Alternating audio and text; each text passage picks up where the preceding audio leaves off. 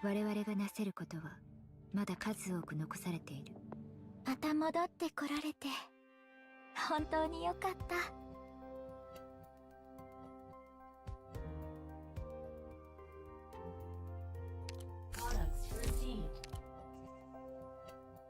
我々がなせることはまだ数多く残されている。ドクター。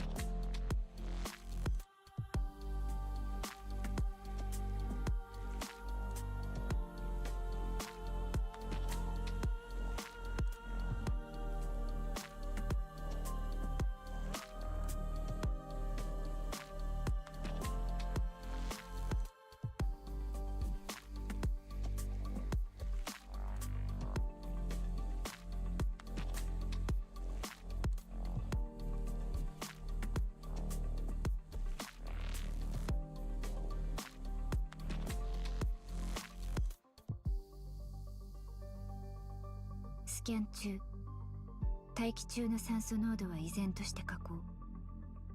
いや、ドクターは休ませておこう。私が向かう。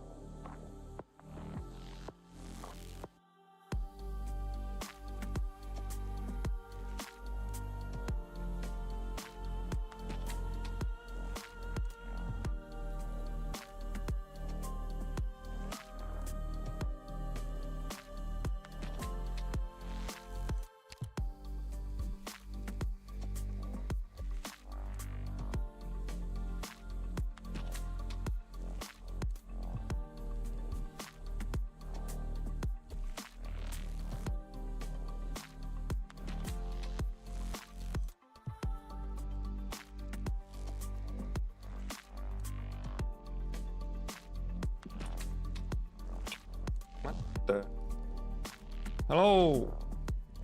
My microphone was spun around or in a weird direction. What the heck?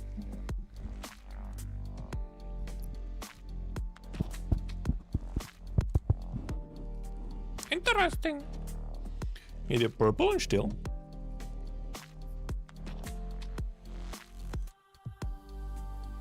You're a weird. I mean, depending on what you mean by direction, you know, fair enough, fair enough. Either Baku as well.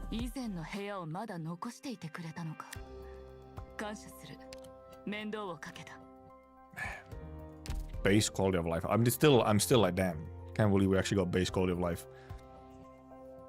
Can I realize like people have like little intro things for streams? Yeah, it's a thing that people do, and I'm just like way too lazy to even attempt at making one. So I just put stream on and I like still set stuff up while I just wait around for a little bit. Like at most I'll have just some background music on, or just the game sounds already. Someone just stare at webcam, wait for people to join when you start. I mean, yeah, especially if you're just doing that. That's like I click start and then I start then I try and remember to like post a notification that hey, I'm live and whatnot.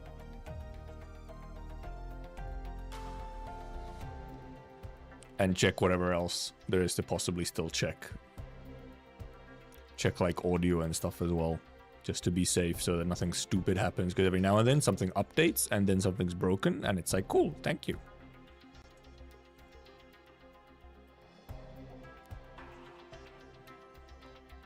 So why not just, you know, check that at start of stream instead of before stream? But yeah, no, there is very much a reason for starting streams. Especially on Twitch's side. Because, like, you know, on YouTube, you can be like, well, you have, like, the stream scheduled or whatever. So, like, people can be in a waiting room for the stream if they want to. But Twitch, obviously, for example, doesn't even have that, so...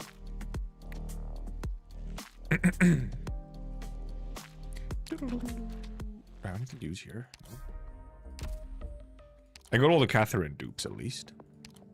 How much money do I currently have? 142. Oh, I get some more.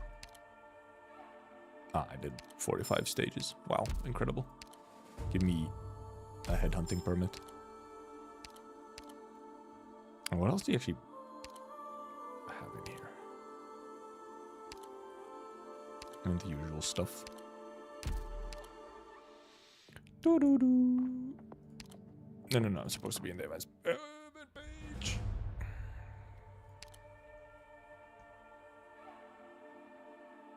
I didn't get bobbing either. Like, actually, by the way, yeah, we did, you know, a fair few rolls on the banner, and we didn't get a single bobbing. How?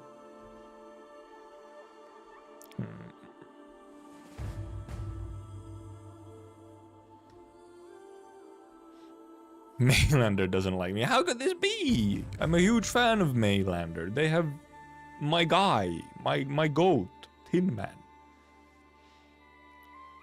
When it's like 30 considered fair few, it was like 60 by the end of it. That's a fair few. That's more than the average, you know, for a 6-star, so. It's a fair few, not fair many, fair few.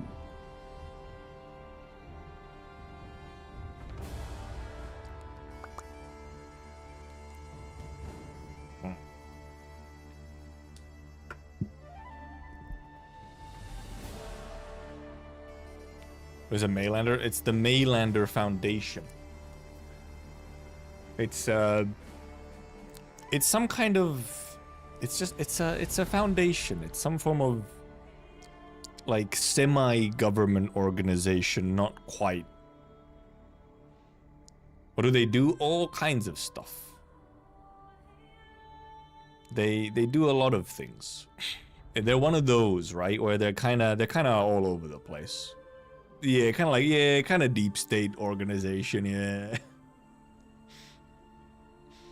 Kind of, yes. It's true.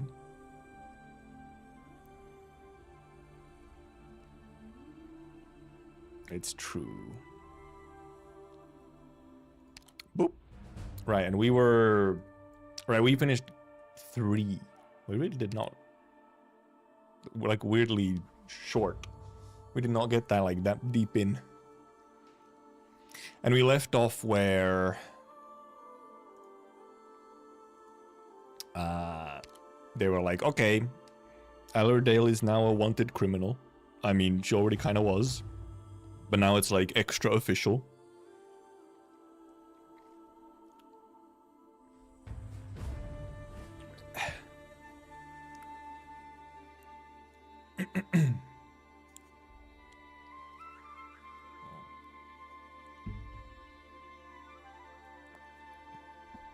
And I guess we might as well just get right into it. Hey there, Gappy. No need to delay today. We have still a fair bit to read. Unless there's something on my classes? Kind of. Bastards. Obviously now we've cleared up to Go 7 as well. So it's just pure reading until we get to Go 8.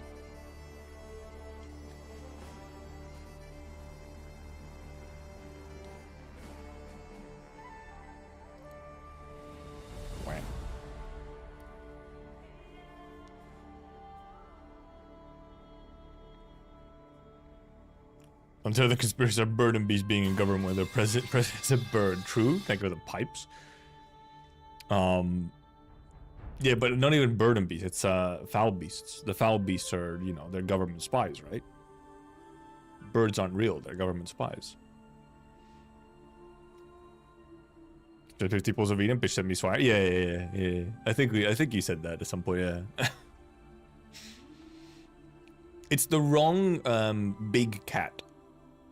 You know, you got a tiger instead of a lion. Dude, look, they can be confusing, okay? Big cat is big cat.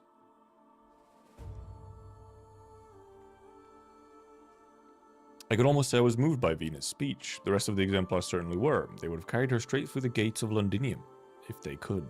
I'm hiding this text behind here, but you know, it's there. Go for. The bird sure is running the American government. 10 pints pub. Beer? Drunken soldier. Okay. If only I had a beer. Good job, Madam Speaker, I say. Rip up every tile in Londinium and root out the evil devil scum hiding under them. I heard there's going to be a big shipment of oropathy meds coming in. He's got a friend at the procurement office. Maybe he can get me some meds first, and I'll see if I can get some for you. Cheers. Oh, he was drunk as well, okay. Provider is fucked up and Twitch barely works. Classic. Absolute classic. Hey there, Pagelux. You were strutting all day when you got into the Duke's army, and then you went to the Exemplars, and now here you are after the end of the war. Just like me. 2 infected with nothing left. Who are you calling infected? Is he not? Thank you, sentences. I can fight, I'm not like you. I'm not afraid to die.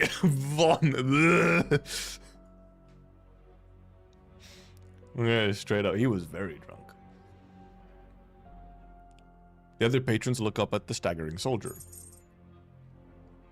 A coin flies across his face and lands on the bar counter. A haggard figure grabs him by the shoulder. Oh, it's him! He's drunk. Take him home, I've got the bill. Don't mind what they said, madam. Oh, old woman. Her shirt is so red, by the way. It's like, it is so red. Rose must be making a killing. They know because they don't really sell the meds at a high profit margin, you know? Their margins on the meds are quite bad. And also they usually end up giving a lot of them out for free.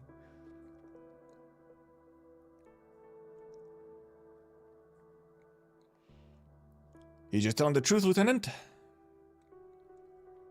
I'm retired too, but suit yourself. Sure. As for a suggestion, doesn't matter if I was talking to the one whose name's on the warrant, or Reunion, or anybody else. Workers want to do something for our home. Can't just stand by and watch everything get worse. Extraordinary times calls for extraordinary measures. That's how things have always been for us. Just friendly advice. I've seen what medicine from dubious sources can do. Watched a soldier collapse into his drink a couple days ago. Performed surgery. I performed emergency surgery during the war. I don't know how. They make their money out of trading gold, Purple. That's what your base is for. That time he survived, but this time, it was the last checkup he ever got. Rip. You're a kind soul. Apothecary in my neighborhood says he can't remember how many came to him for poison during the war. I don't remember everyone I've ever treated, of course. Seen much worse in my time as a field medic. At least I get to see those who walk out of the field hospital again. Spend enough time drinking here and you begin to recognize the faces in the crowd that you've seen before, even if it was only once. I know some doctors, Rhodes Islanders. Maybe you need their help. You forget that I'm a physician myself. What do you think of the exemplars? It's asking a lot, getting an old burden beast to remember something that long ago.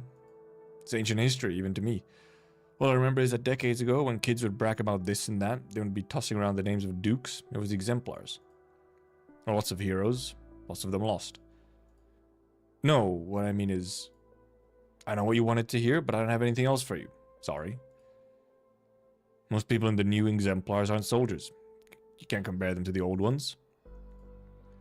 We're gonna start celebrating here in the city when the dukes defeated the Sarkas. That's the end of it. The walls were on fire, and unarmed Londiniers trapped inside with the Sarkas. Nobody knew if the dukes would spend the next 2 months talking before they entered the city. Nobody knew what would become of us. It was the exemplars who came. No one can take away what you did, not in Londinium, at least.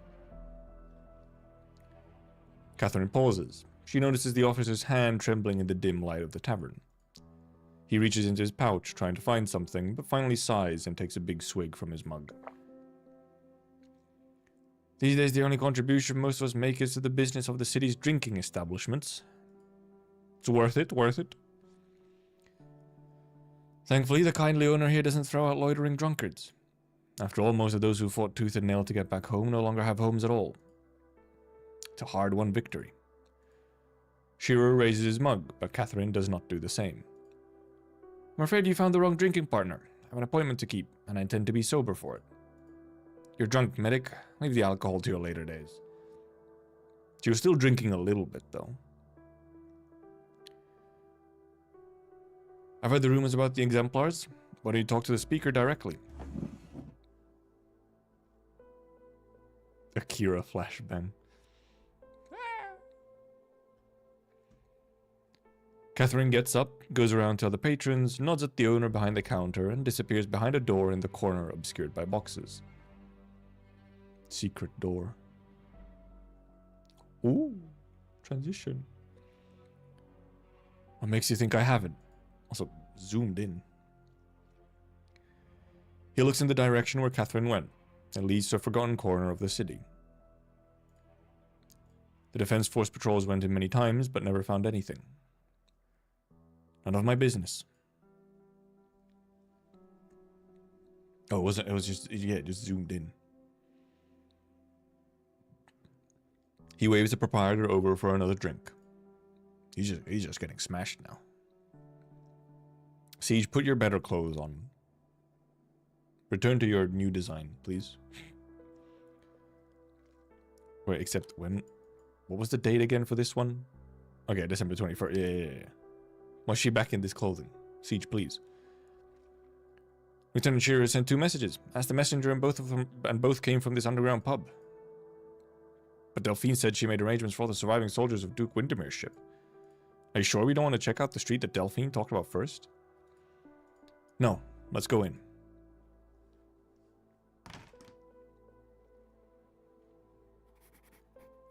I followed behind Vina and let her open the door, because I was still used to kicking them in. The Glasgow gang never, ever caused trouble in Octoric Borough. Vina said we were just getting a drink with some old exemplar friends, but I knew there was a lot on her mind. She had made arrangements to stop some factories and ration the refined Iridium reserves for the winter. But the word exemplars was always there at the bottom of her memo. Our old friends. Not that old. It's been like a couple months. Deal. You're gonna answer my questions frankly and truthfully, right? As long as you beat me at arm wrestling? Fucking destroyed. Piece of cake? Figured my injury wouldn't be a problem. I know what you want to ask. Will she disband the exemplars? Honestly, I don't know. Stuff she's thinking about has been getting more and more complicated. I've given up trying to figure it out. My guess is no. She even came to see us in the clothes that she wore when we fought together. If that's not sending a message, I don't know what it is. Didn't she say she just didn't want to draw too much attention? That's what's in all the books. You wouldn't get it. I mean, also, she probably has like one set of casual clothes. What you see here is no exception. Many exemplars are suffering from their lingering war wounds. With medicine in short supply, alcohol represents one of the few sources of comfort available to them. Hey there, Osta. While some are here for information, most are here all day and night because they simply have nowhere else to go. That's why you wrote to me? To stand up for them? No, I see you have not read my letter. There's a lot of letters. I'm sorry, there's been so much going on. Used to be more straight and forthcoming, Madam Speaker. If you think the exemplars are calling for you to pay more attention to veterans' welfare, I can tell you that you're wrong. They're waiting for your next order. Everyone I've talked to for the past 2 months believes that Siege has grown since becoming Speaker, but she's getting even better as a leader. And the question they ask most is, where do we go next? Are you telling me to continue to send them to bleed and die instead of trying to make life better for them? You never truly saw yourself as their leader. You saw them as equals, as comrades in arms. I respect you for that. It's also where you have failed in your responsibilities. Forgive my frankness, but for many of them, what's left of their lives will never know a greater happiness than the taste of victory they enjoyed as the exemplars. He grabs his mug and tries to take a swig. He's very drunk, but it slips from his hands and falls to the ground. The others look toward Shearer, whose eyes are red as he takes deep breaths, trying to keep himself under control. He takes out a coin, puts it on the table, and raises his hand at the proprietor without looking at him. On his part, the proprietor simply goes about cleaning up the mess without batting an eyelid. One more of the same, please. Where were we, Madam Speaker? It's like, give me another one. I never got along well with Lieutenant Shearer. For a long time, Venus fist-knocking him dizzy had cemented my impression of him. A field medic, stubborn, but largely calm and dependable. The surgeon's hands brought many back from the brink of death. You? But why? Lingering effect of an injury. It was one hell of a battle, wasn't it? It wasn't his hand that was injured. I remember it well. He sat straight and tall. I thought it recovered with Delphine's help. As he said, though, it was one hell of a battle we fought to return to Londinium. Nope. September 25th, at the city walls. Any news about the situation in the city? Unclear. As of yesterday, the military commission still had a heavy presence in important areas. With the royal court elites deployed around the walls in a standoff with the dukes, however, the resistance within the city stands a better chance. The siege gone on 10 days already. What are the dukes going to charge? If the priority is to minimize casualties amongst the allied forces, then besieging the city is the best way, particularly with the Duke of Wellington's position still uncertain. But they're playing with the lives of innocent citizens. If this drags on much longer, are they really okay with taking over an empty city? The truth about the situation here gets out. Nothing gets out. They will not allow anything to happen out of their control. People often underestimate the dukes, but the truth is, they have never changed. Just like how they treated the Steam Knights. It's only one example. Can't say I know all of them well, but I knew my own mother. Ethics is the first thing to go out the window when dealing with matters of shared interest. The focus had already shifted to how to retrieve the shard tech at the joint staff meeting last night. So they've already accepted this outcome. Dagda. I need a squad siege. Gonna try that Confessarius page that Shining shared with us again. I'll be back, Vina, I promise. Go. Just gonna let her go like that? I'm keeping an eye on you, Dagda. Now's not the time to play hero. Well, you'd better not fall behind then, Hannah. Oh, okay. Yeah, she's going with. Delphine, any updates from Feist and Rockrock? They reached the backup access port from when the wall was first built, but they can't find an opportunity to get close with all the Sarkis patrols. Doctor's team are trying to give us an opening. One feint attack is all that it takes to create an opening, but the Alliance doesn't plan to attack at all. Correct. Delphine, can you guarantee that you'll find a way inside if there's a gap in the Sarkis lines? Yes, but I need help. You could try to persuade the Dukes again. Vina shakes her head. Give me 2 hours. I'll pull a squad with decent art skills and some battle drones. We'll feign an attack on the access port at N12 to draw their attention. You take the rest of them. No, you'll go into your death. Chetley, Brentwood, the Gloriana, Silver Rock Bluffs. We're going to our deaths each and every time. Somebody has to do it. I'm with you, Vina. There is no answer from Vina. Morgan notices a strange look on her face. Vina? Urgent message from the doctor. Lakshini just went into the Wellington encampment.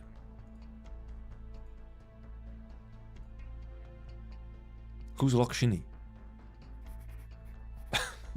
They were just like, who? Huh? There were many things on the battlefield that I didn't understand. Calm and storm, victory and defeat. Everything happened so fast. After the Alliance had besieged the city for 10 days, the Gastrell, which had long departed the Ducal Alliance camp, suddenly moved into the heart of the Allied position. For the first time in a very long while, those who were listening to the Alliance comms channel heard the voice of the old Duke. The Gastrell shall restore the Empire's glory. Guns went blazing. He's schizophrenic. This is why we have code names. They should have just said Reed, yeah. Broadsides fired straight at our city walls.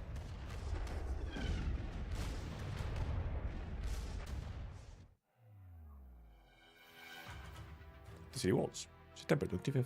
Just later in the day. No, it's 7:30 a.m. Early. Tell the people behind us, no delay through the trenches. The bulk of the Sarkis forces are being tied up at the front, but that doesn't mean we have all day. Sir, there's a lot of equipment in the camp that we need time to... There's no time. We can deal with the equipment issue once we get into the city. Some of the wounded can't walk on their own. We'll need to carry them by stretcher. You follow the path that Cheese has cleared for us. I'll organize the transfer of the wounded. Now go. I'll help, sir. I'm more familiar with the situation of individual patients. Plus, I promised them I wouldn't leave them behind. Grab your own share of suppressant and protective gear from the patient supply. Better than nothing, at least. Closer you get to the walls, the higher the atmospheric originium particle density. Wounded will be in more danger than us. Yes, sir. They say you're not a Londinier, sir. Why would you risk your neck like this? It's help. You should always listen to the voices in your head. They're helpful, says Carmen.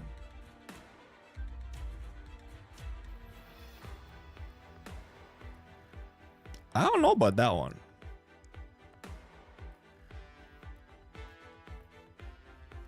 Don't they help?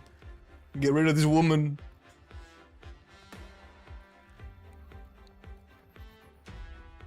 Look, another battleship is giving covering fire for the Gestrel. The Duke of Castor. Weren't they saying that the Duke of Wellington betrayed us and fell out with the Duke of Castor? Shit. Swore. Contact his liege. We have sighted a small force of Victorians. Request permission to engage. Get him. Leave survivors. Find out what the unit's objective is. Oh. Hey! Hello there, Mihai. Thank you for the 5 gifted memberships. Thank you as usual. Lots of dodges. Mine are just saying go to bed, you have a fever over and over again. Nah, it's better to ignore those ones especially. That's lies. Going to bed is not the cure for a fever. It's, alcohol, I believe?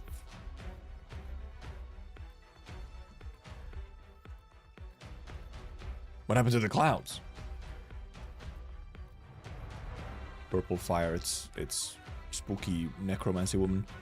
Fire. Oh, rip. The sky lights up with the fire on the city walls. The first wave of purple flame came from the bow of the Gestrel, gushing towards the walls of Londinium, and again and again. Like the cold waves of death that splashed against the sheer cliffs of Iberia. Fell upon the Naxxeras before Shearer, burning away the rod. Londinium's walls are alight, ignited by Draco fire. Sark's defenders became kindling for the purple inferno. Fucking chicken jockey. They're dead? Careful, fire's cleared a path, but it's a threat to us too. In the distance, he sees the figure on the withered throne fade in and out of the purple flames, gunfire from the ships roaring beside it. On the walls, death ignites death. Beneath the walls, the living walk amongst the ashes of the dead.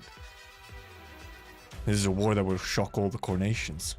It's not the number of casualties that will interest them the most. How many people on both sides are actually fighting for the city of Londinium itself. It's a long way home for you. Somebody say drink alcohol. True, dude, maybe, just possibly, maybe. Except I haven't been to the store, so I have no beer. Go for after.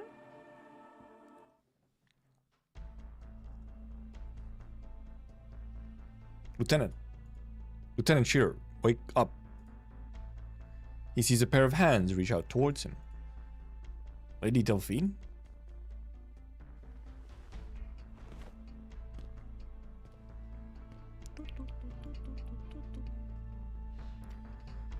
Don't move, I'll carry you. We need to get back to the forward position that we captured.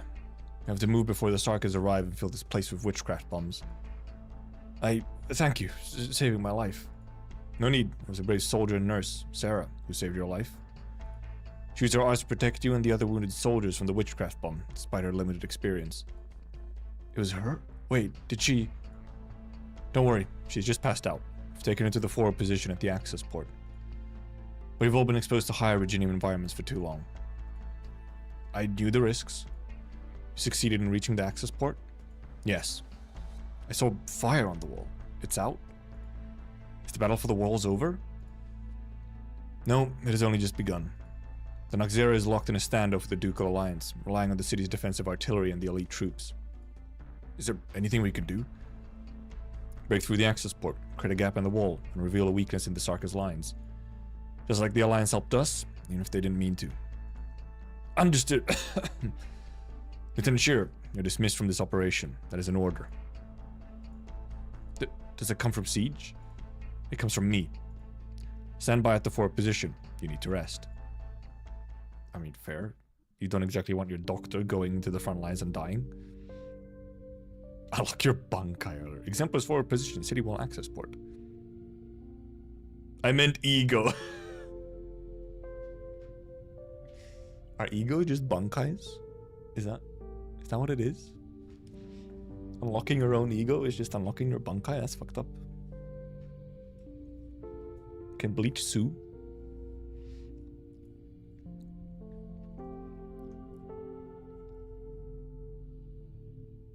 Go drink my bed. Nah, I mean, if that's what you took away from it, then yep. All good. Then may we call and savely sing. May the vast lands they keep over king. His people and all is well willing. And give them grace without ending. Why are you sinning? He's depressed, soldier, that's why. Pretend I'm still here. Take care, my man. Wait, why is there new PM drama? What? Huh? How?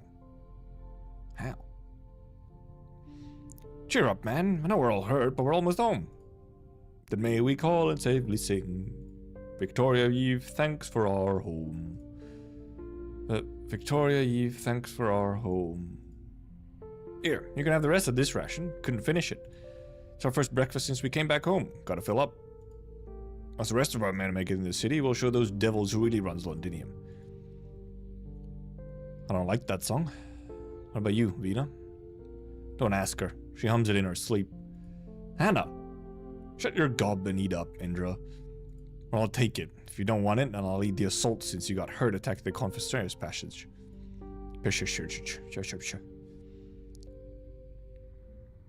Oh, new PM drama, the bunkai. Okay, now I understand.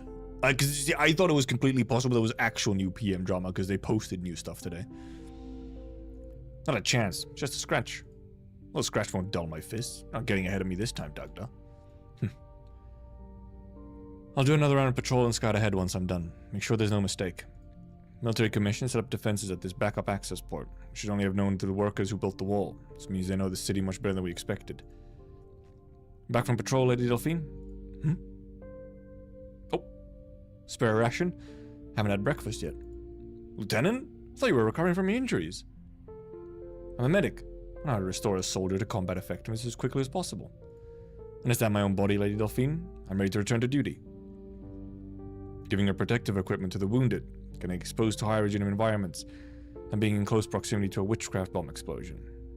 You know exactly what all this means, Lieutenant. I do. Blood test is not possible now, but I understand the pathological progress of infection. What about it? Is that not normal in this place? He's being a little based. He looks around. Exemplars are crowded around the narrow passage. The dust and originium particles that cover their faces have not diminished the fire in their eyes at all. They know what they're doing. They know the price they will pay. But they are singing.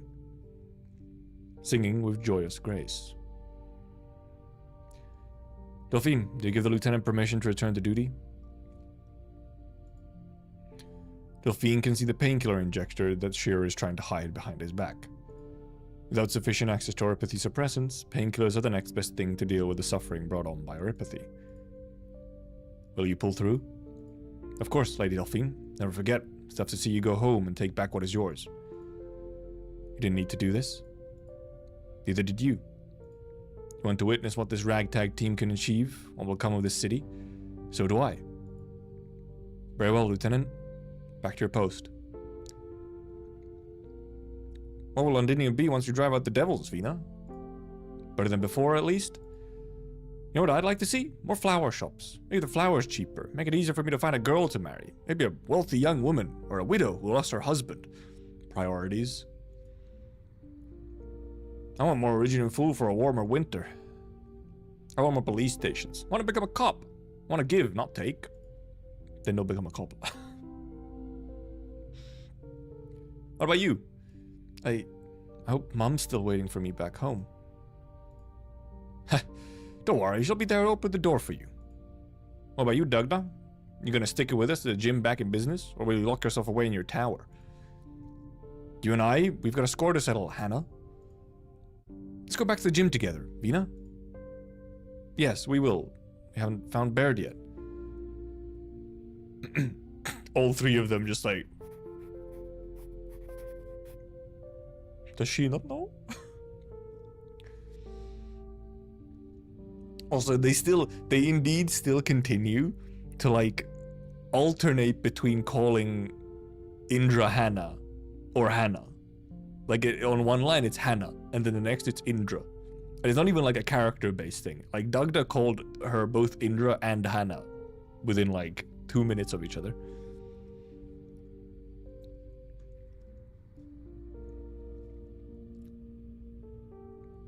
One more step until we're home. That one step took us 3 days. We were welcomed by steam gushing from the factories, reaching into the clouds. But many didn't live to see it. They walked in the tunnel, singing, and never came out again.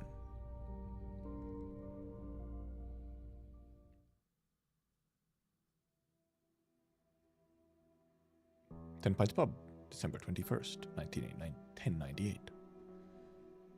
That one on me, Vina. The devils ran, but they're not dead yet. Still have that tech that filled the city with Ridgian dust. They'll be back, mark my words. We can get to bet those dukes won't give a shit about us when something happens again. Swore. Like you said, we need to defend ourselves. That's why I don't believe the rumors that say the Exemplars are getting disbanded. Right, Vina? Do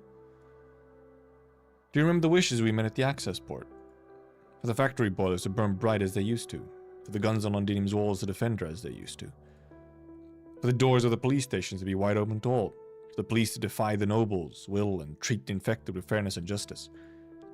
For the law of Parliament to be the only rule. That's what I hope to see. And what I'm trying to bring about. Are you happy with Londinium now? Has she gone better?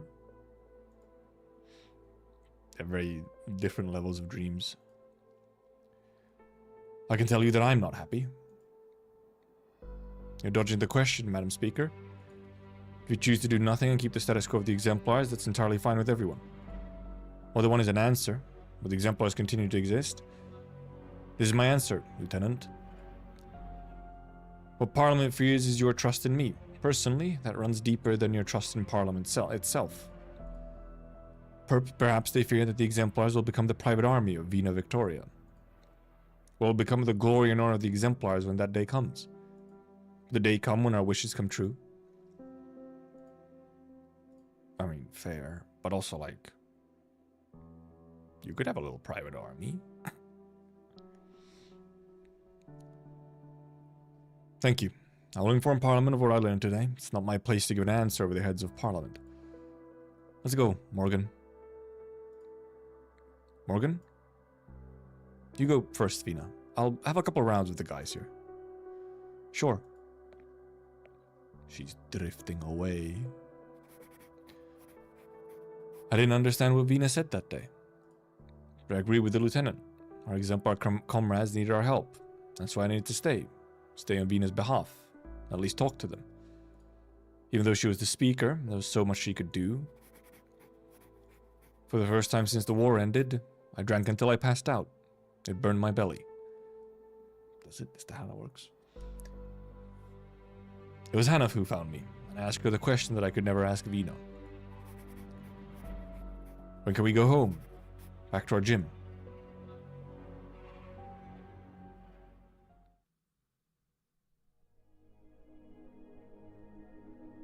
Flowers. The herbs are growing well. Dan would be glad. When the farm was rebuilt, it was she who persuaded the engineers to leave behind the damaged lighting equipment and refit it for small greenhouses that didn't draw so much power. Sorry, remind me. Where were we? We were talking about your condition. You mentioned that you noticed a significant increase in the strength of your Originium arts. Yes, sorry. I'm finding it hard to remember things lately. Keep getting distracted. Doctor says that Originium has made its way into my brain. Don't tell me. I've told you this before, too. Well, we're just chatting. You can say anything you want. Anything else that doesn't feel right? Difficulty walking straight? Happening to a lot of people, though. Ataxia. It's a common symptom of many infected in Londinium, but I'm not sure what the cause is. And by myself, I've been trying to... Strange. My original arts seem to be changing. Changing? I don't have any other reports of... Never mind. Please continue, Sarah. Are you casting with your bare hands, by the way? Doctors may have told you this already, but that's detrimental to keep your condition under control. You're a warrior, alright, just like Diane said. I just can't help it. It's how I search for the war memories in my clouded mind.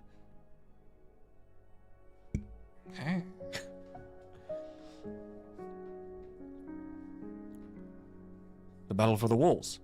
You said you were a nurse and you were trying to stop a witchcraft bomb explosion with your arts, but it didn't work out too well. Oh, it is her, okay. Yes, I remember I was behind Lieutenant Shearer and the blast threw me off my feet. Next thing I remember, I was in the field hospital, lying next to the other acute infected. I don't know how many witchcraft bombs fell upon the exemplars. So many fates turned on their heads in an instant, but I didn't see any of it. I don't remember any of it. How could things be like this? You were unconscious? Sarah? The patient is trembling and begins to cast Reginum arts without realizing it. Alicio does not know if it's a symptom of post-traumatic stress, but he quickly attempts to direct her attention elsewhere. Ah, PTSD, how epic. Listen to me, Sarah. Take a deep breath. Can you smell the flowers? You're in the sanatorium. The war is over. The exemplars are home. You're back in Londinium. You're... He pauses and looks up at the damaged lighting above his head. A strange and unfamiliar city, one that, to his eyes, is not far off from a pile of rubble. You're in a place where everything will get better. He doesn't believe he can say that. Thank you, Hypergraph, for writing in symptoms so it feels worse to hear. Yay. Alteration of Sarah's original arts is a symptom has never been observed in other infected. I should ask my colleagues to keep an eye out. I wonder if Diane could get me in touch with an international messenger. Waiting for Maylander's regular messenger would take too long. Londinium needs supplies urgently. Nope. Huh? Alicio, you're here too? Why do you stop her? Weren't you looking for her? Who? The speaker? The speaker? I saw her coming out of an underground pub. That's where I came from. Happened to run into her when she went to have a drink with old friends. Sounds like she really considers herself your friend. Yeah, if only she considered herself more than a friend. Alicio, I always thought that Londinium could become a better place, that Victoria would be proud of her. Could the speaker really make that happen, though?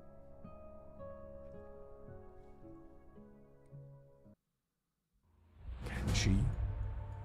Truly, who knows? Go 5. Factory equipment was being watched by the Sarkids, so the workers tried to borrow Venus' hammer to bash through to a secret passage. Guess what? She said yes. Story. It's like, what am I looking for?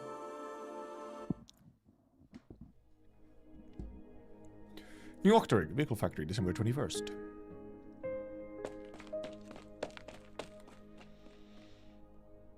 There you are, Captain. Here, take a look at this blueprint. Ock has been saying it's pointless designing new electrical transmission distribution valve. But more and more big guys are going to roll out from our factory from the other plates of Londinium. I said we ought to make preparations ahead of time. I don't want to hear people complain when they find out these things don't have enough power and torque. Those short-sighted idiots. Stop calling me Captain. It's a factory. We're not a self-salvation corps anymore. Besides, I'm sure Ock has thought about it too. It's just about saving costs where you can. I know. It's the young ones coming after us who would have to deal with any problems. And how you feel, Martin? But we have to take things one at a time. Closure shared a bunch of drone technology with us that I would love to put into a new 4-legged crawler. It's drone tech, you can't put it into a crawler. But problems like power supply and automation don't just solve themselves. It's all good to have them in blueprints, but let's take one step at a time, starting with the present. Let's do it Oxway for now, and get a basic version out to meet our present needs.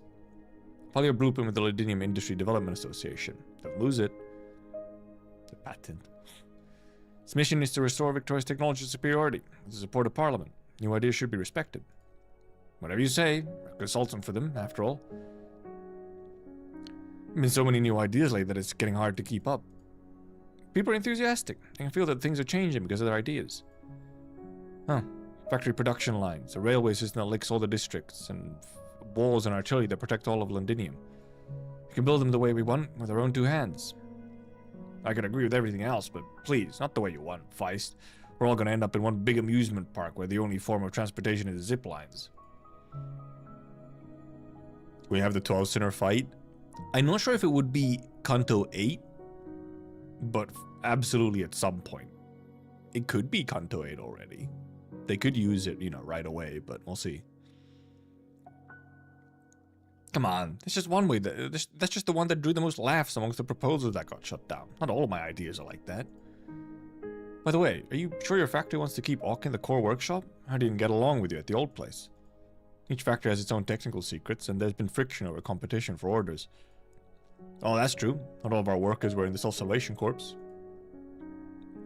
But if Catherine could convince the other factories to join association, share technology, there's nothing for us to hide. Unless... Somebody, help! Matthew just got pummeled! Huh? What did Matthew do? Have we met before, sir? Exactly, Madam Speaker. My name is Matthew. Humble businessman who owns a little factory. Simply felt the need to speak up about the present situation. Oh. How does this end up in him getting pummeled? You can write to Parliament or seek assistance from the Industry Development Association. I have other things that require my attention. I've written to Parliament on behalf of a dozen factories that were shut down. Miller's gone unread for the better part of a month. It's a decision of Parliament to shut down a number of factories, and your brother and I, the state of Londinium's logistics. The burden of one factory's debt can crush hundreds of families in Sudian or Highbury. We're just asking for the scales to be tipped a little towards us, even if only a private matter. Workers from factories that have been shut down cannot even afford to buy medicine on the black market. An experienced line worker is worth 10 pieces of machinery. I believe in my workers, as much as they can still do for the city. Meanwhile, invaluable oripathy suppressants are being wasted on dying soldiers on their beds in the sanatorium. Damn. What are you on about? Explain the realities of economic... You blood... Oh, yep, okay. Venus' fist found the man's nose before she knew it. The man by the name of Matthew grabs his bleeding nose with one hand and searches haplessly for a handkerchief with the other. Blood continues to seep from the gaps in his fingers, dyeing his clothes red. More and more onlookers gather, all of them staring at Vina. Oh no, it's a terrible PR disaster. And goodbye, Carmen. There's no hostility or anger in their eyes, but each and every gaze reminds her of her helplessness, of her ill timing. I understand why you're angry, Madam Speaker. I know, but someone has to say it. I assure you it gives me no pleasure. As part of the Self-Salvation Corps at staying in the city, you came with the Chorus Girl, and then you left. When the Exemplars came, I learned from Catherine that you're their leader. Agreed to turn on the boilers to welcome without a second thought. I didn't recognize you when I saw you standing in the middle of the street, dressed like a king, promising a better life for everyone on behalf of Parliament. Even if some promises can never be fulfilled, you chose to sacrifice some people to save others, didn't you? It's kind of how it works, doesn't it? She wants to shut him up. She grabs the man by the collar and lifts him off the ground, but she can see his eyes and the eyes of everyone standing around. Siege solves problems with her fists. She wishes she could make these problems go away with her fists, the way she used to. Something falls out of her pocket and makes a clanging sound on the ground. It's been a long time since she had candy. She forgot the box was in her pocket. We believed in you when we agreed to shut down or relinquish our regime, fool. But now we can only hope that we're not the ones being marked for sacrifice. And all problems can be solved by our fists. Siege. Kinda hitting her hard. Vina! Let Matthew go, please. Jesus, that's some real bad PR. Speaker's office, December 21st, 7:32 p.m. Well, like a couple of minutes later. Matthew's views don't represent those of all the workers. Neither do mine, of course. All I know is that a few friends have reached out to Rhodes Island through me, hoping to improve the state of equipment at the sanatorium. We can't make new equipment appear out of thin air, but maybe we can make the existing kit more efficient. Most workers still support the current medical system, I think. No, you don't have to explain, Feist. I was the one who let the blood get to my head. You've done as much as you could possibly do. Improved medical equipment effectiveness, reopening the fast transport tunnels, central heating system under experimentation. A lot of people have benefited from the changes in a short period of time. It's all thanks to how you've given us the green light and fended off trouble for us in Parliament. That's my job. How's Catherine? Granny? Well, now she would answer, even if I asked. She wouldn't let people see her. Won't even let people see her cough. It was a cough actually as the word and not as a sound effect. Otherwise, she's the same. Still busy, even though she's not working at the factory anymore. I rarely get to see her. I had a conversation with her like this last month. She sat on this very chair and turned down my invitation for her to become a member of Parliament. Secret workshop that you kept hidden from the Sarkas and the weapon inside. Londinium doesn't need it anymore. I've reached a consensus with Catherine on this matter. As long as you and Catherine are able to unite most of the workers, it's not a bad thing for the weapon to stay under your watch. Parliament needs oversight. So do I. The system of Parliament is yet immature. Still searching. There are people trying to get something done through it. But sooner or later, they must understand that the Parliament which revolved around the king is long gone. Was it when the king was, No, nothing changed with the Parliament when he was hanged, other than power being transferred from the king to the dukes. It was only recently that the surviving fellows of the Royal Academy of Sciences were able to resume work on the Chronicle of Londinium. 1,000,000 words that took half a lifetime to compile and edit, encompassing every aspect of Londinium. Never thought I would get to know my own home again from this angle. It's only after reading that I realized the city's resistance began a long time ago. When the Sarkas gained control of the city, it was the Londiniers who still lived within who had, of their own accord, come together to maintain the city's core functions, irrespective of upbringing and status. The Academy's fellows see it as a precursor to the new Parliament. Seems a little far-fetched. Does make sense in a way. But I see another side, Feist. During the war, we were able to set aside our differences, our own interests, and our struggle to survive. Now, though, I'm not sure. At times that I can't even guarantee my own reason. I need someone to pull me back when I want it to be us. That was my promise with Catherine. It was you lot who gave me my sword, after all. The war destroyed many things, and Londinium needs your help in order to not fall behind the changing times. Some of our ideas may create headaches in Parliament and the Royal Academy of Sciences. That's not such a bad thing. A city defense system that belongs only to us. Automation that the Dukes have long ignored, and a new deterrent for a post-Steamnet era. Your help is needed in all of this, and it must be for Londinium, not for any individual. I don't deserve your trust, Feist, and neither does Parliament in its current state. Send Matthew my apologies again, if you see him. I'll continue to lobby Parliament for policies that will improve the condition of workers. Medicine that we purchase from the Dukes is on its way. Things will get better once supply routes are secured. Ha! Who just ran the Duke's cargo ships? I'll continue to communicate with the Ducal representatives in the city. We're here for you if you need any help. Hey there, consumer.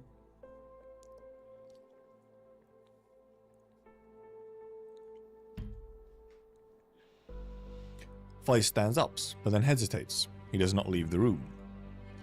Granny always scolded me for my fancies, but she said nothing the day I brought back the proposals for the future from the Industrial Development Association. She retired from the line soon after, claiming health issues. We like to dream about the future, Vina. We'll pull through.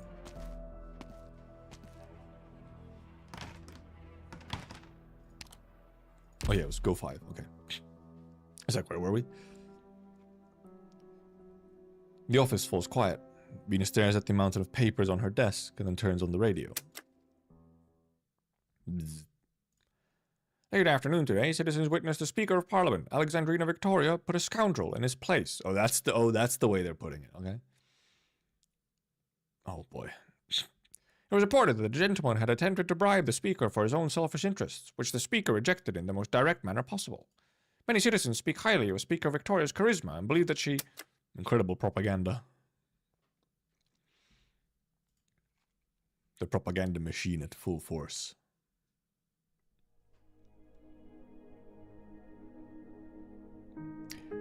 I'm gonna go back to spooky vampire woman at some point, you know. That was a whole thing that was happening. I guess we finally learned to trust each other a little. Whether you're confident the supply route is safe enough for one person to manage, most of you have left Victoria, just as you said. Oh, is she? Okay, maybe it's right now. Some sign of trust when you have your little trinket in plain sight. City full of homeless, desperate people. Who knows if somebody won't get ideas? Never said you're not part of the threat, of course. Not that many people in Londinium remember reunion's past. I guess we're reunion instead.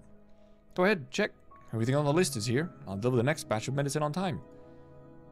You said most of you have left. What about 9? Left, along with many people for whom there is no place in the city. Our factories outside the city won't be affected, of course, and the routes you found for us will continue to be useful. Now going with them. Londinium isn't a great place for infected anymore. Isn't a great place. Spoken with true Londinier irony. When I was little, I was fascinated by the Londinium in the storybooks.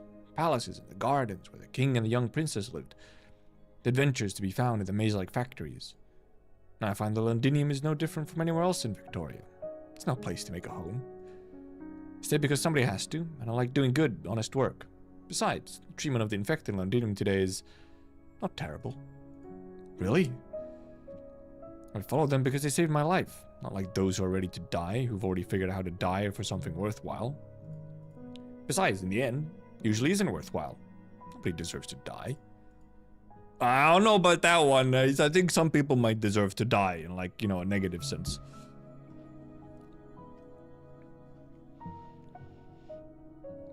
You saved a lot of lives. Thank you, on behalf of the workers. Stop by Highbury next time you're passing out pamphlets in the city. I'll see right through that disguise. The good to check out. I'm off then. One more thing, Catherine. Go ahead. If the rocks hurt at night, I know a few techniques to help me make you feel better. I think you know, our medicine doesn't work as well as the stuff from the big pharmas. Big pharma.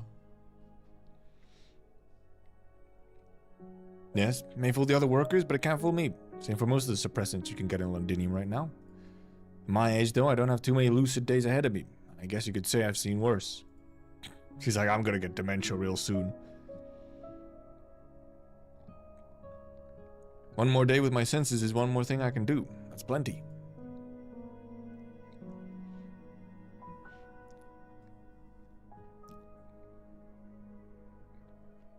Our men have tracked down Reunion's hideouts outside the city. 2 major factories on the supply routes.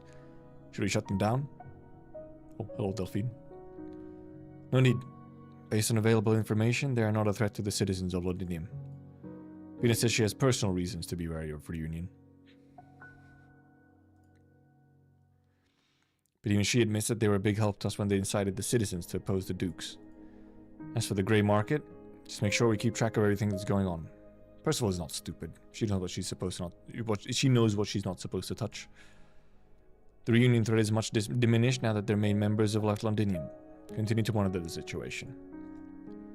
I'll even go as far as to say that establishing contact at a private level is an option, if there's consensus about improving the infected situation. Understood. We'll continue more Reunion activity without taking direct action. Suppose I'm wasting a lot on this kind of work? Of course not, Lady Delphine.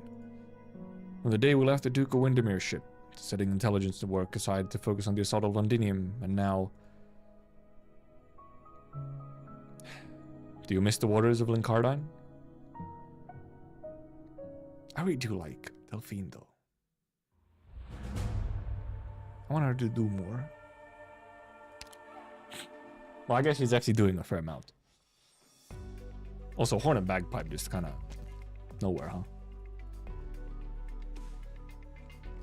It's hard to believe that you're leaving, Lady Heidi, after all the effort it took to return to this great city. But perhaps it's time you return to your father. Back to Toron? Well, maybe I'll go further than that. My father is not the only guide I have in life. Yeah, there's Kelton as well. Your advice has been most enlightening, of course, such as your story of dinner with the envoy of the Earl of March.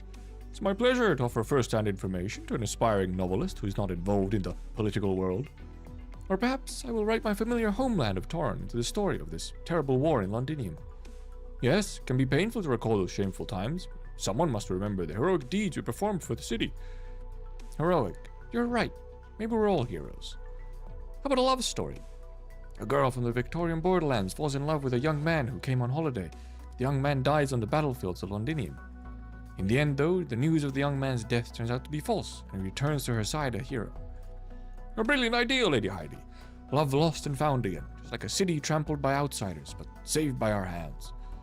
Here, the orchestra plays. There's no wine or dessert, and the candles do not burn as bright, but the music remains beautiful. By all means, join the dance. Leave me on this balcony with the inspiration you've supplied. What about your friends here?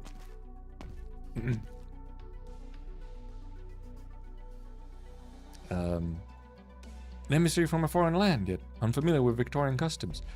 Surely you will forgive him? Of course, of course. Lady Heidi, is that right? Ah, I can show you around the place. No, we shouldn't bother you any more than we already have. Thank you for the assist. This place turns away no one. Next time you should come in through the front door rather than the balcony, though. Huh? What do you mean they came through the balcony? Thank you for the offer, but I'm not that interested in noble parties, to be honest. Victorian noble politics was the first thing I studied before I came. Familiar with your customs, your attitudes toward the infected, even your dance steps. Wait, is he actually not British at all? Is he just fully American and he just came over here? Is he fully Colombian? I thought for some reason he was, you know, some level of British, considering his fucking code name is Bobbing. But apparently not.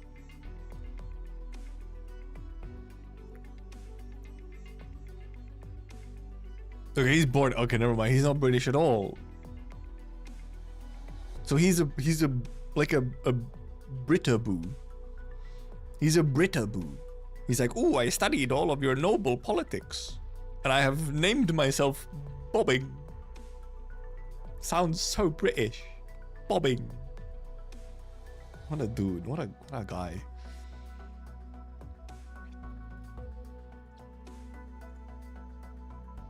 Setting aside whether a third-rate novelist would call herself noble, have you asked this soldier why she brought you here? She didn't make me come here, I insisted on coming. I apologize, Lady Heidi. He said he wanted to stay in Londinium and learn more about our infected problem, so I was taking him around in less than conventional ways, sometimes. You can laugh if you want. You see how he is, not all adept at lying or concealing his thoughts. Rather fits the Pure Heart name, doesn't it? Alicio, representative of Pure Heart Medical? I didn't expect our reputation to precede us. Easy to recognize the people who are interested in the infected problem. Less easy to see through the concerted deception of the nobility. Like how most of the people stepping onto the dance floor are infected. As to be expected, in theory at least, the Reginium particles that the Sarkis spread don't discriminate according to social status, but nobody will say it out loud. Nobody asks if they're standing next to an infected. It's about appearances and a dream. Alicio gazes at the hall. There are holes on pillars where golden ornaments once glittered, a testament to the looting during the war, but the passionate playing of the musicians is almost enough to cover up the desolation. The self-proclaimed novelist opens the cap of her fountain pen and scribbles in a notebook. You could call it a meaningless self-consolation at a time when basic livelihood is in question. No, not at all. Just different ways of living. What is that? The shadow of a synopsis and a little extra information. I would like you to take it. I have a feeling we will meet again, Alicio. Yeah, at Rose Island. Thank you. If you don't mind me asking, though, you seem to be holding on to some pain that this banquet can't soothe. I'm just missing a friend of mine. There's one less person who will speak with me frankly, now that she's gone. Oh. Gonna call myself a Britaboo from now on.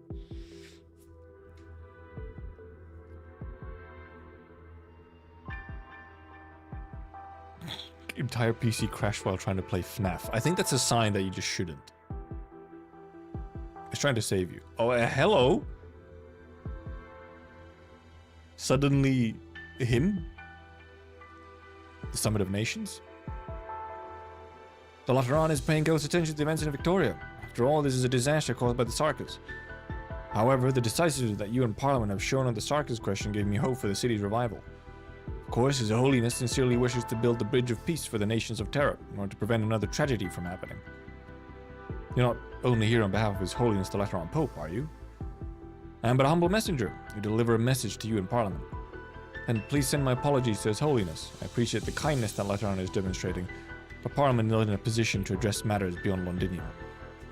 Kindly inform the Duke currently playing host to you that I am not going to Laterano in any capacity. As for his own plans, these have never been any business of Parliament nor myself, have they? Of course, that's what messengers are for.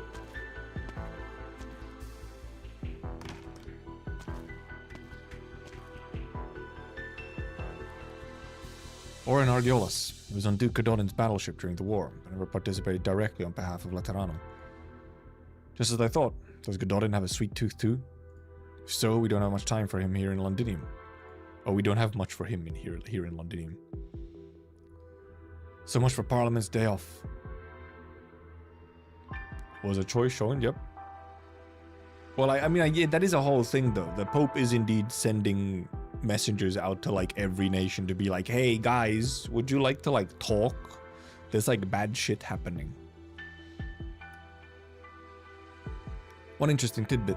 Lateran messenger went onto the ship with a group of refugees. He made an oath by placing his hand on his gun in order to convince the Duke to accept the refugees. And scorching hot barrel gave him a blister on his hand. Ha! It's out of nowhere. Is it important? Day off. Alright, I've been off. Now, which message should I read first? Investigation report on the Art Circle remnants? Oh? Venus sees Lieutenant Shearer's name. Another letter. She sighs and drops it in the pending bin. Delphine, is this? Oh. Hey, Vina, we got those robbers you were on about and taught them a lesson. Targeting frail oropathy patients. Scum. You know what's even worse? We got a bunch of cowardly wankers who wanted to join the ranks.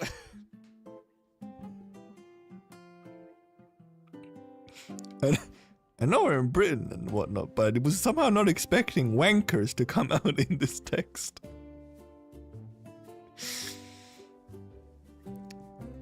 Also, I think has to be main story at this point. I think that's probably a big part of Act 3 is Laterano stuff, yes. Okay, wankers. Got a bunch of cowardly wankers. It's a good job you got the news quick and didn't give them a chance to grow. Wish I could go out and move about. Don't worry, I gave him an extra punch for you. And I saved you a share of the thank you gift. Wait, we're not collecting protection money. Oh, it's this CG. I was like, oh, no, look at Delphine's little face back there as well. Look at these little cuties. Yakuza government. Oh, I'm gonna cover up her face. No. When was the last time you had candy since we got back to Victoria? Indra. The lad who got robbed said he made him himself. Risk very bountiful. It's not like you ever liked normal candy sticks. He said he couldn't get his hand on regular sweeteners, so he's tried potatoes, carrots, origin of slug fluids. Doug also what is his face Doug does making? I tried all of them. Didn't throw up on nothing. Sounds like a real pick-me-up. Can I try one? Sure, there's plenty. Are you okay, Vina? Fine. I've had worse. What about your speaker duties? Yeah, what are you worried about right now? New laws? Announcements? Reports? Any work you need us to do? Especially the ones that involve punching, which you can't do yourself? I even took on a new lackey today. He's built like a straw, but I could teach him a few moves to defend himself. Time for Glasgow to rebuild. When can we go back? Indra scratches her head. She did not need her friend's reproaching glances to realize she should not have asked.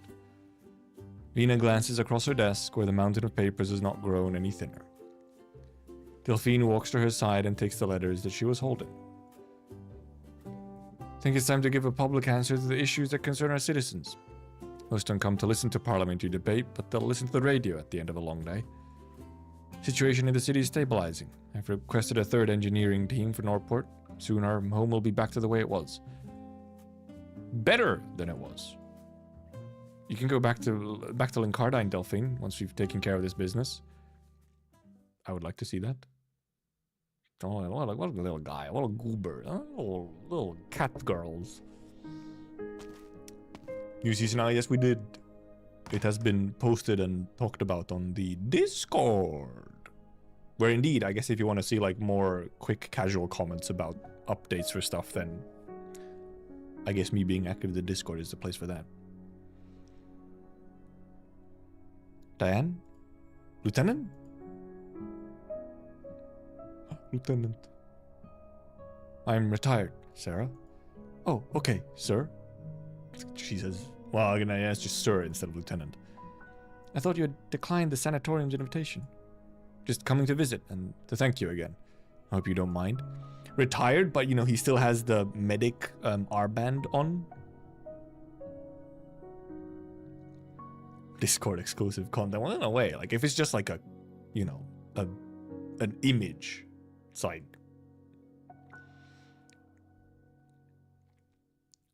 I don't remember much, to be honest. The doctors say the rocks have got into my head. Your hands are trembling. No need to hide it from me, sir. I haven't forgotten what you taught me. Looks like addiction symptoms. From the war? Excessive painkiller use after that thing at the walls. You must stay. I'll go for a doctor. Maybe they can at least find you some more painkillers. Yeah, maybe that would soothe the pain. That's why you're here, isn't it? Supplies are short, but maybe they can spare some. Lady Delphine has been very good to the sanatorium and to us. Just a moment. I'll be right back.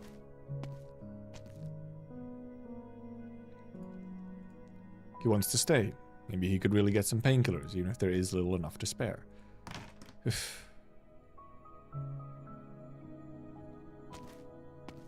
Nope, he left.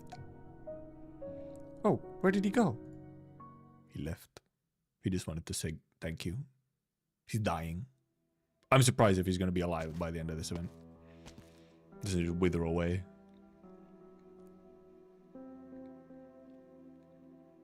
Like right now. Hey, watch where you're going. Whoa, keep your distance. Something's not right with him. Speaker's office is this way. Oh. Hey there, heat clipped. Heat the clipper. You just topple over. Not one of those poor infected sods. Stay away from him. We're all goners if he shatters. I'm not... My body, I can't... I'll go get someone. Keep your distance, everyone.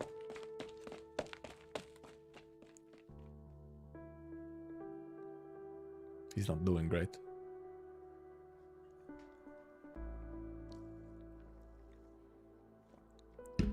Shearer collapses on the street. The rays of the setting sun are not particularly bright, but they are enough to hurt his eyes. Or perhaps it is his body's way of reminding him that only another deep-seated desire can mask the pain. He tries to adjust his breathing, like he instructed the soldiers fighting pain during the war. But he fails. He has already lost the fight. Shearer sees fire. It is so hot he cannot open his eyes. The sky burns. The walls burn. He burns. Okay, yep. Goodbye, Shearer. And then Ludo Kino, they flashbang you as well. He sees the day when he lay on the ground beneath the walls. The walls of Londinium burned with Draco fire, burning brighter and brighter until the flames consumed the sky. He cries out in fear and tries to cover his eyes. Delphine! Lieutenant Shearer, wake up. Is this now or back then? He sees a hand reach out towards him. Lady Delphine? I've been waiting for you, Lieutenant. Saw the letter you wrote to Vina. Oh. He avoided me, just like he refused my offer of treatment. She never read my letter, did she, Lady Delphine? I can guess what you wrote.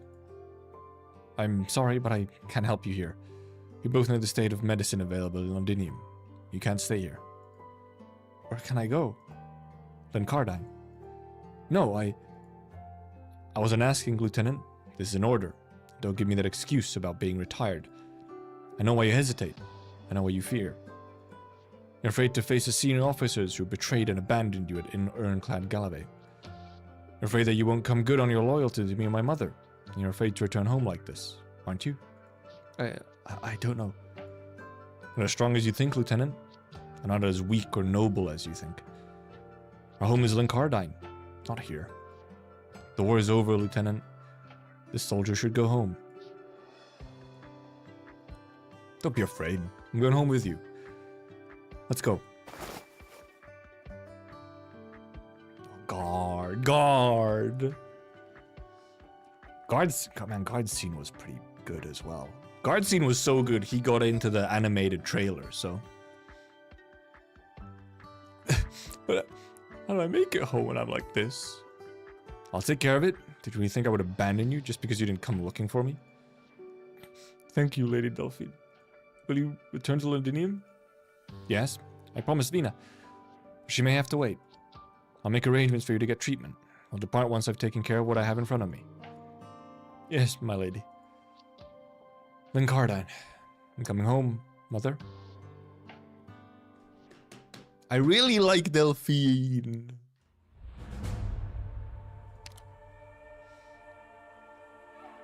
Delphine is so cool. So nice. What a good little egg. We never knew when our next meal was coming. We often had to drive away troublemakers in the middle of a meal.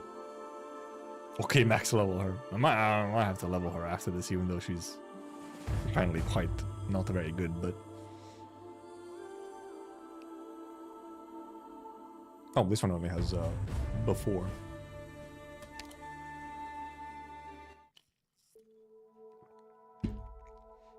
Knights of the Tower, Watchtower, Backyard. I can't think of this background, however, without thinking of Maria Nero and Nearlight, because this is like the park or whatever, like the backyard of the Nero family. Like that's where you first see it, and then actually I don't feel like you've seen it anywhere else almost. It's like, oh, it's the Nero family backyard. What's it doing here?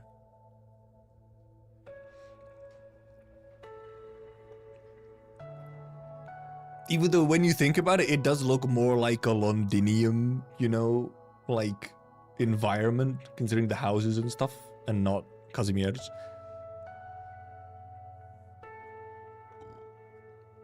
Sorry about that. Jesus. I thought you'd have gotten everyone to help fix up the guts of this tower by now. And I thought you'd be getting ready for the speaker's speech, Vina, rather than meddle with the designers while they work anyway. They know how to build a museum better than I do. Looking forward to what little surprises the Knights of the Tower Museum they're making has in store for me. Carving a monument commemorating the Knights? That's something I've got to do myself. Here, have a look. How is it? Never took you for a sculptor. Master Mitchell taught me how when I was really young. Thought he'd always get so drunk he'd forget to teach me his special techniques. Come on over and I'll introduce you. This is Master Finn, the last captain of the watch, and the elder knight I was closest to. This is old Ferguson, one who taught me how to drink. Master Bailey, who did her best to teach me how to do makeup. And here's Master Mitchell. Not my carving, though. He made it himself after a night at the pub. This is Carl, the crybaby. It's Martin. Every week he'd sneak off before getting sent back by his family. This is Karen. And then there's... He knows all of them.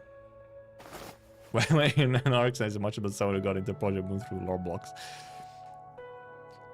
I don't want to get into it now, but the Project Moon Roblox thing is insane. And yeah, I'm just holding you hostage, yes. You're here to give me watch time. That's why. It's that simple. Second monitor slopper, you know? Gotta have something in your ears at all time. Might as well be me.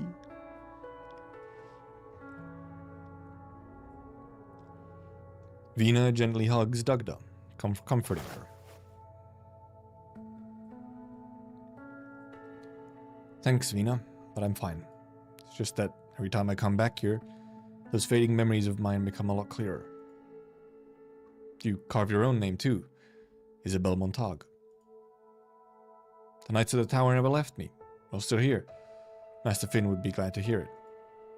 You know, Parliament could retain the institution of the Knights, even if you... Our duty's already over, no? Victoria has no need for a monarch, so naturally she has no need for the Knights. The past be remembered in a museum. The best ending we could ask for. There's no more need to light up the tower for the palace's sake. My own duty's done as well. These days, Londinium is no longer home to Isabel, the Knight of the Tower. There's just Dugda now. Dugda of the Glasgow gang. But Vina, you still have the need of the knights? I won't hesitate. Just say the word. Oh, don't tease me, Dugda. You heard those rumors too. I've been looking into who's been spreading them. It seems there's a lot of people who believe, even wholeheartedly support the idea that Vina Victoria will be crowned king.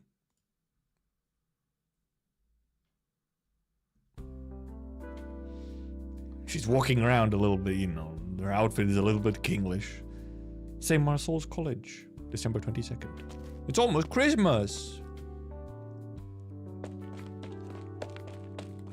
Small child. Elisa, please wait. Oh, Jenna, more questions you'd like to ask me? Miss Molly wants to invite you to stay and watch us rehearse our do play. Also, Elisa, could you help me prove something? What is it? Jamie and I had a wager that even if my grand and I moved to Columbia, we wouldn't be much better off than we are now. His dad said that in Columbia, kids like us wouldn't get to go to school, and there wouldn't be any teachers who'd want to teach us how to do plays. Jamie said everything you taught us in class was a lie. Jenna, you should be up on stage for the rehearsal. Don't be bothering Elisa now. Miss Molly, I was just inviting him to stay and watch. What's she still doing here? Molly?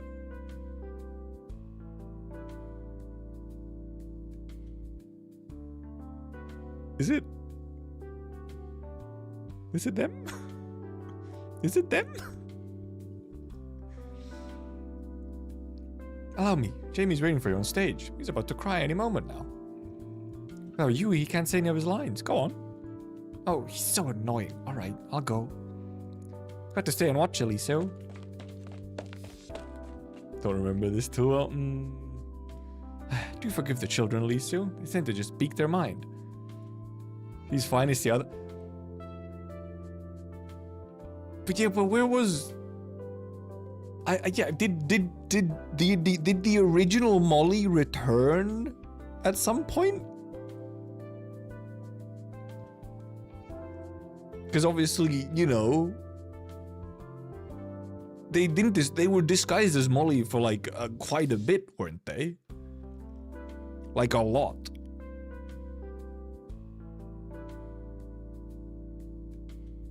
But the original Molly, did I forget the original Molly like returning?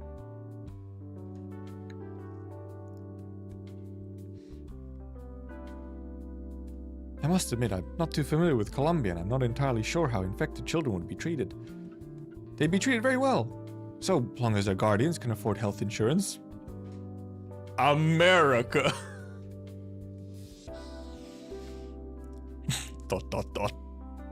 I see. These children are very fond of you, and I'm grateful that you took the time to explain how they should take care of themselves after infection. It's important for them to know. Thank you, truly. I have to give the same lectures to kids back home pretty often, so it's no trouble at all. Honestly, I'd like to thank you for letting me teach them. Thought since Parliament's on bad terms with Pure Heart Medical, the schools wouldn't let me near the children. Parliament's never forbidden us from reaching out to you, though. On the contrary, they tend to approve of this sort of thing as long as we're quiet about it, up to a certain degree. Not just you either. You've also invited Rhode Island doctors over to give the children checkups and lessons. Parliament knows that children will need assistance. But there's only so much that checkups and lessons can do for them. What they need is medicine and treatment. I know, but all we can do now is stay by their side and make sure they're not overcome by fear. At least at this school, they can still live like how they used to, like regular people. I really admire you, Molly. Back home, if a young infected is as energetic as these kids, usually means their family is pretty well off. But here, I hear some kids have nowhere to go, so you gave them shelter at the school. Got them putting on plays, the ones that bring hope to the people here. That's amazing. You flatter me, Elisa. I'm merely following the footsteps of those teachers who could no longer return to school. Especially the lady I respect most. Sorry, I actually don't remember her name, but that shit was fucked up, by the way.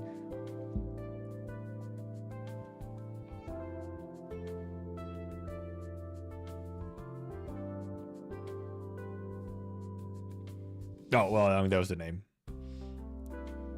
Do you mean Lady Golden? I heard Heidi mention her before. Yes, the play we were rehearsing today was the last she ever wrote in this classroom. It's a lovely little tale. Two young children go on many adventures to find a foul beast that can chase away any illness, which saves their sickly friend. Lady Heidi once asked me if Lady Golding ever called it a meaningless consolation when she was writing it. But why? Is it alright if I stay and watch them rehearse, Molly? For the sake of the children, so I can show how much I respect you and your lady. I have a feeling that maybe here in Londinium, there's still a lot I can do to help. For Lady Golding. You didn't even know her! For Lady Golding. Like, that really was just like, the entire thing around Lady Golding was like, what the f-? Like, you see it happen, you're just like, what? Huh? Like, that was genuinely cruel and unusual.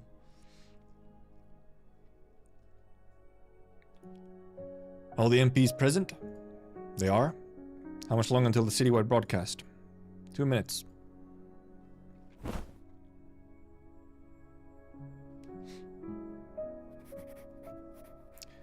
It was an evening close to New Year's, close to Christmas. After several long years living in fear, most folk could finally feel at ease and enjoy dinner with their families, listening to the Speaker of Parliament's broadcast together. They even started calling it the Dinner Time Declaration in jest. Pity that dinner didn't taste so good. Calling it dinner instead of supper or tea. Testing, testing. Shall I begin? Go ahead. This is obviously taking... this entire thing here is really taking after, like, you know, the radio broadcast by, like, Elizabeth and stuff as well. Like, you know, real life Queen Elizabeth. This is Vina Victoria. As Speaker of Londinium Parliament, I now address all the city's residents who took part in resistance during the war, and who yet live.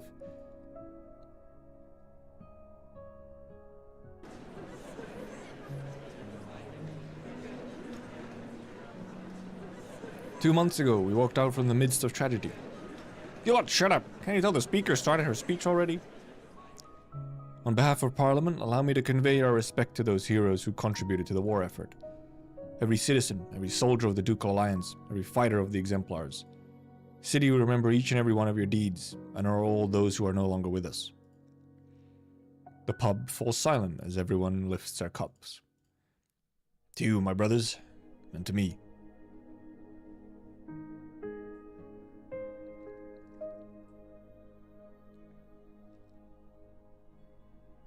Now, Londinium has begun her long road to recovery.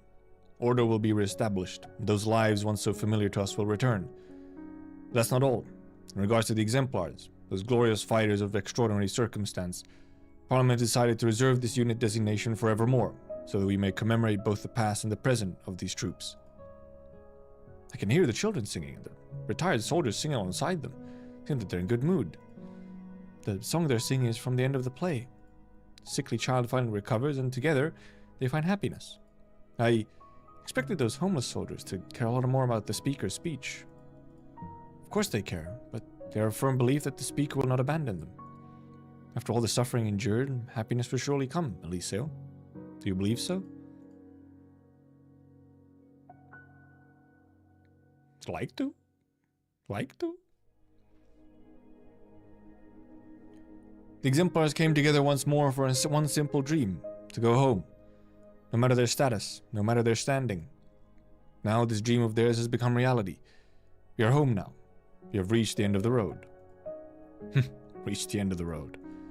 Seems the Speaker lady really is set on disbanding them. What an idiot, pulling apart your army of mates. Then what do you propose she should do with such a motley crew?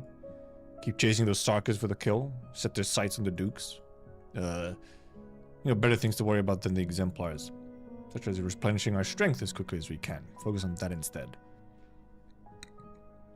She says as she's probably listening extremely closely.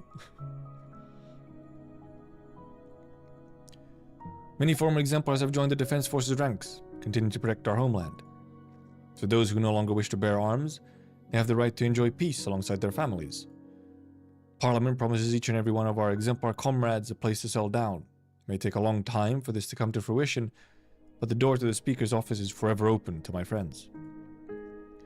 I'm afraid it'll take a few years to see this through. got a long road ahead of you, Vina. Coming along for dinner, Catherine? There's a fair few old retired blokes who reported back to the factory. I'll be real happy to see you. Sure you're not just angling for my stash of smokes? Worked real hard to collect them. Fine, fine. I'll come along. Oh, right. While you're at it, tell everyone to bring a few friends along. Once Parliament helps us restart more factories, the hands we have now won't be enough.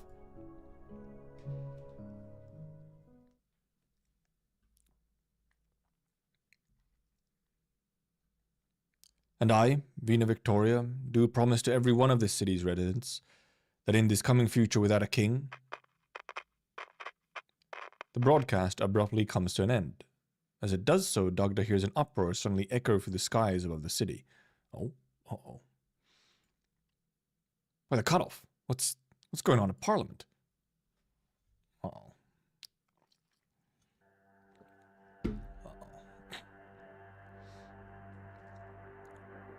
Madam Speaker, Madam Delphine, while I was fixing up the broadcast system, I noticed this old component. It's an ancient scrap. Should have been replaced by it when His Majesty Alistair was on the throne. Would have thought an unremarkable thing like this could still hold up until now. Banter never told me anything about this. So it's all just an accident? Or was there suddenly something on your maintenance checklist that wasn't there before? I just followed what the system synced up to me.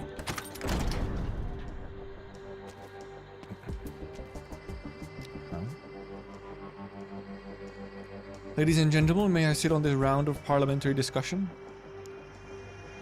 Earl of March. Eleanor, my name's not hard to remember, Vina. You seem rather surprised to see me here. What, did no one tell you? Seems your informants have been lax of late, Lady Delphine. Londinium has no need for informants to host a guest, my lady. The city welcomes every Victorian who loves this land. Lovely to hear. Then I suppose you won't mind if I invite a few dukes to revisit an old haunt for a little reunion? Judging by the time, they should be arriving any moment now. Considering their sensitive position, the dukes are hesitant to drop in on any specific person's home, so I was forced to borrow one of your places. Hope Parliament will understand. You're also welcome to join in, Vina. And you too, of course, Delphine. Now you're about to leave for Windermere. I have a few old friends who hope you can take their condolences for your mother along with you. Eleanor doffs her hat, greeting Delphine with a smile. She then immediately walks to Vina's side and lowers her voice. Oh. I love your speech. Very sensible decision. Yet... Why is Vina so much bigger, by the way? It's a weird perspective. She's so much bigger. Far, far too impatient. There's some things you are free to say to us, but not to the common public. This is for their own good, and yours too. So you were the one who caught our signal? We'll be assembling at the Royal Royal Academy of Sciences, Vina. Won't take too long, so don't be late. By the by, sometimes there's no need for you to think you haven't done enough. The changes this city has seen are far beyond what I imagined.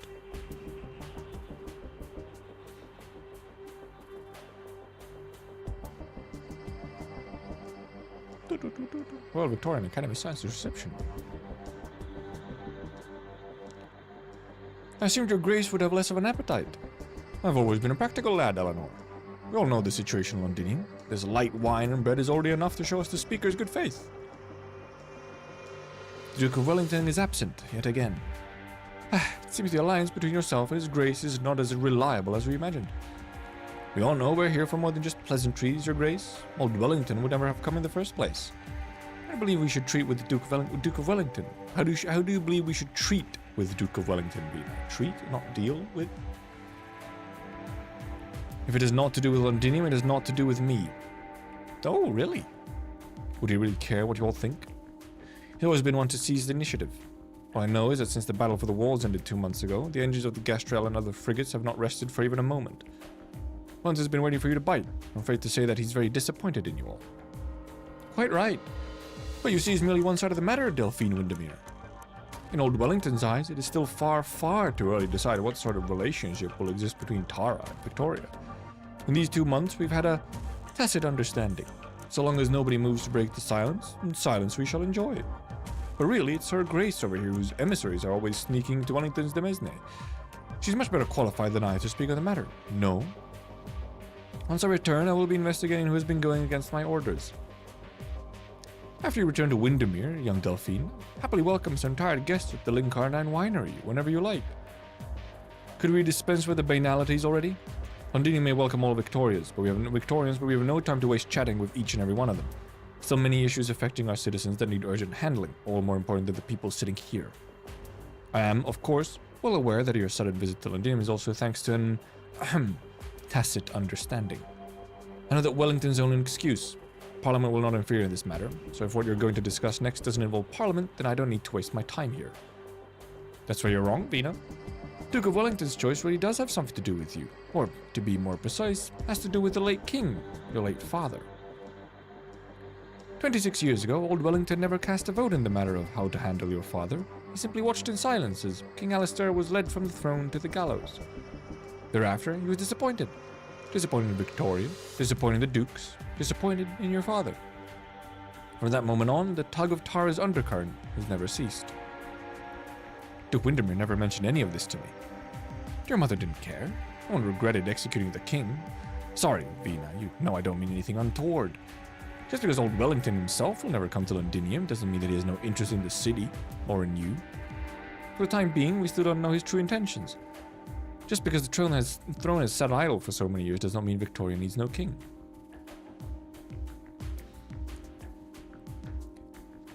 Vina does not understand what Eleanor is going with this. Shorty made clear her refusal long ago.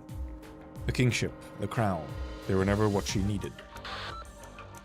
Bloody hell, Vina. Patrols just come by her office to tell you the crown's been stolen from the throne room. Huh? Well, I mean, well, who cares? She don't need the crown. Pardon? Seems our meeting must be postponed, Speaker Victoria. There are side matters that require attention. If you need help, Vina, you know where to find me. Chances are we'll be troubling you a little longer, Madam Speaker. You sodding. But if she doesn't care about the crown, then just, you know, who cares? It was stolen. Let it go. Let it go.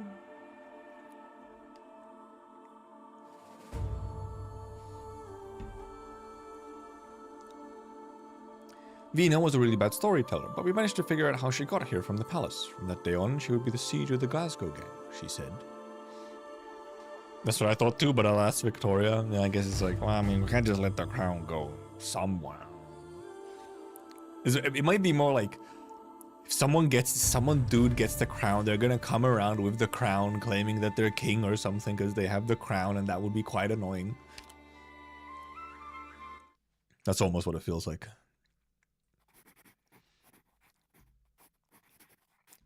I don't like the throne room in the Palace of Westhalig. It's so empty and bleak. That lonely throne just sitting there. I can't imagine what it'd be like if Vina actually sat on it. One woman on that cold, lifeless chair, staring at the barren steps. Knowing Vina, she wouldn't last a minute there. I'd bet on it. Throne room, Palace of Westhalig. 23rd. One day before Christmas Eve. Did you find the crown? Where is it? We didn't find it per se. Someone delivered it to the speaker's office. Can't determine the precise time it was lost, but we're fairly certain it happened after his speech started. Someone delivered it to the... Okay. Vina already placed the crown on that empty throne, so what's the point of stealing it? Was it an order from the dukes? I don't think so. Dukes are never of one mind. They each have their own agenda. However, for the crown to go missing at the same time they're visiting Londinium, that's far too much of a coincidence. But according to what you've told us, isn't that crown just an old rusted hunk of iron now? Not exactly, Morgan. Many people the crown is extraordinarily important, no matter its current state. It's been left untouched for over 20 years, but the people have not forgotten about it. In fact, they're more eager than ever for its return. They're waiting for a wise new monarch to put it on his or her head. Someone who could dispel the shadows hanging over Victoria. No, most people are just desperate for a miracle, something that can satisfy their craving for royal authority. Also, you know, like, she has, you know, a bit of a crown-ish thing on her head. This is not technically a crown, but I cannot deny that. Plus, you have listened to their voices for ages, Vina. Her identity is truly unique. Descendant of the royal family and a bona fide war hero who was nonetheless raised on the streets. It's no wonder so many people naturally feel drawn to you. Now the parliament is up and running and the dukes have willingly relinquished their authority, people are all the more convinced that you've secured universal support. Next step is plain as day. The dukes have no intention of doing anything like that. Public only cares about the outcome, Morgan. Yes, I've understood that since the day we returned home. Fortunately, sometimes I'm still very good at letting people down.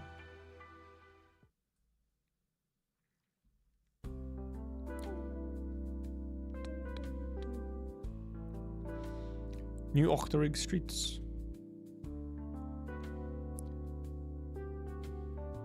Carefree citizen, you look like a soldier, but okay. Thank you for sharing the energy bars, Alicia. Gladly undergo daily sampling. If I get tasty treats like this every time. These really things you could just buy off the shelf in Colombia? Why do Colombians stock up on stuff like this? Is it for catastrophe or something? These bars are my own personal thing. Food is fuel. It's about energy and nutrition. Energy bars are convenient, so why not? And again, Diane definitely disagrees with me on this. She's more of a foodie. I understand. We're thankful just to fill our bellies in Londinium these days. Her Royal Highness Elgrina has worked very hard to ensure that we have enough food to eat. Quit yapping his ear off, will you? Thank you, Alicia, for these energy bars, but we'd best be on our way now. Stanley, you're not afraid that Alicia will... Of course not. Surely I can't be arguing with you about such stupid things in front of someone else, right? It's not proper. Huh? He doesn't like it when I refer to Alexandrina as Her Royal Highness, that's all. He and I don't see eye to eye politically. I think having a king again wouldn't be half bad, but he insists life was worse for us when the monarchy was still in power. Think about it. Whether it was back then or right now, aren't we managing to get by all the same? So you're saying the presence of a monarch doesn't really impact your life all that much? Doesn't matter what she thinks. Even if someone does ascend the throne again, it's not like we'll be invited to a coronation feast. Stanley, when are you going to come up with an argument that actually convinces me? Sorry about this, Elisa. I need to talk to some sense into this stubborn mule. Oh, by the way, about the increased patrols in the city, I've heard a rumor. Supposedly someone stole the crown. The defense forces are investigating anyone who might be connected with the theft. Let's go, Stanley. Goodbye, Alicia. Fucking Stanley. Come to think of it, Anne has never mentioned the king or the crown. Not even once. Maybe I should ask her about it when I get back.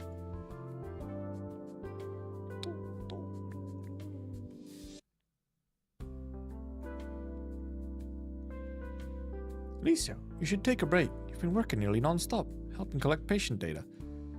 Cities infected all experience acute infection around the same time, many showing rare pathological progressions. You need to document this valuable data thoroughly. As for future research into oropathy or for developing targeted treatments for Lydimian citizens, this data is critically important. By the way, Sarah, why didn't Diane visit you today? Diane? I thought she was helping you. Many of my old comrades came by the sanatorium today. Wanted to ask if anything unusual had come up recently. We're hoping to bring Diane along for a little reunion with them. Where is Diane? Diane?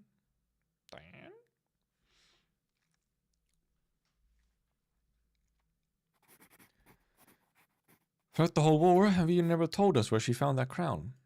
But it didn't matter. None of us cared. No one would ever see that hunk of iron again. It's supposed to remain sealed in the throne room in the Palace of Westhalig, left to corrode and decay into nothing. The age of kings is over and done. That's what a drunken Vina said to me, with her arm slung around my neck. And yet, barely 2 months later, here it is again, staring us in the face. The ghost of this ancient empire refuses to let go. It's always ready to claim its next victim. Speaker's office. December 24th. Christmas Eve. Does anyone else know about this? We've taken steps to contain the information, and we'll do everything we can to minimize its impact. So, what do we do with this thing? Morgan points at the battered crown sitting on the desk. My first time seeing it up close. Can't believe so many people are fretting over this old thing.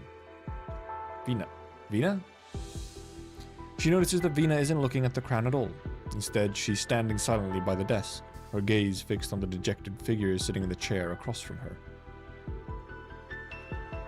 The one who stole the crown.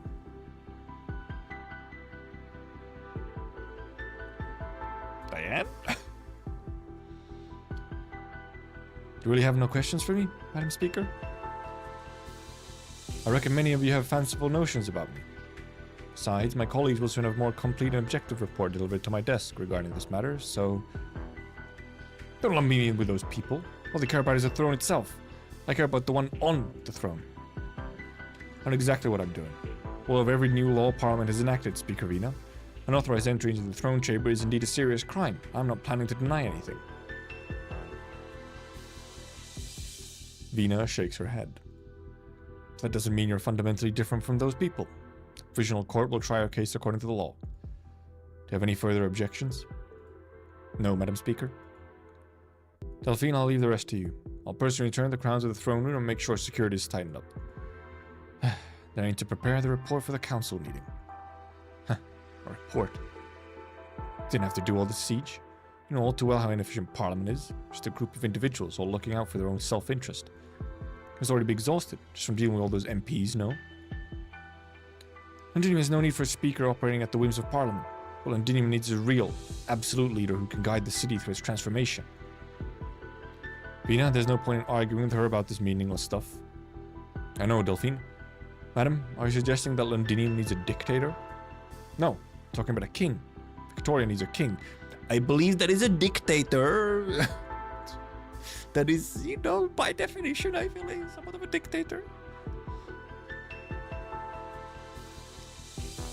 I can guess what you want to do, Madam Speaker. You're unlike any ruler I've ever known.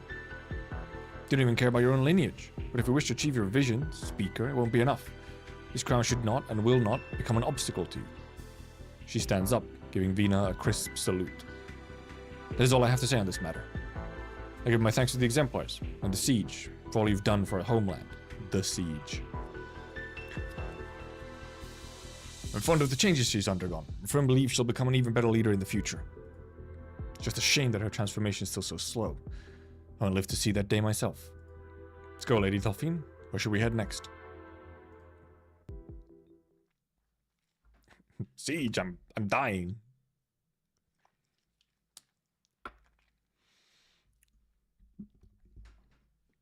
Do you really know what I wish to do? You want to change Victoria? No, you want to defeat her. You want to defeat the Victoria of the past.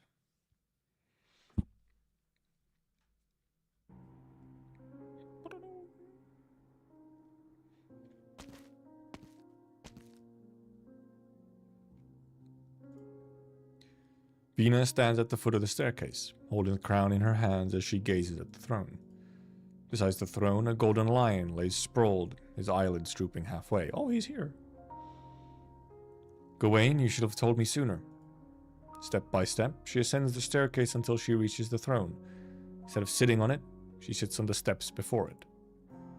The lion doesn't seem to open his eyes. His gentle breath brushes through its mane, sending up faint specks of dust. He's displeased.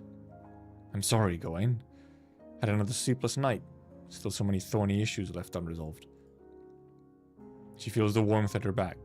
The golden lion has moved closer, and his massive body is now supporting her.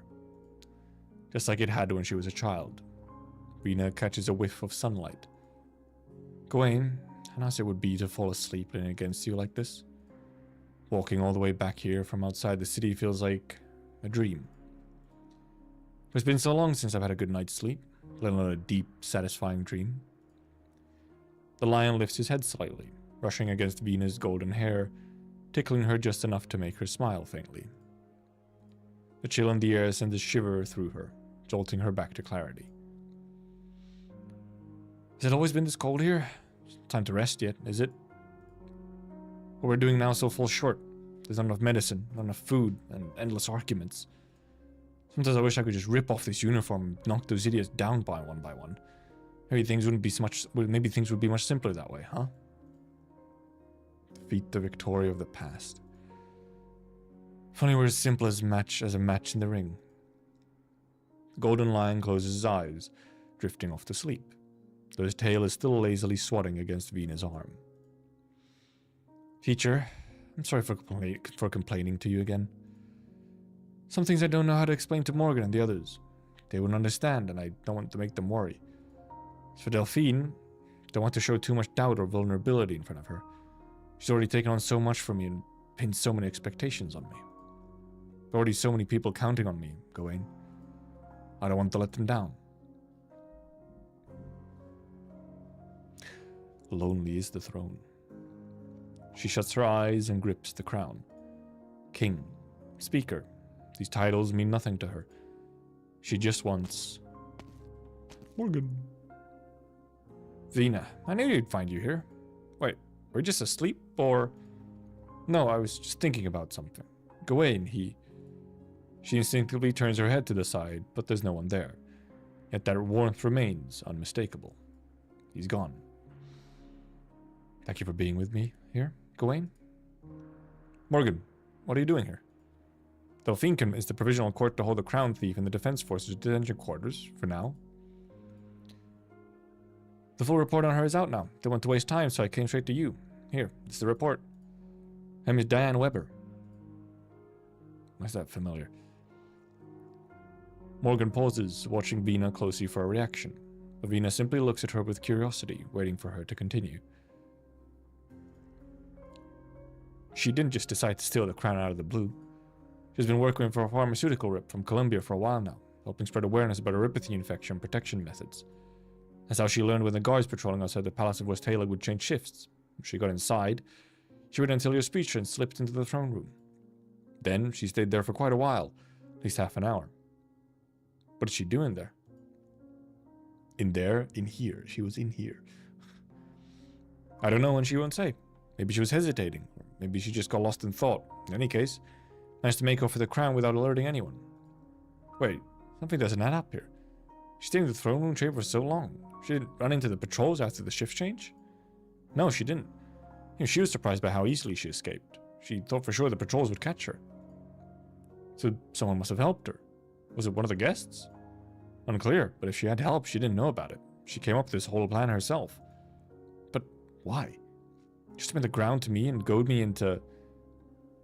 Her name is Diane Weber. I know. You don't remember her. I kept thinking she looked familiar, and when I saw the report, I realized it's her. Remember that day when the Alliance surrounded us on our doorstep? The first soldiers defy orders and escort us forward? Vina recalled the sky that day, filled with steam, the lingering smell of smoke and gunpowder, and the soldier whose face had become a blur in her memory.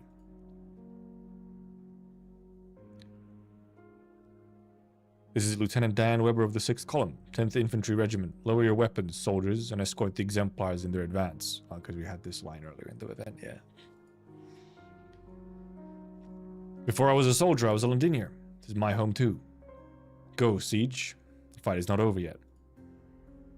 We will take back what is ours. Diane Weber, soldier who defied the Duke of Cash's orders. She contracted an acute infection in the final battle against the Noxera king. Rings a bell? She was the one who took the size of kings from you and charged towards the Noxeras. She doesn't have much time left. We're short of erypathy suppressants, and she never got enough medicine to slow her condition. We took a look at her, but... The crown lets out a faint metallic creak as Vina's hand tightens around it. It looks so fragile, yet its resilience is undeniable. Curie loved her home. She loved Victoria as well. That's why she volunteered to join the ducal forces, only to defy their orders and end up forced into retirement. She trusted you. If I don't agree with some of her ideas, Vina, maybe we could...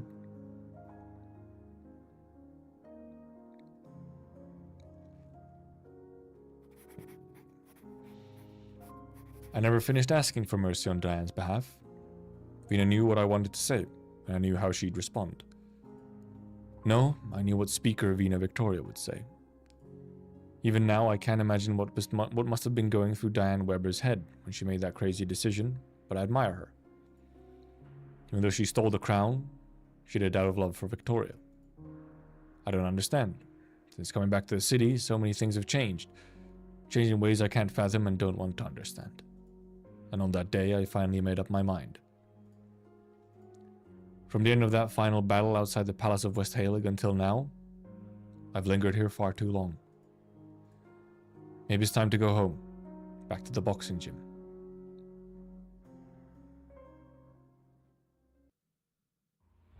If this event is actually ending, with Vina essentially left completely alone,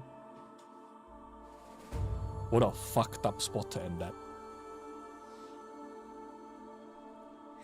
Oh boy. And now we actually get to, you know, clear fights again. Oh yeah. And give me just a second. I'm gonna blow my nose a little.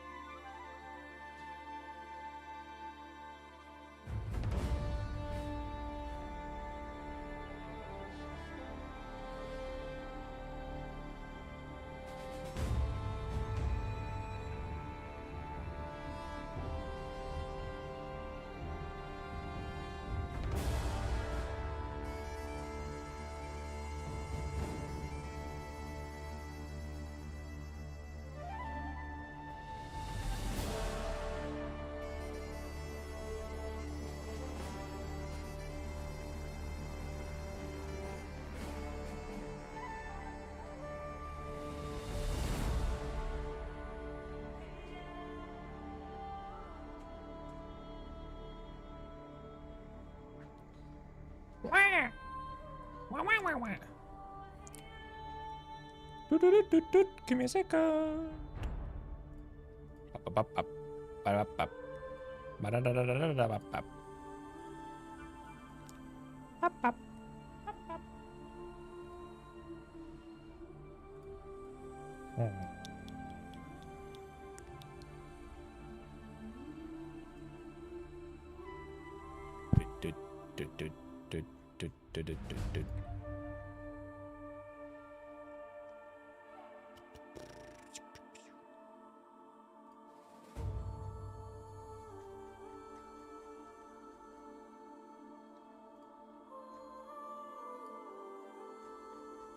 Okay.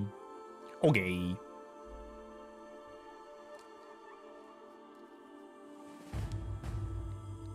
Do I need to...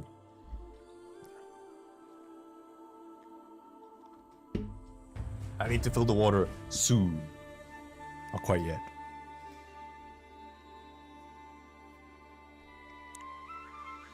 When the steam dissipated, Vina told me that history will remember its heroes. Yeah, I guess we go in with this team and see what happens again. Oh. Oh, I get. Well, we're back to the, you know, October 2nd. October front lines. Oh, the guy, the dude. Death awaits at the end. My liege watches. Death watches you.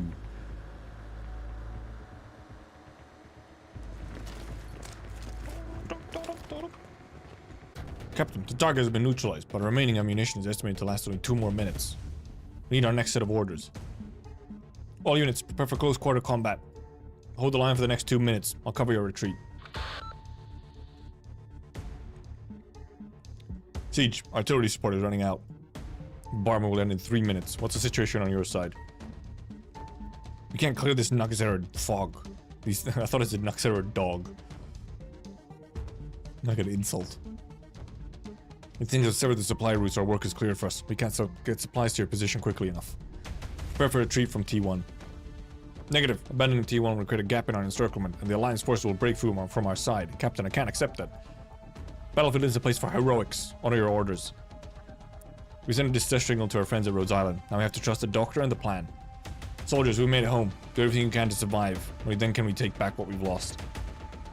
Siege, we'll hold the line for the final 2 minutes. Then retreat to regroup and assist you in clearing out the creatures in the fog. Bagpipe, keep them safe. Aye, Captain. If the fog can't be dispersed, don't wait for us. Head to L12 and rendezvous with the Godonan's 106 Assault Brigade. Keep fighting. Understood. I'll be seeing you soon, Captain. Strange howl. Woo! Look out, Siege. It's the Confessors Chimeras. Everyone, prepare to retreat. That wasn't very song-like, but... It's lit itself up. Hannah, watch out for his flames. Oof! Vina, are you alright? Everyone else, fall back. I can't allow any more needless sacrifices. A piercing wail. Wait, where did this backup come from? They're having some. Anti-witchcraft cannon has struck the target. Any movement disrupted. Remaining squads continue setting up anti-witchcraft cannons. Mission objective: eliminate threats within the fog. Friendly forces at T1, hold your position. Emergency supplies will arrive at your location in 3.5 minutes. Exemplar T1 combat team. Message received. Please identify your unit. Duke of Normandy's 8th Grenadier Battalion. Under orders, support their exemplars. Duke of Normandy? 8th Grenadier Battalion? Horn, do you know anything about this unit? They're not under direct command of the Duke of Normandy. They report to the Earl of March. Oh. Lieutenant's commander still has an exceptional grasp of our intelligence operations, as to be expected from someone born into a military family. Lieutenant, keep Her Royal Highness Alexandrina safe. As for your highness, please accept this small gift. Once all these matters are resolved, I'll visit you in person, Vina. Siege, do you know the Earl of March? No, we've never met. Her name was mentioned in some of the information sent to me. It doesn't matter now. With reinforcements, we should be able to reopen the supply line. Horm, we'll meet again soon. Alas, it's time to bring all of this to an end. Finally, the crowd cheers.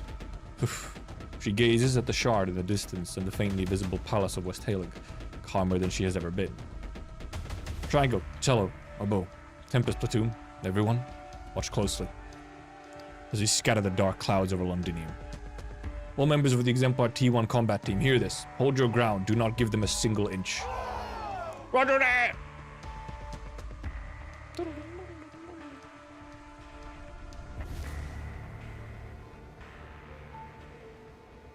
Highbury Street Base, October 2nd.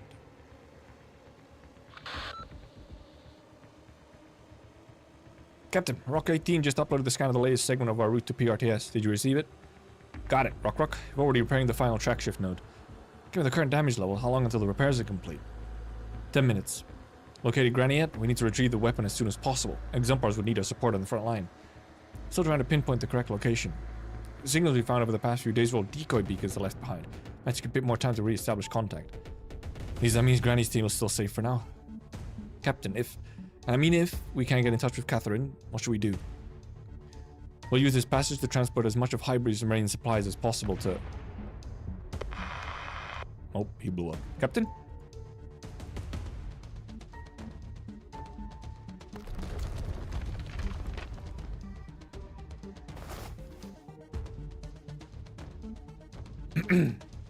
Is everyone okay? Where did those sarkas come from? What was that artillery fire I just heard? The smoke shifts, yet a small ember glimmers brightly in the depths of the haze. The ember of a cigarette. A familiar, acrid smell hits Feist's nose and makes his eyes sting. I keep telling you, when you're busy working, you always forget to watch your back. Granny! Welcome home, brat. Granny, we've been looking for you all this time. I know. When someone told me the passage was being repaired, I figured it was you. That's... Oh. He spots a massive shadow in the depths of the smoke. Haha, remember those blueprints you left behind? Took some effort with the Sarkis blockade and all, but we finally managed to build your big machine. The crawler. The crawler. The tank. Sudin, secret underground passage. I know you're there. Your earring has grown rather warm. Those workers who came to support the Self-Salvation Corps earlier. That was your doing, wasn't it? Shh, you'll disturb my friends. Still, thank you for taking good care of little Garnet for me, kitten. Whoa, flirty. Thank you for cleaning up those filthy rocks Ducarail left behind. Here, you can have this back. I have more important things to deal with. Off to find that hunk of sheet metal again? He wouldn't want to miss this battle. Thank you for saving me earlier. Farewell.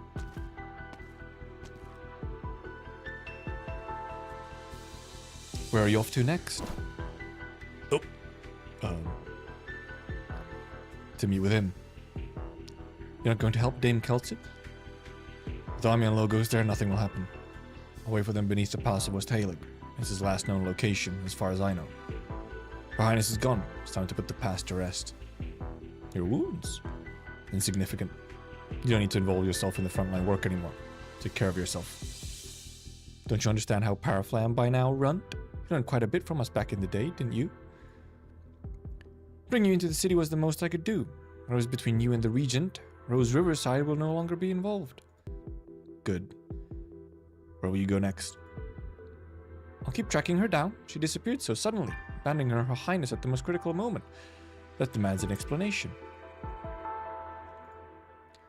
One of our sharp-eyed sisters managed to track her as she left Londinium. She's still heading west, though her destination is unclear. Who's her, in this case? When you catch her, will you bring her back or kill her? She owes all the riverbank canoes an explanation. But you, Runt, should worry about yourself first. The region is close at hand. Riverside canoes swore not to get involved with anything related to Bobblehow anymore.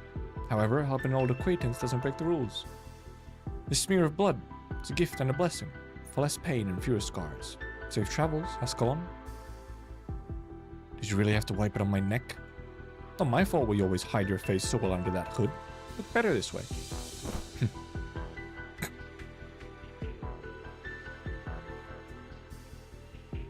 Yeah, what is her deal? Oh, by the way, I forgot to ask. What do you think of that kitten? She does not emerge from the shadows, and the wind carries her voice. My judgment is unnecessary. When the dust settles, the truth will reveal itself. We're all the same.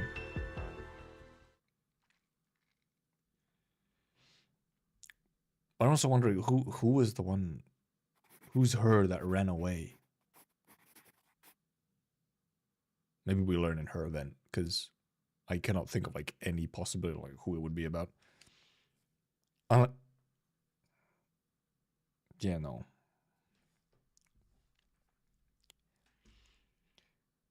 Even today, many still argue about when exactly the war ended. Some say it was when the Noxera king fell at the gates of the Palace of Westhalig. Others say it was when the Sarkas fully withdrew from Londinium. Yeah, okay, fell at the gates of the Palace of Westhalig? I don't think that happened. He just kind of left.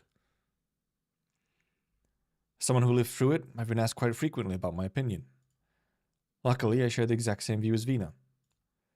The war ended the moment we found the courage to take the sword from Vina's hand and wield it against the Noxera king ourselves. We fought back. We destroyed, with our own hands, the enemies who tried to ruin us. We never needed a singular hero. That day, everyone who fought for her home and her future was a hero. Truly epic drawing. Everyone, no matter your unit, which squad number you belong to, or which duke you serve. There's no retreating now. Support the allied forces. Why should we lag behind this lot? Quick, go help the exemplars. Captain, my weapon's broken. Take mine. If it breaks, grab another. If there's none left, snatch a blade from the devils and keep fighting. Advance. Advance.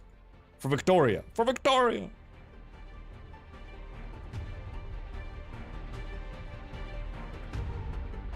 We didn't even get to see this bit. Soldier, you should not continue with this assault empty-handed. Take this sword. But this is the size of kings, I can't possibly... Belongs to your Royal Highness. No, belongs to Victoria. The director of the glorious, trusted allies passed the sword from hand to hand until it reached me, completing its mission. Now take it from my hand. Let it reach the hands of everyone who needs it. Let its mission continue anew. This is your right as a Victorian. But if we take the sword, what will your Royal Highness use? I still have my hammer. I will not stop. I will stay with you until the end. The early morning sun breaks through the dark clouds. A golden-haired feline and a Victorian stand together. The soldier grips the sword tightly, her gaze locked on the determined Aslan despite the blinding sunlight. She refuses to look away, for she sees the thousands of Victorians rallied behind her, fighting for the same cause. She sees the king walking alongside her people. The king? Diane Weber. As you bid. All survivors of the 6th Column, 10th Infantry Regiment, advance with me. For Victoria. May the vast lands keep they keep our king. She cuts down 2 Noxera Royal Court elites and a caster. Her blade bears 2 new notches. His people and all his well-willing.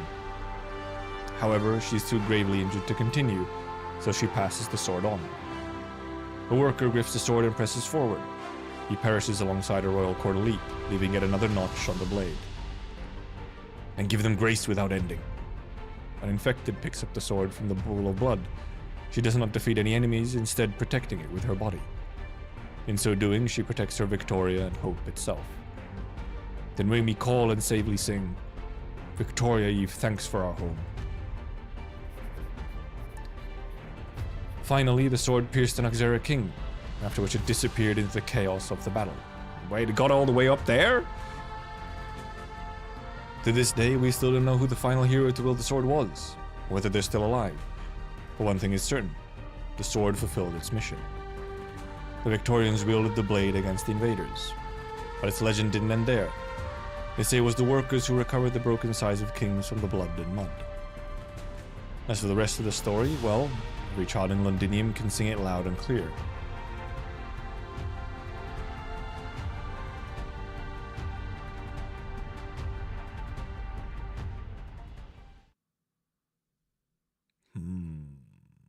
This plays in chapter 3, so I have to wait for those albums. I'm wondering when we're going to get the next album for, like, that kind of album.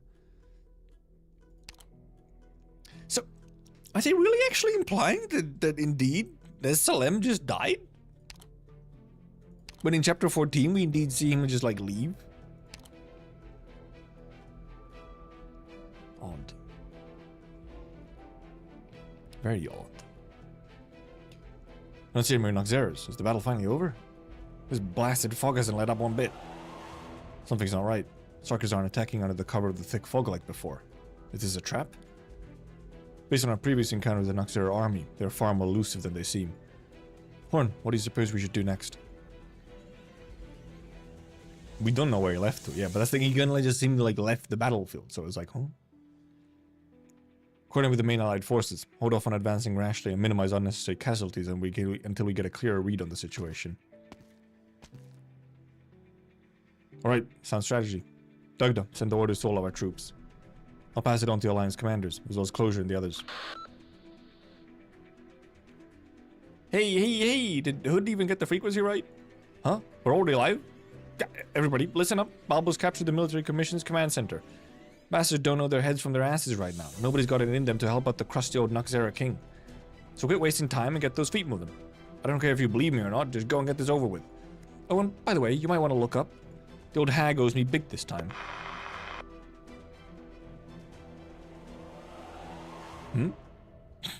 Huh? Delphine? We traced an mission. It seems this communication was received on several different frequencies. Both the Allies and the Sarkis probably heard it. That voice, it was... Wishadel. Sounds like they've been busy. Wait. They already know she's called Wishadel at this point? So this is... after? Like... they get back from... the simulated universe?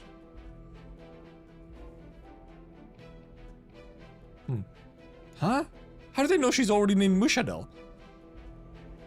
Past chapter 14, yeah, but how much after? Where's the date? October 7th.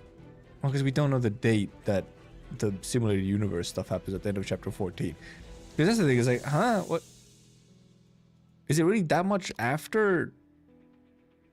I guess so then. Because I assume this was kind of happening almost at the same time as, like, all that stuff.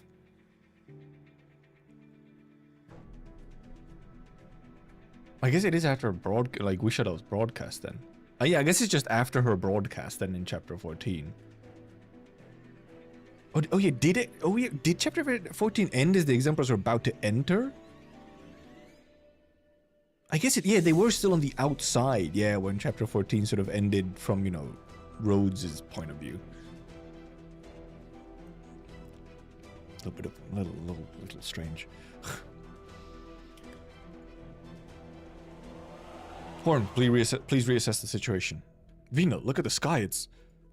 All eyes turn upwards, and soon they hear the sound of steam bursting at full force, echoing above the palace of West Halig.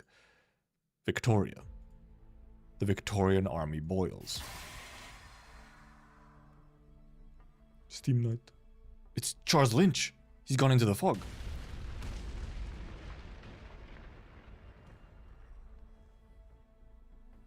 And yeah, because they ended with there's having the first Originium, yes. But I guess I guess we didn't actually. Yeah, the Exemplars were indeed actually still on the battleground outside and not in Londinium yet, which I kind of forgot. So like, you know, there was still like a decent amount of fighting still going on after, you know, essentially the head was cut off in a sense. I can hear the commotion inside the clouds. He's battling the Noxerers. Horn? While the Mara is currently high, the Alliance is yet to make any major moves. Clearly the Dukes are still hesitating. They have no reason to be cautious with intelligence from an unknown source. If Rhodes Island trusts Wizardell, then so do I. We trust you as well, Siege. I'll go tell everyone to get ready. Huh? What's going on? Did you hear that sound? Right beneath our feet? The Exemplars we meet last. Wait a minute, Vina. Am I seeing things, or did a giant thing just burrow out from underground? Oh, it's the tank.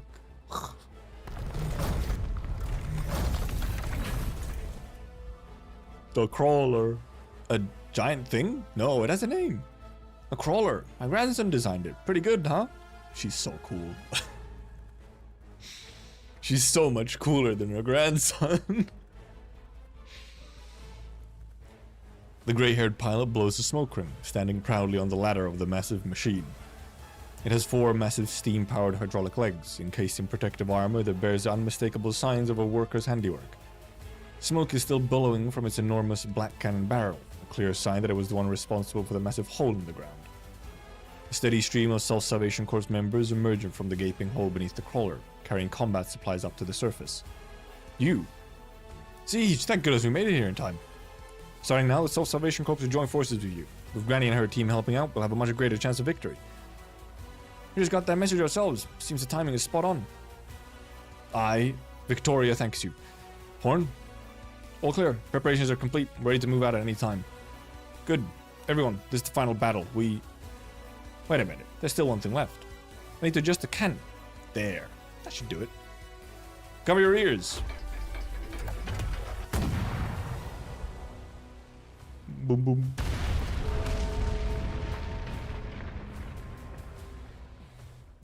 The cannon strikes a giant bell at the center of Octorygg, an ancient relic that had stood for centuries. The bell tolls loud and clear and beautiful, followed by the sound of the Alliance war horns and their furious battle cries. We've got to let certain people know we're here. You're in command now. Victorians, charge force to our final victory. There's Feist at the bottom there.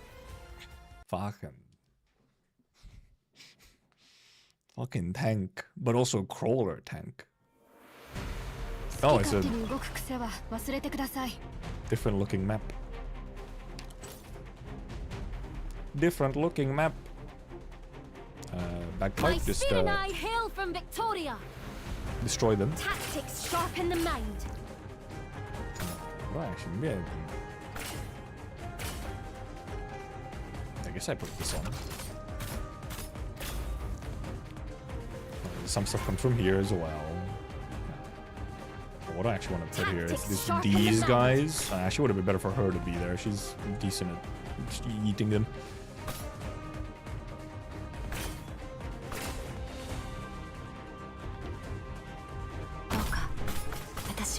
Bravery shall overcome evil. I wonder if Siege can just tank him, or if it should just be her.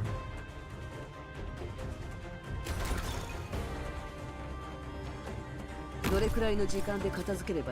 I guess this is actually just like pretty much the choke points already. Alright, because I get this bullshit.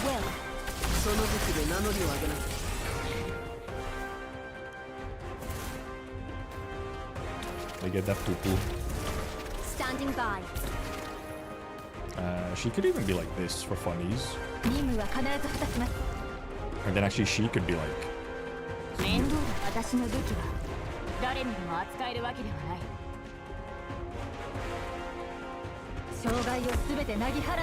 guess I can do this thing as well. But indeed now I'm just giving them buffs now as well, which is like, well, that's not helpful. I guess I could put somewhere here as well.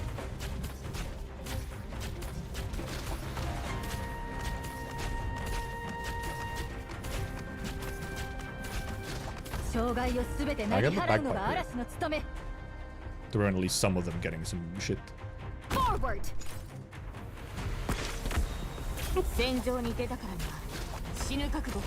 Is like more stuff gonna come from here?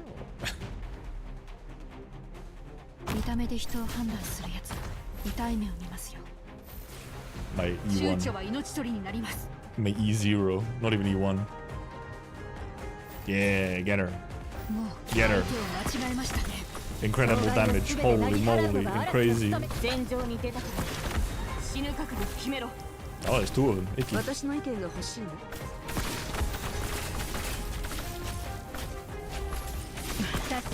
Delphine meta, it's huge.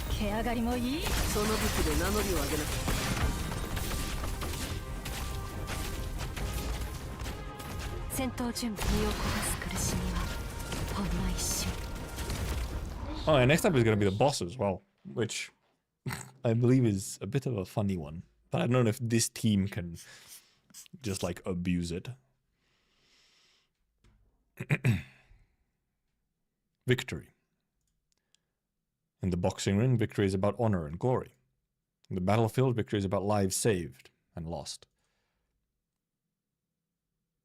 Okay, I guess it really is, unless this is just like some insane historical revisionism, then the Noxera King's death terrified everyone who saw it. I don't want to think about it now, much less included in my book. That Sarkis won't get a eulogy from me. But I'll forever honor the last Steam Knight, Sir Charles Lynch. Did Charles Lynch do it? How long has it been since he's moved? 10 minutes. I mean, I guess, unless this is just like some insane bait that they're incredibly committed to, I mean, I guess yes.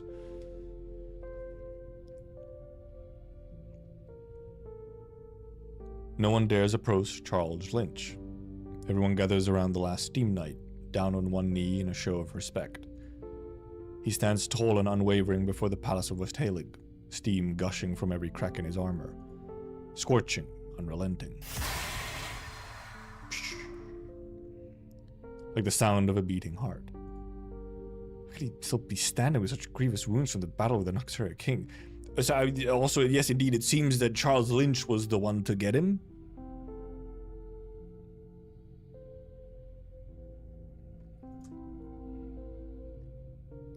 It was never his body alone that kept him upright. He would have never made it out of the Mausoleum of Kings. He is Victoria, though. Vina walks towards the Steam Knight, as everyone else watches on. Vina, don't get close to him. He's off his rocker. I have to. I have to know for sure. Almost killed you back in the underground, Vina. Let her do it. Something's not right with the Steam Knight. Sir Charles, Siege probably sensed it too. But trust her. Vina approaches the Steam Knight.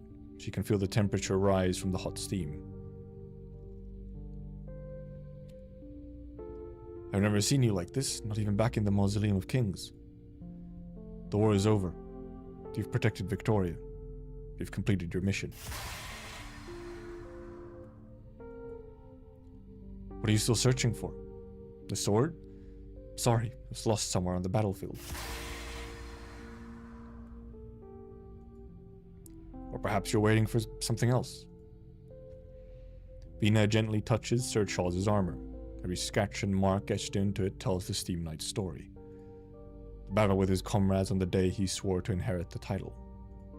The battle on the frontier to quell uprisings. He survived amidst a storm of witchcraft. The betrayal in the Mausoleum of Kings. The charge towards the glorious, towards Reginium. Sir Charles Lynch has never fallen. Sir Charles Lynch shall forever watch over Victoria. You're looking at the Palace of Westhalig. I understand now. You're not the only one. Many more are looking over at the palace. Vina looks back at the gathered Victorians in the distance, wounded, silent, excited, weeping. The people had already formed a long human wall on their own, holding back the restive and agitated crowd. They're all murmuring different names. Siege, Vina, Alexandrina, Victoria.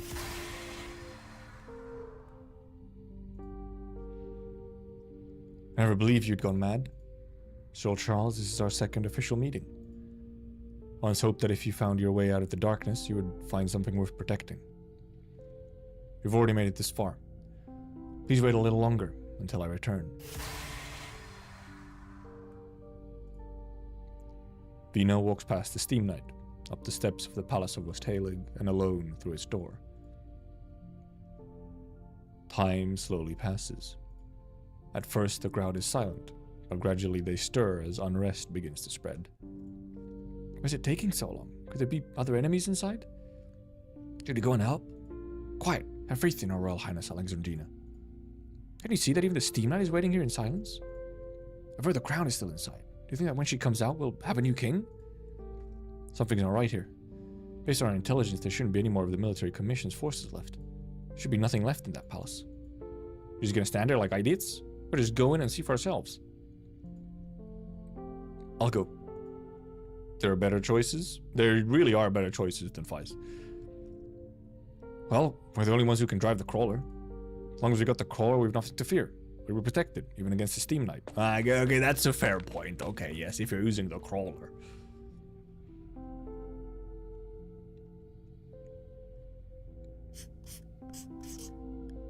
Vina never told us what she saw in the Palace of Westhalig, and we never asked Feist about it either. It doesn't matter. I'm just relieved that once the military commission's banner fell from atop the palace, we didn't actually walk out wearing the crown. That's my Vina. At least, that's how I felt at the time.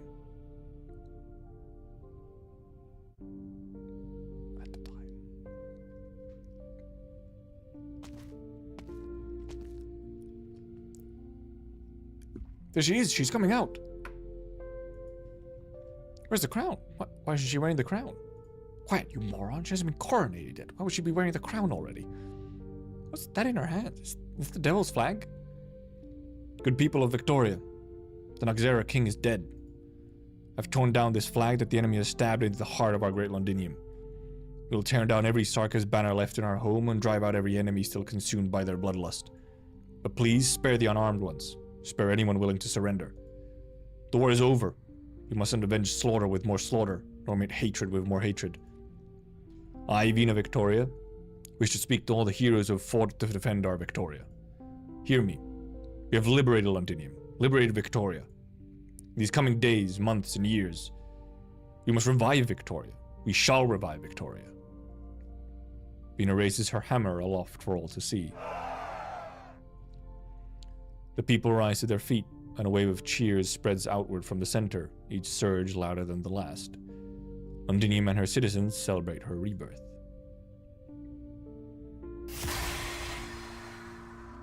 At the center of the crowd, the last Steam Knight lets out his final roar, steam bursting forth. His heart stops beating, so he ignites it with the suit's burning core. His vision blurs, so he clears it with steam hot enough to melt flesh. So metal.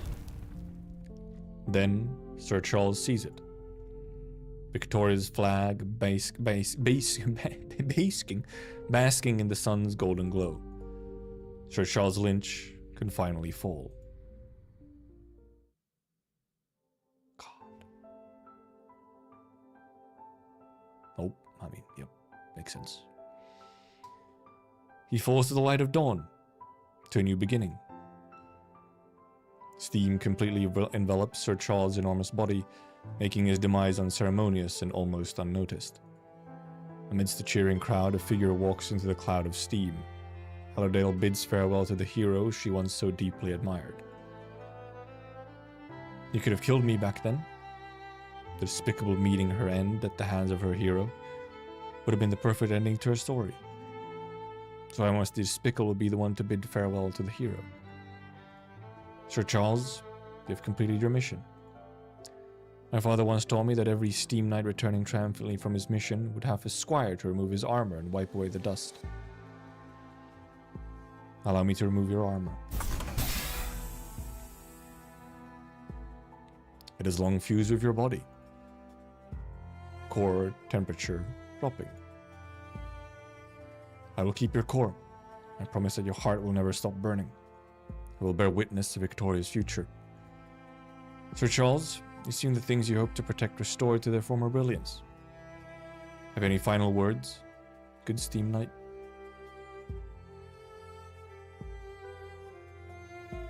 From this day forward, you will be honored as a Steam Knight. Sir Charles Lynch, tell me, what do you want for your reward? Your Majesty, I wish for a blade to always be sharp. I wish for the wheat my wife harvests to fill the granary by our doorstep year after year. I wish to hold my newborn daughter in my arms and fly over Londinium, gazing down at the factories bustling day and night throughout the city. I wish for my neighbor, whose legs were crippled by illness, to stand again, so we can drink, sing, and celebrate through the night with our comrades we know so well. Your Majesty, what I wish for is a life of lasting peace. If this reward requires me to fight for it myself, then, Your Majesty, I pledge to you, I will always keep fighting. For you, for all my loved ones, for myself, and for Victoria. Victoria. The oath of Sir Charles Lynch. Final words of the last Steam Knight. You never abandoned yourself, even when Victoria abandoned you. Steam Knight. I don't deserve that title, nor this set of armor. This war has already claimed too many lives. I hope yours is the last. Goodbye, Sir Charles Lynch. Listen, they're all bidding you farewell. Victoria! Victory! Victoria! For Victoria!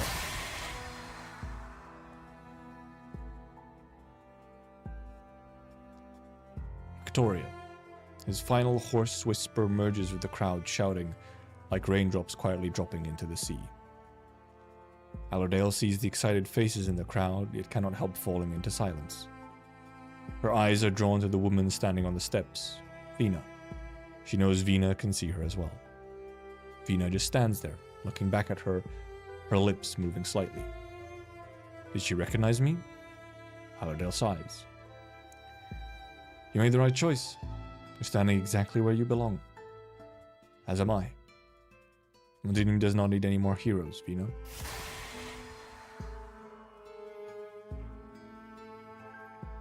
Flashback.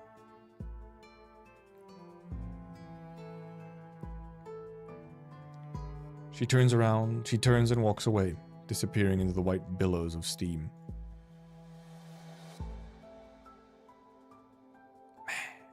Charles Lynch.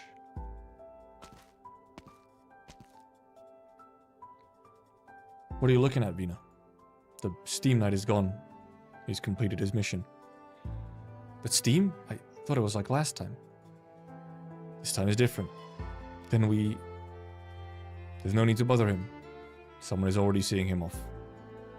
Alright. Celebration and mourning. Vina, what should we do next? The people stand cheering in front of the Palace of Westhalig. They all look to Vina. They're waiting for you. Then I will show them all, Delphine.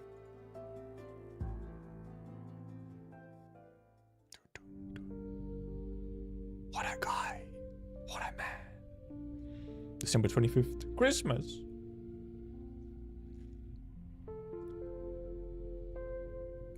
Is this the speaker's answer? She sent you, her old comrades, to drive us away?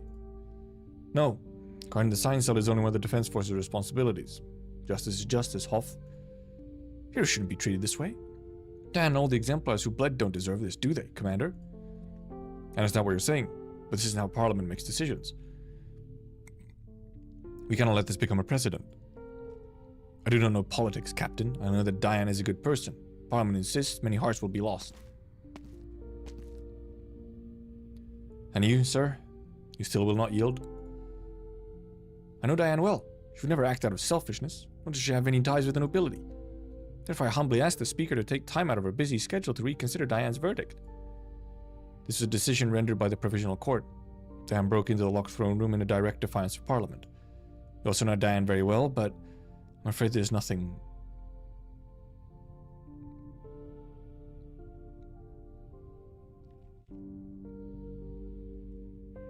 Diane? Yeah, she's the one who introduced us to you. After the war, we lost our homes and nearly our lives. If it weren't for her constant encouragement, I'd probably still be passed out in a barrel of ale. I don't think she's a bad person either, do you? It's just that Vina... Speaker Vina, sorry, it's a force of habit. Speaker Vina must have made a mistake. Well, I'll go into her office, but I feel like just having numbers on our side might not be enough. Feist, your words carry more weight. Please, I'm begging you. Sorry, but I have to assume that if Parliament put Diane on trial, they must have also allowed her to present a defense. No matter how strange or unfair I think their decision is, having Speaker Vina force them to change it at the last minute would be even more unfair. But this case should be treated differently. We just barely survived the war, and now she's going to die over something so stupid? I mean, she knew what she was doing. Oh, wait, she's going to die over something so stupid? What, are they executing her? Surely not. Listen to the radio. Listen to the patrons at the bars. I hear that nobody's happy about this decision. What do you think, Catherine? Said we could lodge our complaints with Vina anytime. I think Diane is just a stupid girl who did a stupid thing. Nothing more. She means well, but what she did was moronic. She defied a direct order of Parliament and left Vina with no other choice. She gets it. So, planning to tone down the farmer rep? I'd expect me to convince Parliament. Actually, Vina does have a chance to solve this. With her reputation, persuading Parliament to impose a lighter punishment is not impossible. But many eyes are watching as she makes her final decision. It is one of the many tricky issues that the Speaker of Londinium's Parliament has to face. Hero may be able to save everyone in a war, but politics is worse.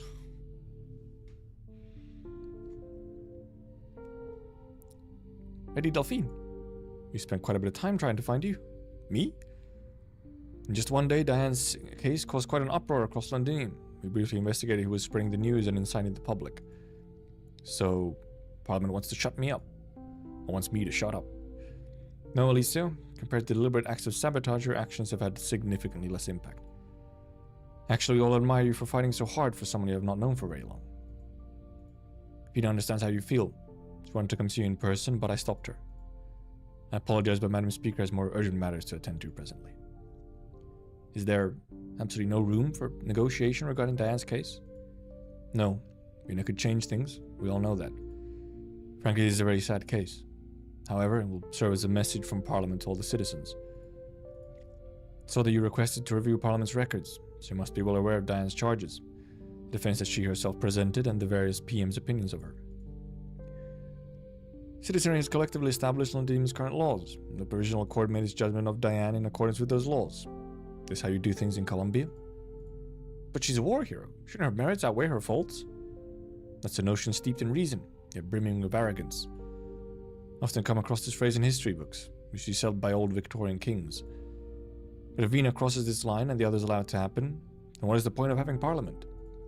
How would our Parliament be any different from the one where the king himself served as speaker? I don't know the answer to that question, Licio, but none of us want to take the risk of finding out. Parliament will not interfere with any of your endeavors. However, as far as Diane's case is concerned, I'm sorry, it is Parliament's decision and cannot be changed. Diane never told me, specifically, what kind of soldier she was during the war. Most of the time she talked to me about her hopes for Londinium's future. Most of the people I meet in Londinium harbor high hopes and dreams for the city's future. This is the city's great fortune. Our duty is to ensure we never let its people down. I see. The herbs Diane grew in the greenhouse against all odds will mature in February. Here they can alleviate the excruciating pain of erypathy. Wait until they mature and take some samples back to Colombia. Okay. If you need any help before then, just let us know. Some older laws. I'd hope they wouldn't be using old-ass laws in this case.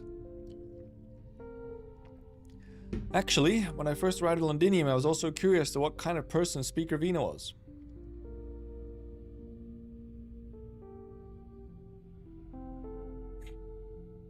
Oh, we just left it at that. Wow. The bozos.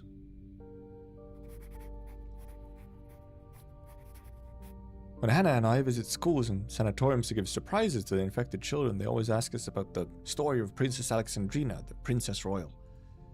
We then tell them the whole tale of the street urchin who became a legendary war hero and the savior of Londinium. The story always ends when Rena walks out of the palace of West Halig. At that point, he's not so fit for children.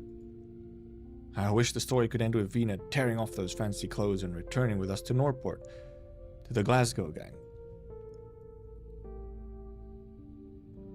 But now, I know that's not possible anymore. On the day of the mass protests against Diane's verdict, Vina explained to us, in detail, the proposal she was going to submit to the Dukes at her upcoming meeting. It covered a whole lot of topics like food, healthcare, education, and civil service reforms. Vina had the right solutions to all those issues, but she didn't say a word about Diane. We listened quietly to all of her proposals and then left without bringing it up.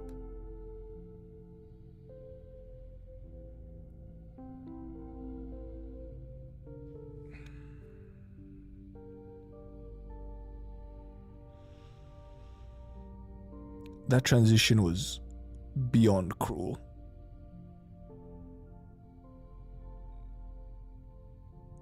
You didn't have to do that, man. You didn't have to pull out a new tech for like maximum pain. Fuel inventory report. Comprehensive report on all city sanatoriums. Report on neuropathy suppressant distribution. Vina returns her gaze to the documents in front of her. She struggles to absorb the reams of data. She knows that in just a few minutes, the bell on the table will ring to remind her to head to the banquet hall. She also knows that those guests don't truly care about the numbers she has tried to memorize, much less actual lives, deaths, and hardships they represent. But she cares. This time she's the one who invited the Dukes for dinner. I hope this works. In the now quiet office, the faint shouts of protesters outside the window could still be heard. I'm sorry, Diane.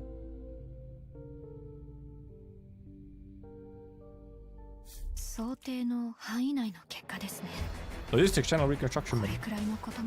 Did you get the fuck? Hypergriff. Fix your fucking the end of battle screen. God damn it.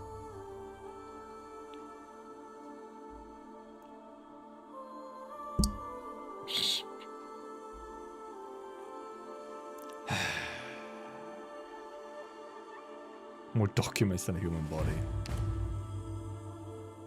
And then a hero's final bow. They just the only thing they need to do is not play the music. They just don't play the music. You could just keep it silent, frankly. You could just keep it completely silent. That would be fine.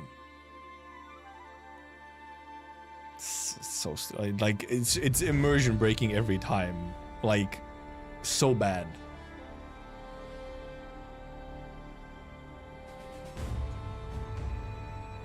Sometimes it's like crazy whiplash. Like that one is a real bad one.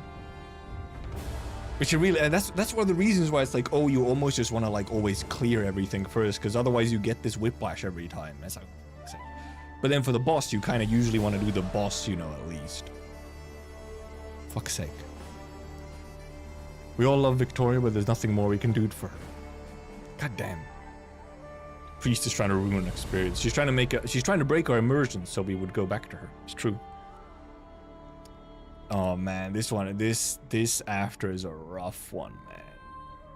And everything here was rough. Also, I guess they really, indeed, the Nagzer King has like died off screen, and we don't even get to like indeed hear the details of it. At least not yet. Which is an interesting choice. Though, I'm not like mad about it. Like it somehow feels slightly appropriate that that's how it happens. But it is still an odd choice.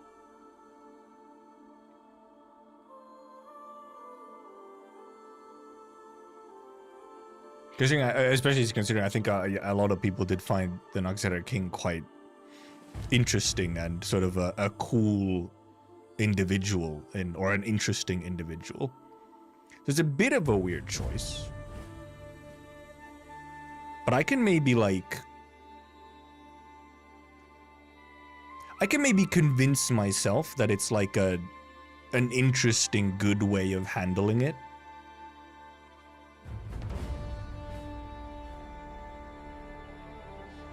But it's also it's just also a little bit funny, because indeed in chapter 14, it's like at some point during the battle, he actually just kind of seemingly just sort of leaves. Like, I feel like there was a point in chapter 14 where he indeed just kind of like, okay, I have had enough of battle. I am now leaving. And then I thought he like left. But then I guess no. And he was actually like seemingly routed or something, and was like still like caught or something, and then I guess killed.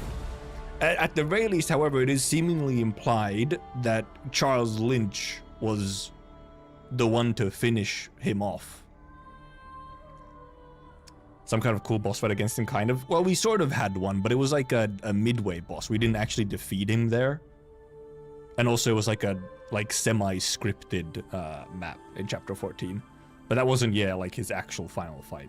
Because the reason maybe why it's more so just the fact that they decided to do it off screen. I'm not really surprised at all that he would be gone. He would be dead by the end of like chapter 14 or by the end of the war.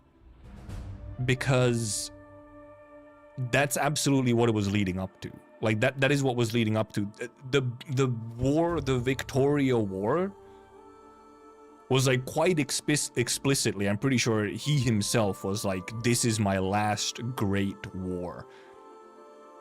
I am here because Theresis has promised me my last great war. Like, so he was seemingly like, he was preparing to die. Which is why I'm like, okay, it makes sense that he actually maybe would indeed die off. It's more so the fact that, it does happen like off screen. That's the part that's like, interesting. And indeed, like, we don't get to sort of see any of it. And yeah, he can't like really exist for Kazdil's future. He is, the Nagzeras in general are a bit of a problematic existence as a race that like requires war and death to live.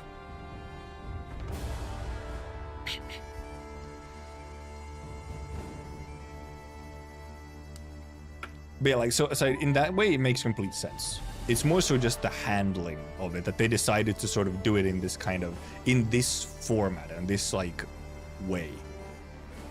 To like show it in this way, sort of in like an offhanded second-hand or third-hand account of what happened.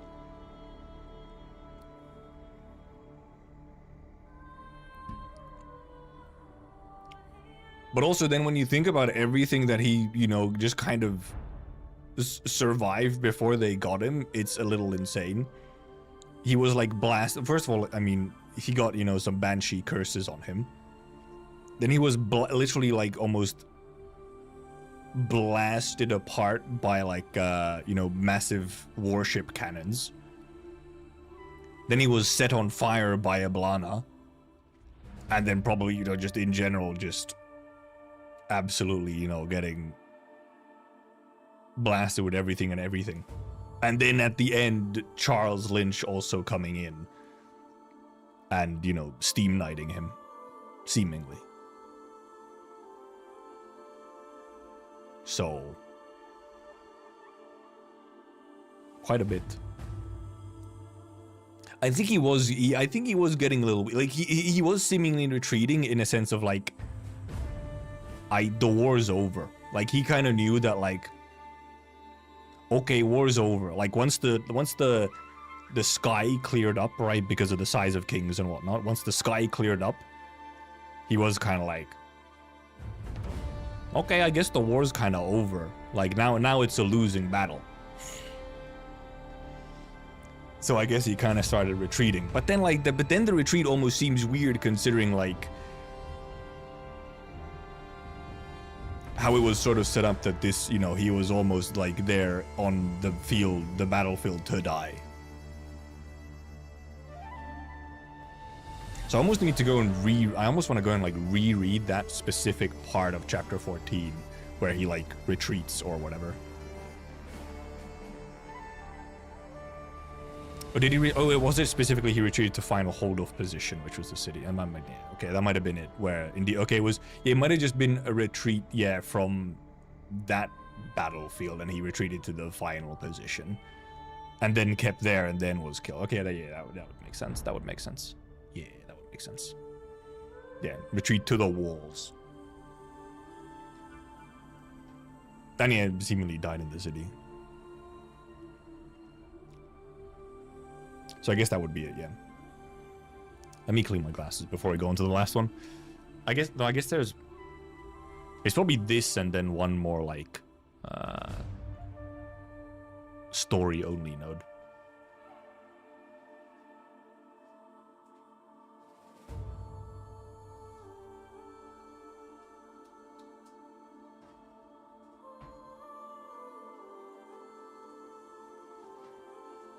But yeah, so more like just interesting, quite a, you could say sort of a bold move to have the final fight against Nezsalem happen like off screen. It's a bold move, but in a way it almost is like, is it actually even, it's almost like, actually, is it even important to have it on screen? If that makes sense. Like, it almost feels like if it was on screen, it feels like it would be more for just like the spectacle of it, like just to have it on screen, rather than for any significant new narrative story beat. And actually, kind of the story beat that you get for it is, you know, the Exemplars and Siege and everyone, you know, finally retaking Londinium. Like, that's the important story beat part of it, not the I want to see cool zombie leader demigod fight. Like, it's sort of this sort of antithesis to kind of like the rule of cool situation, where it's like, let's just put this thing on screen because it's gonna be really cool and hype and so on.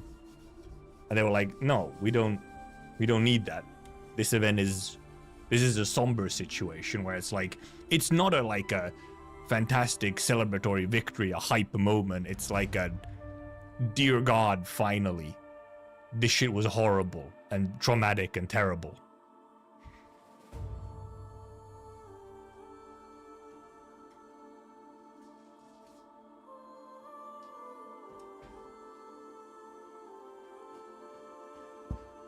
Well. Hey there, Renee. No cleaning the glasses, no. Well, the animated intermezzo stories.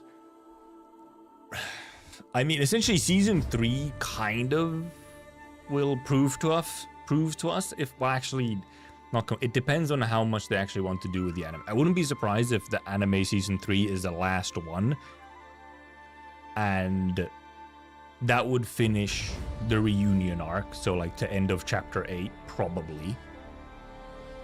And they don't seem to be doing Arknights, which, to be fair, Arknights is not necessary for chapter 8, but it's necessary later down the line. So really, some of the intermezzo stories, mainly Arknights, Walk in the Dust, and then obviously Babo, are only relevant much further down. So if they stop the anime at season 3, then they...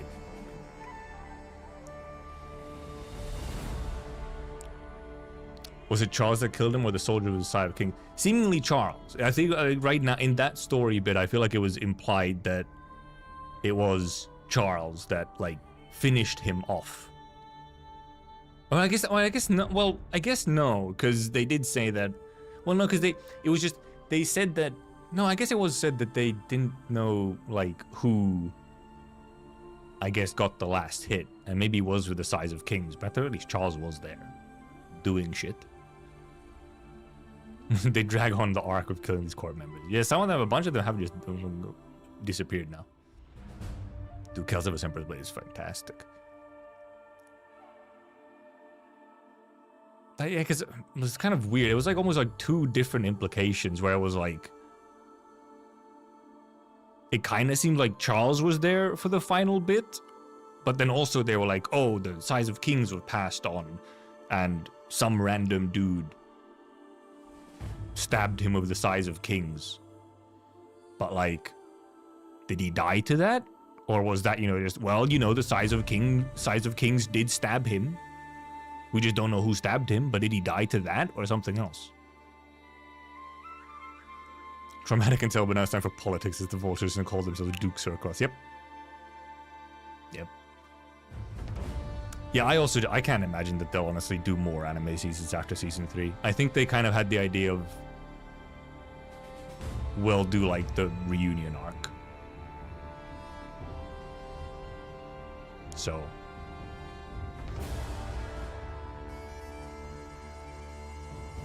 Also, right, yeah, season 3 is doing both chapter 7 and chapter 8 seemingly. That's a lot to do in however many episodes they have, because we don't even know how many episodes it is. Dear God, if it's 8 episodes again and they're trying to do 7 and 8, my God, that would be oh boy. I don't want to say disastrous, but not great. Considering the length of those chapters, for better and for worse. So, I'll see. I'm still probably going to enjoy it, but it's for sure going to be a lot more just like, oh, I get to see the couple of cool scenes animated instead of getting like a possibly actually really good adaptation of the chapters, if they're squishing chapters 7 and 8 into a very limited amount of episodes. So we'll see. But I have to go pee. I'll be right back.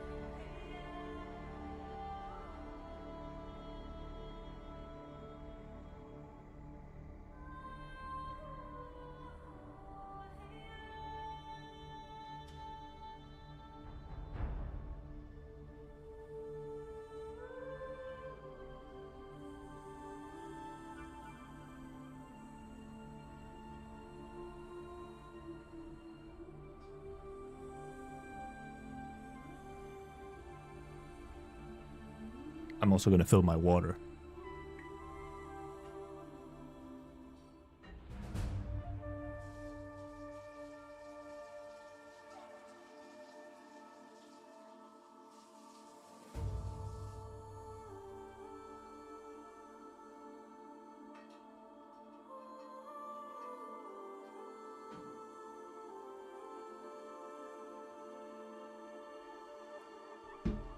Wow. Copium for 24 eps? No way. Honestly, the best I can copium for is like 13 episodes. So, that's honestly the best I'm hoping for. Is 13. Then I don't know. Then I feel like you can do it okay. Because like, Chapter 7 doesn't have like that many super important moments. Your most important moments are like, you know, introduction of Rosmontis, meeting Guard, some of the lead up to Patriot, then Patriot himself. And that's kind of Chapter 7 done. But then Chapter 8 has a lot of stuff. Chapter 8 is quite the dense. Because you have the whole backstory portion and the current day portion, so it gets, you know, real wild. It gets quite something. And in the key visuals, we know Alina is there, so clearly the backstory is also there. So, I'm really wondering what they're planning. But I'm a little worried. Because, like, to me, like, the ideal way to do it would have been 2 more seasons. They could have done 1 season of 8 episodes, which would have had Chapter 7 and Arknights. Those released, like, together anyway. They released back to back in-game. So it could have been 1 8-episode season of Arknights and Chapter 7. And then they could have had an entire another season of at least 8 episodes for Chapter 8. But this next season seemingly has Chapter 8 content in it, so I guess not.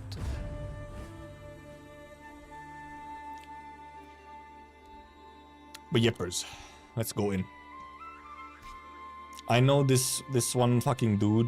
I've seen like small bits of the like what he spawns like here, and then he stands around, and you can outrange him. I can't remember what he does, but you can outrange him. I don't think I might not have anyone who can outrange him. I think you need like more than 3 tiles of range. Wouldn't Dark Knights be quite a detour from reunion stuff? It is, yes. So that's because Dark Knights isn't like completely necessary, but also the end of Dark Knights does directly tie into the beginning of reunion stuff through W. Dark Knights ends with W doing stuff in reunion already. So you could kind of have like this, I feel like, crazy cool connection where like you're like, oh, what's this? Like, where the hell are we? Well, what happened to the reunion stuff and whatnot? Where are we? And you watch a couple episodes, but you recognize W, right? You'll recognize W, and you're like, oh, W. And then like, oh, wait, that's Keltsit. And so on. And you meet stuff and like, oh, what's going on? You start learning a little bit more. That's the whole intrigue of it. It's like, oh, what's going on here? What's this little like background story event we're doing? And then it's suddenly you can just transform or like shift directly into W in reunion. And I'm like, oh shit. Any besiege or artillery manner of infinite range? I think yeah. Because I think I'm pretty sure the dude is here, but I assume he probably has like 3 tiles, so if someone's here, you're fine. I think someone here is fine maybe, or here, or whatever. But we'll see, because this team doesn't have that kind of range, except I guess Horn. But I don't know if I have a spot where Horn can even hit, unless I can deploy her like here. Which maybe I can. We'll see. But I mean, we read first anyway, so.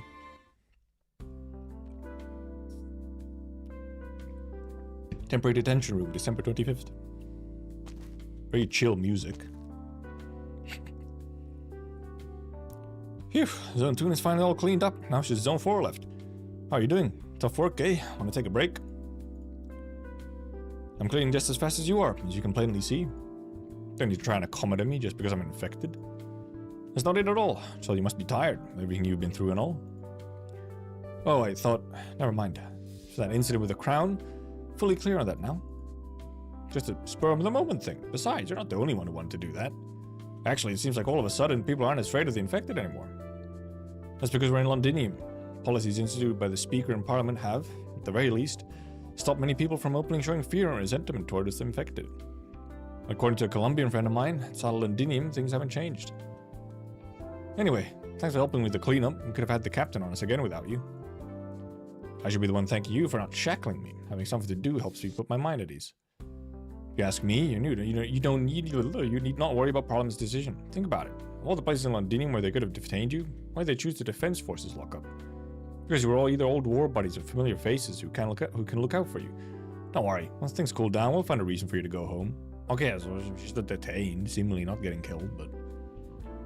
Protesters outside the speaker's office, and the ones who are missing the picture. I don't know what kind of person Vina is. You feeling alright? You need something to drink? You're saying speaker's gonna release me? I'm saying just rest here for now, where it's safe, until things die down out there. Captain didn't allow you to have a radio or read the newspaper, right? It's because he was worried that you might get to thinking too much. Still feeling jittery, my good buddy, he gets thrown in the drunk tank every few days. He's stashed some premium hooch around here somewhere. I'll go grab a few bottles for you.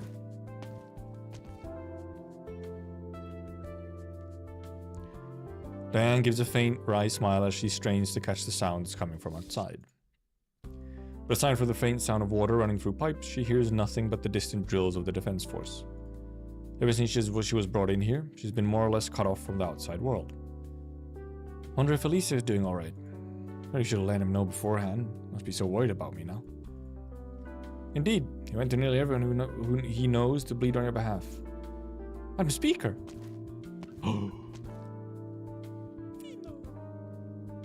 Good. I'm treating you like some common criminal. And you made sure of that? No, they did it on their own.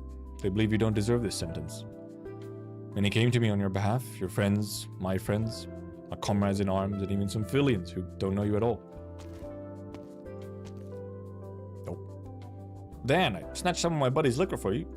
He takes a big swig of whiskey. Yes.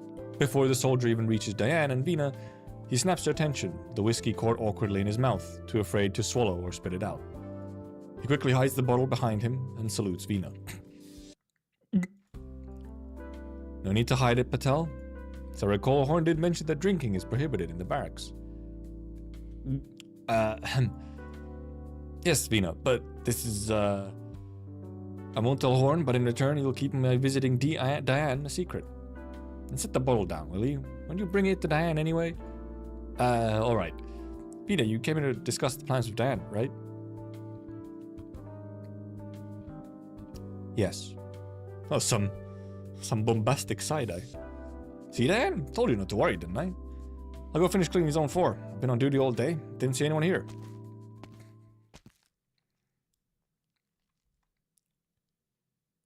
Would you like a taste of whiskey, Patel left? Doesn't smell all that bad. Oh, this music. Dan shakes her head slightly, a bit downcast. Mind if I have a sip then? Meeting with those dukes has left me parched. Oh, okay. The meet with the dukes is just over. Madam Speaker, did you put me here because you really wanted to? You thought you'd feel better among old friends. You would rather I threw you in solitary? No, of course not. Honestly, I'm not as resolute as you think. My past isn't much different from yours, or from that of most Londoniers. Diane, I did hesitate over my decision. So, does your visit mean Parliament has come to a verdict? I feel it best that I inform you of Parliament's decision in person. I bid you adieu, Lieutenant Diane Weber of the 416th Column, 10th Infantry Regiment. You are unquestionably a war hero. Thank you for a great service to our homeland. Parliament? I see. Madam Speaker, when will it happen? Tomorrow. Oh, goodness. Alright. Have you any regrets? Have you? Perhaps my biggest regret is that, after the war, I didn't immediately strip off this outfit, hide myself away back in Norport. You would never have done that, I know you. Siege will never abandon our homeland. The Speaker of Londinium will never abandon Victoria. I have no regrets either, Vina. May I call you that? You may. We've met many times and fought side by side just as often, but today, I think, is the first day we can truly call ourselves friends. Vina, before I go, would you share a drink with me? Oh, no. Unless, the plan is indeed that, she's gonna break out. When you walked alone into the palace of West Halig, everyone believed that the woman who emerged would be wearing the crown. A hero must one day be crowned king. Every collection of fairy tales in that old bookstore on Baker Street had a story like that. My favorite place to go before I enlisted. Really did want to witness history, Vina. But I let you down. I let a lot of people down. Yes, you could have been a great ruler. Just because I wanted to make Londinium a better place? Did the old king, the one who was hanged public, also want to make Londinium, to make all of Victoria a better place? Things rarely go as planned. Sometimes what you believe is right may look wrong to others. I've only recently begun to understand that. Then what is there to do? I'm still searching for that answer, Diane. Someone I trust told me to try to accept those who hate me and to stand firm in my own sense of justice. That was Doctor. I'm still learning, but I never imagined this path would be so lonely. You're drunk, Vina. Vina shakes her head. She draws her sword and hands it to Diane. Do you remember Kingiscat? The size of kings? Yes, I took it from your own hands, after all. After the battle, I discovered that it completely dulled. Smiths worked tirelessly day and night to reforge it for me. This new sword is heavier, carries the weight of even greater expectations than before. Diane, this sword reminds me every day of the right path. The future of Victoria doesn't rest with me or Parliament. It rests on all of you, those who reclaimed our home with their own strength. Vina, I have one last question. What really happened in the Palace of Westhalig that day? What kind of story would you like to hear? A heroic fairy tale that make it into the books of that old bookstore, or the truth, so plain that it's almost boring? Diane takes a long swig of her drink, her hand brushing over the cold steel of the sword. To be honest, I prefer the old sword. I used to strike down our enemies. Those are the moments I felt closest to Victoria. Back when I was a living, simple, uneventful life, I never imagined I'd have thoughts like these. And besides, hardly any time left to savor those quiet pre-war days, is there? Vina, forgive me, but I can't save the last bit of this whiskey for you. I really need it. Why now, of all times? I'm suddenly afraid to die. Vina, before I'm completely drunk, would you tell me one last fairy tale? When she even got a new face. Her tears fall on the sword, sliding down its blade. Drip, drip. Diane, you already know the stories of the past. You were there for the best parts of this fairy tale. But you may not know how it ends. That day I entered the Palace of Westhalig, torn down the Sarkis banner and was about to leave when suddenly I heard someone call my name from the throne room. Alexandrina Vina Victoria. And I pushed open the door that had been sealed for so long. I saw... Lion. Oh. I saw hallucinations. My father, Alistair too, speaking to me. My Alexandrina, you're finally home. Come sit by my side, daughter of Victoria, on some big-ass shoulders. Vina couldn't make out the king's face. The golden mask blended with his golden hair, radiating authority and an air of mystery. He was Victoria personified. My daughter, are you afraid of me? Are you afraid of Victoria? Vina, never reveal even the slightest hint of fear to your subjects. Your teacher should have taught you that. You died long ago. 26 years ago, they hanged you from the gallows. Laughable. Who could kill Victoria? Those greedy condor wings thought they could tear the flesh from my body to feed themselves. And so blinded by fear that they conspired in regicide. Also, they could feast upon the lands of the Aslans for their own grain. By the way, this is patriot music. Well, not patriot, but it's the battle track from chapter 7.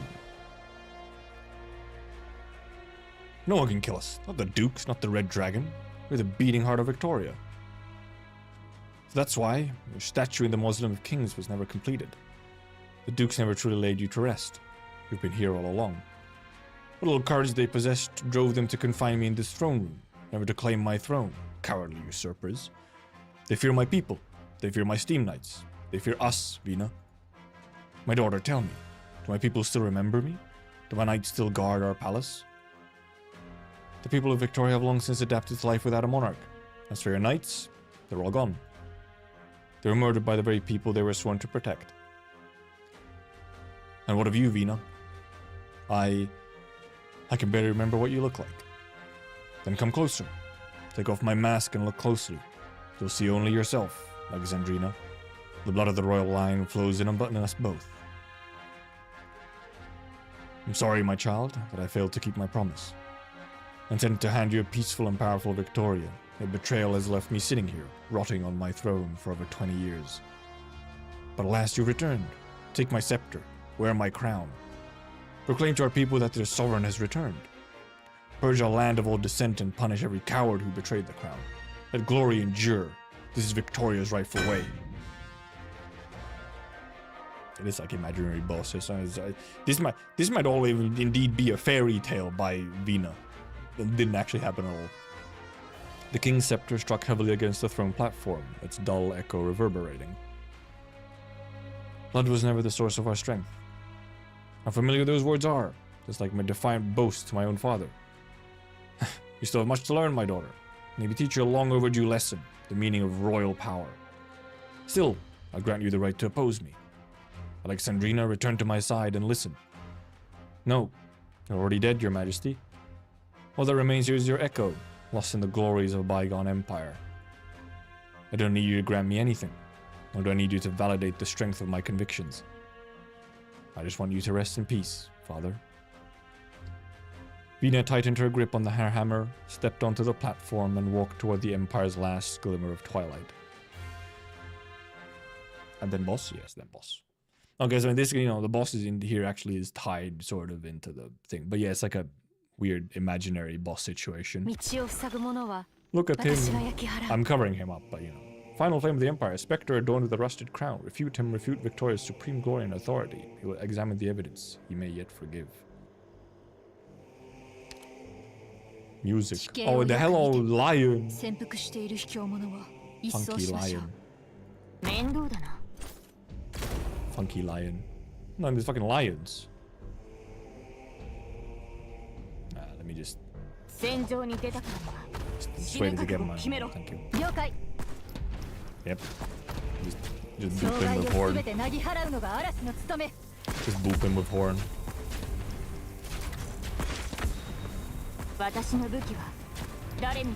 Bonk bonk. Bonk bonk. Bink bink. Just keep bonking him with horn. The king in binds. Oh. He is in binds because he can't fucking move. I need like a little bit of extra help here. Actually, who can help here? I mean, yeah. Or probably will need healing. I do indeed wonder. Let me check if this is safe. Yeah, it's not. Okay, exactly. That's what I thought. Indeed. That's the range. So you can't just perma outrange him, but... Ah! What the fuck? The lions! Oh, the steam tank. I haven't seen those in a while.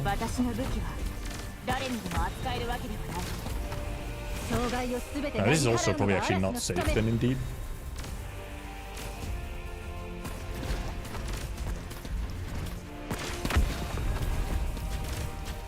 Oh, they're breaking the thing, I didn't even realize.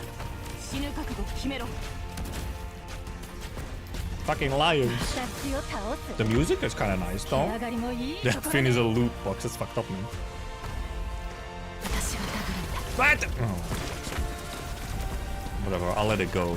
I want to clear for the story for now. S1 horn is just extremely good. What the sudden fictional Steam Knight.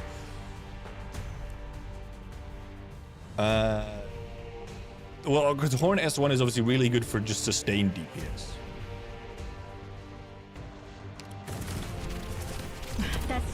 Doesn't even matter.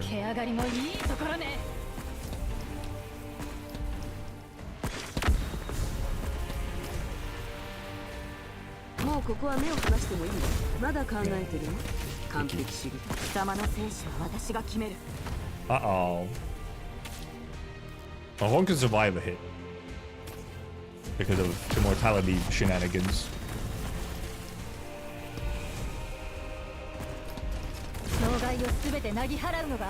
And he's gone.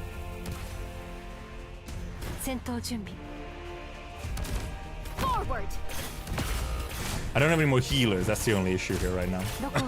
I have no healers. I have no healers. So fucked up. Guess that's fine. That works. Oh, fuck this thing. Oh, no. I don't have anyone. I have like no block. This thing requires 3 block, right? Does it? Does this thing require 3 block? Was that a thing? Fuck you.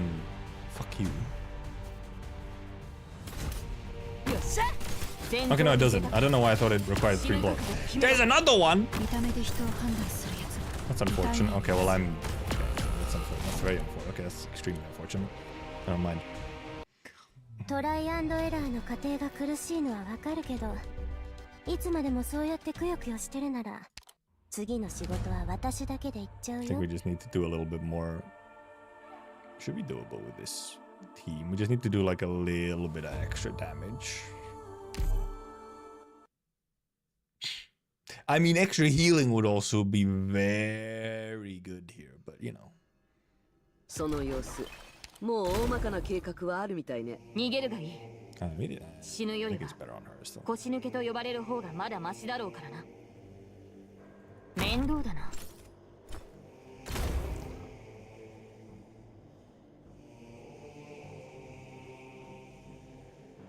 私の武器は誰にでも扱え Yeah, る。 Horn is just all of Horn's skills are.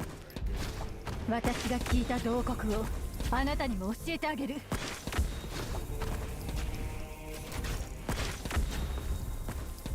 私の武器は誰にでも扱えるわけではない。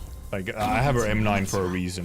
You can find a very good use for all of her skills. So I guess I'll do like a little bit of extra damage with like. My or speed and something. I hail from Victoria.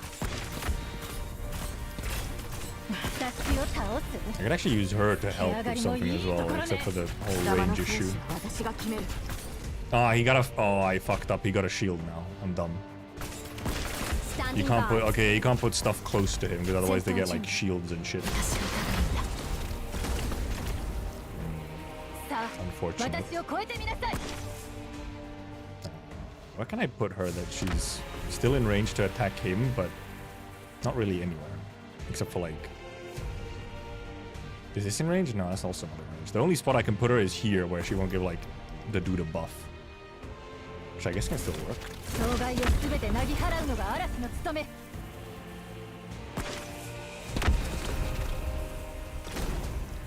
どれくらいの時間で片付ければいいの？まだ考えてる。 Man, no! Don't kill her! No! I can't. Oh, she. 私を倒す。戦場に出た。 How did this fucking lion spawn over here? What do you mean? Fucking stupid lion. Get out of here, lion. Also, the lion isn't blocking her, so she's just ignoring it. Okay, okay, this is fucked up. 私がここで食い止めるから、ドクターは早く逃げて。 Okay. 私なら大丈夫。 Let me actually read what the fuck he does. He does a whole bunch of things, but 持久軍に入るとき different rates increase and build domain access 2 pieces a gear. Blah, blah, blah, blah, blah, blah, blah. R splash damage to all your units and drains all life. Okay, yeah. And the surrounding 4 tiles dealing heavy physical damage to targets within that range, and when the random gear and tiles within that range. Actually, it's a piece of gear on the field. Different types of gear will on different effects. Okay. Okay. Last time he didn't get any gear though. I guess it's just because it wasn't close to him. So interesting. I mean, this is actually better with. Assuming leadership, team will hereby carry out the operation. Interesting. I guess it was just because there was no. He didn't get any gear because there was no gear. ためらってる時間はないわ。激戦区の向こうに。I guess that's why.私たちを待ってる人たちがいるの。 The main issue here is just like lack of healing. I'm gonna be real. That's what the issue here becomes, is just lack of healing.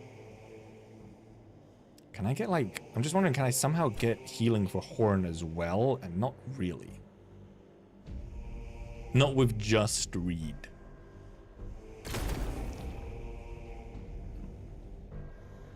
Silence is wipeable. That's extra funny. Oh, that's what the Lapland clear is about then, huh? That's very funny.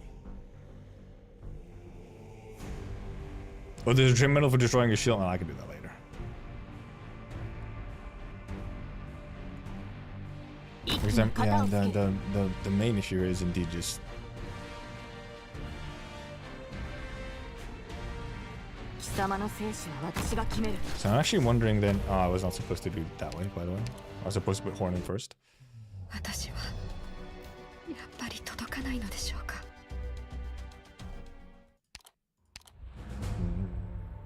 Because, well, first of all, I'm wondering. Is S1 better? I guess S1 is still more. It probably is better still. I'm wondering if maybe S3 could work. I kind of want to try with S3, see how well S3 does against. Assuming leadership, team will hereby carry out. Only, I think it's only him. You can't set like silence the wipe, the time run out wipes from anyone else. I think it is better. We'll see. Maybe S3 does work better. Except, you know, it will consume her health a bunch, but...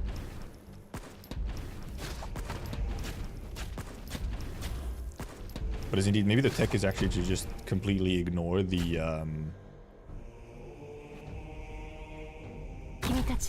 whole, like...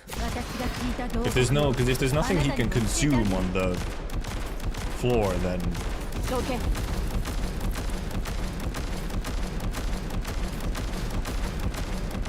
Because yeah, if there's nothing that he can consume to get like buffs or whatever, well then he's like, you know, he's like extra cooked, you know. Oh yeah, we can get. Oh yeah, we can give her more block. No, except we. Oh no, it's only when this is active. Right? Yeah. Okay. Nah, just because indeed, fucking Degenberger can't outrange. No one else can outrange in this team currently except for Horn.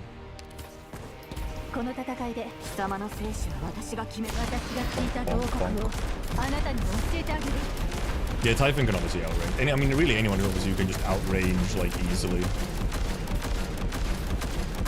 I can actually maybe do this, except for the fact that this dude is still in the way. And he does get quite chunky there.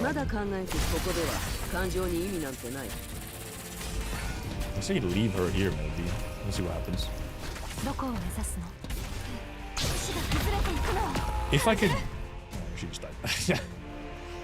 If I could have...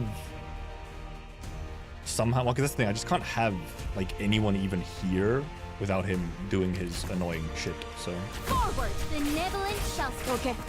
That's the problem.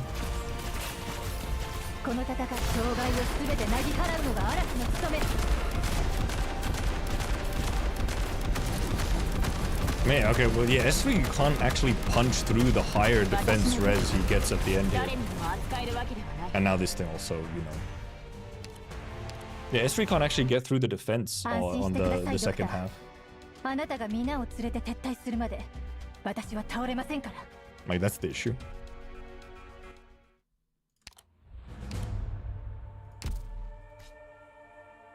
Maybe I should have. Well, yeah, Heidi could actually work here to obviously heal. Like, heal... Shit, maybe I should.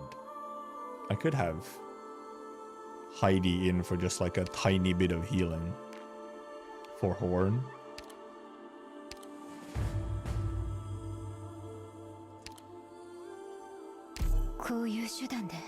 But yeah, indeed, S1 is legitimately like stronger, which is a little fucked up. But...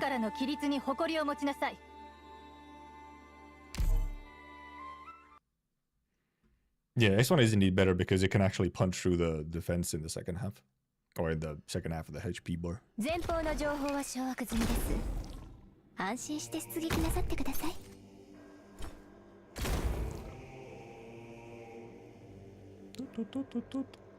We wait for a Horn. Okay. I usually could do anything with like except she doesn't have enough range. She doesn't have enough range to even heal Horn because she's E0. It doesn't matter. We'll see how this how this goes. It's gonna be a little rough. I don't think, can I put her here? My spirit, sir. I can't put her there. Standing by. Let me just consume these really quickly so this fucker doesn't get them. I guess that's obviously one way to avoid it, is just use those up so that he can use them. That is the other option. Just deploy shit so that they can't be used. Okay, now I just have to wait for... I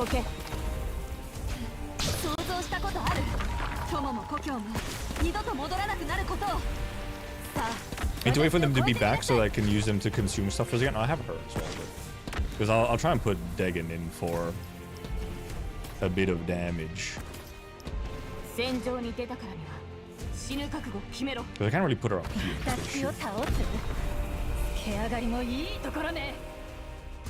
I guess I should actually bait them with something else. I didn't wait long enough, by the way.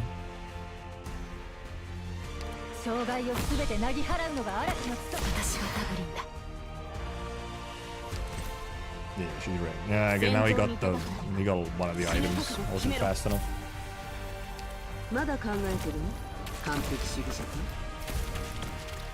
What did he get? I guess he got the fear bullshit. My speed and I hail from Victoria. I guess now he got the fucking shield bullshit. Orders, please. I think now I want to take them out so he doesn't do his silly shit. He did manage to get a shield there, so Degen did not do as much damage. So do still have her passive? He didn't have anything.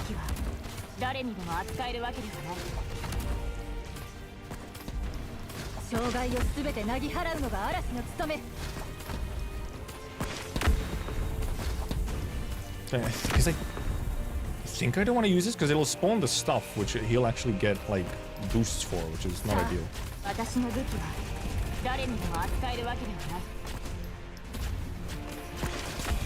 And how close does he get here? Well, see, this dude is, you know, an issue.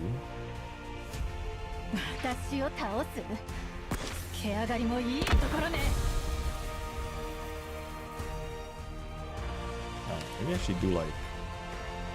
Forward.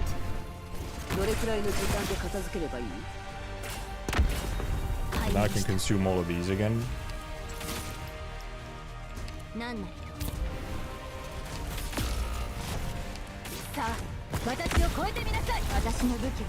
Except he got a fucking shield again, but it's on the other side, I guess. Okay, yeah, we're all good. Okay, we're good. It's still gonna be more of the fucking knights, I guess, but we'll have to try and deal with those a little bit. But Horn is in a little bit of a better situation now. Oh, because also now some of the damage is actually going over here instead. We can also actually use this. This dude is an issue. He's menacingly walking towards Horn.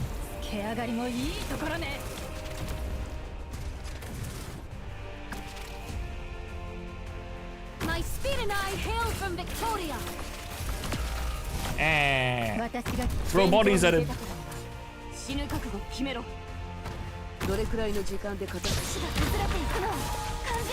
Okay, Horn is just tanking. Okay, goodbye. Oh, yeah, Degen did pick up attacker result. Victoria Knights, kind of very scuffed Victoria Knights. Also, there's one imposter in Degenbrecher just because of her skin.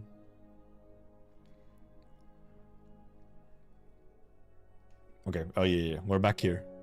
We've defeated the hallucinations.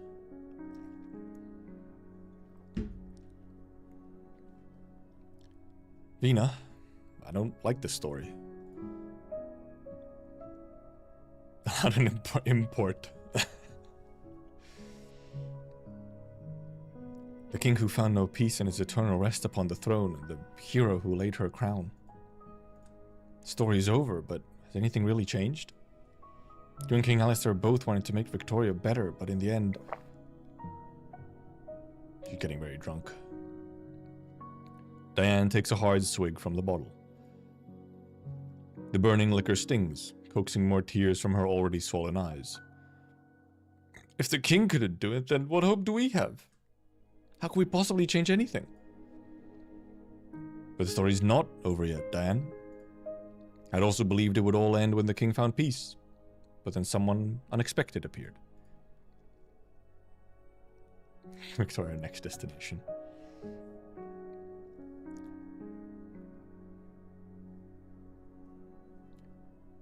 Should I even ask what brings you here?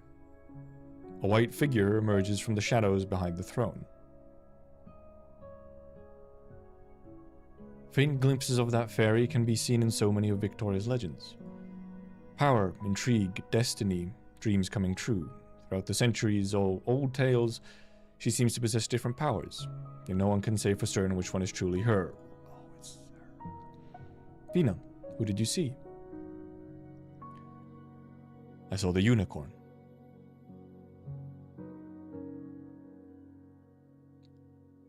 Vina, you far exceeded my expectations. You've shown me new possibilities. It's her. Put down your hammer. I'm not your enemy. We fought side by side once, didn't we? Who are you, unicorn? A tailor's daughter, leader of the Salvation Corps, a witness to Victoria. Of course, many old men, even as they faced death, insisted on calling me the nation's sentinel in their history books. Wishful thinking, I suppose. The hundreds of years I've remained in Victoria, I've assumed and later erased countless identities. But at present, I'm Clovicia. In short, I'm your friend, one sincerely pleased by all you've achieved. Does this answer satisfy you, Vina? Another one of the long-lived, who deceived every ally in the Self-Salvation Corps, as well as all of Rose Island. Deceived? I never deceived anyone. Everyone has their desires. I merely fulfill them. Ordinary people tormented by Sarka's bloodshed wanted to survive, so I led the Self-Salvation Corps to find a way out.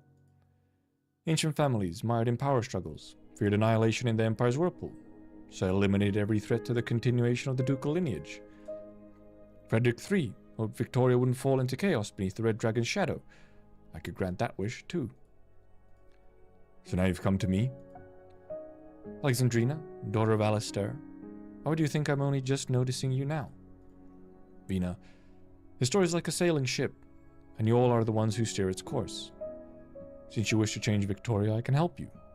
What role would you assume to realize your ideals? You could be a king, a speaker, or the sole leader of the Exemplars. Any of these titles are yours to choose. Every country have at least one of them. I feel like a lot of countries have multiple of them. People just don't know. Vina, I must say, yours isn't a new story. I've read far too many like it in old shops. In the end, the hero always accepts the fairy's gift, so in the end, you chose the role of speaker. No, Diane, I chose nothing. For hundreds of years, the unicorn has chosen the heroes, and the heroes have merely chosen their boons. But why? Why? Yes, why did I have to choose her?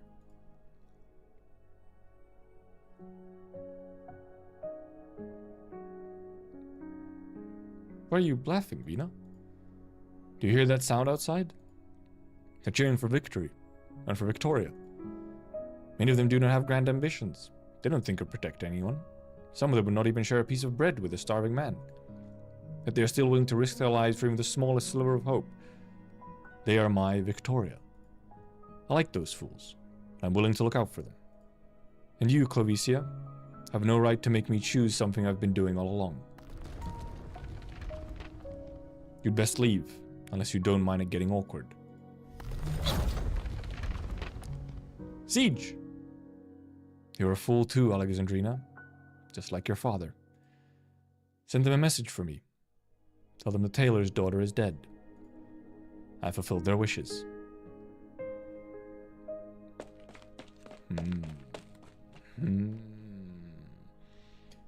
Siege, I got the crawler in here to back you up. I've been waiting outside for you forever. We were afraid something happened to you. It's been taken care of. Thank you, Feist. Huh? Come on then. Aren't they still all waiting for us? This battle must end now. Fucking unicorn.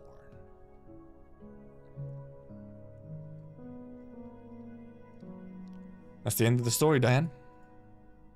Diane? The condemned soldier has finished the last drop of alcohol and is sound asleep.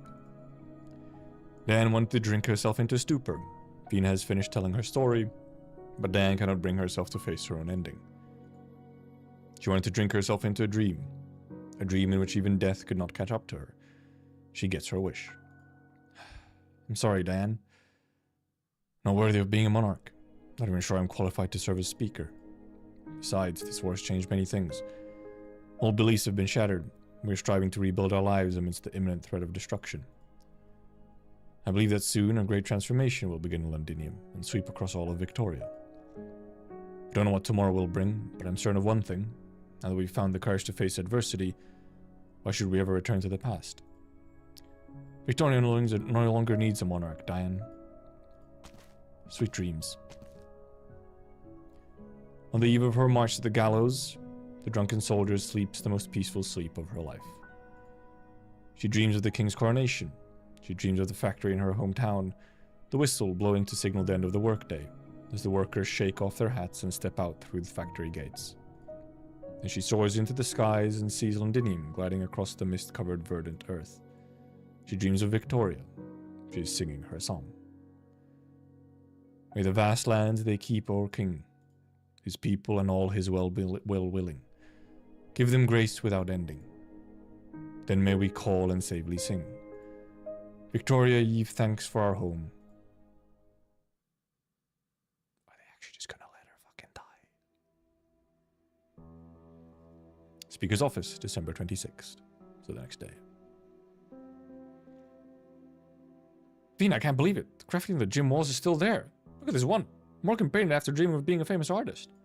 Oh, right. Look at this photo. The sign of the movie theater has been nailed back up. And look, there are two dumb-looking foul beasts perched on top of it. Newport is much better shape than the last time we saw it. I want to go back and see with my own eyes. So, where did these photos come from? The envelope only had the photos, no signature. Plenty of people have joined the engineering team to help rebuild our home. Some of them are old friends from Norport. Oh, there are 2 videotapes in here too. Just some old worn-out movies. But hey, Delphine, you love watching bad movies, don't you? She does? Here you go. Thank you. Vinar, you okay? You seem a bit distracted. Are you all going back? I'm serious, look. I'm just heading home early to do some housekeeping. Morgan, you were more excited than anyone when we said we were going home. Am I missing something? How about you, Doctor? I'll go lend them a hand. There's not much I can help with here, Vina. The Knights of the Tower Museum has come along smoothly. My wish has been fulfilled. Alright? Vina, actually, we could still... The bell tolls. It's 4 o'clock, Vina. I know. We can set out now. Do you want to go see Diane? No, I have a meeting with Parliament and the Dukes. Oh, Vina, those protesters outside. I'll handle them personally. I know their concerns go beyond just Diane. They've been waiting a long time for a king. Well, it's definitely something that Glasgow can't get meddled in. Morgan. Alright. I'll head back and tidy up. You know, Norport is better than I expected, but not by much. We'll be waiting for you, Vina.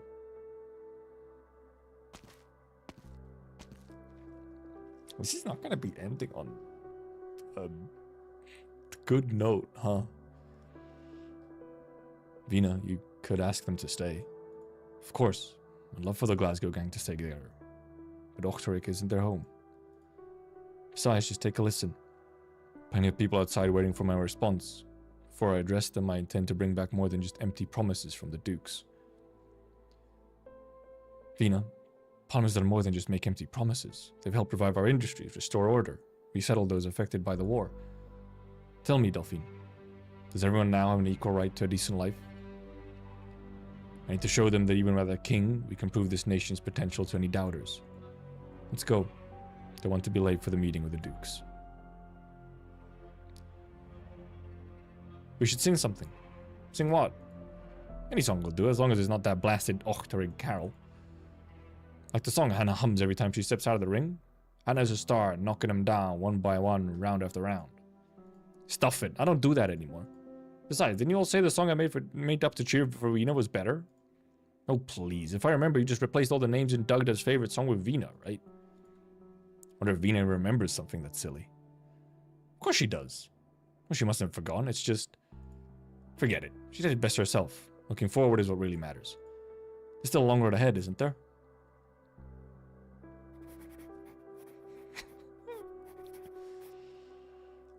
That day we didn't take a detour to watch Diane's end. And we didn't listen to any radio broadcasts. Her neuropathy was so bad that they had to separate her to prevent any incidents. To think that her last shred of dignity came from neuropathy. I've stopped trying to make sense of these things. As we left central Londinium and caught sight of the factories of Norport, I knew we were home.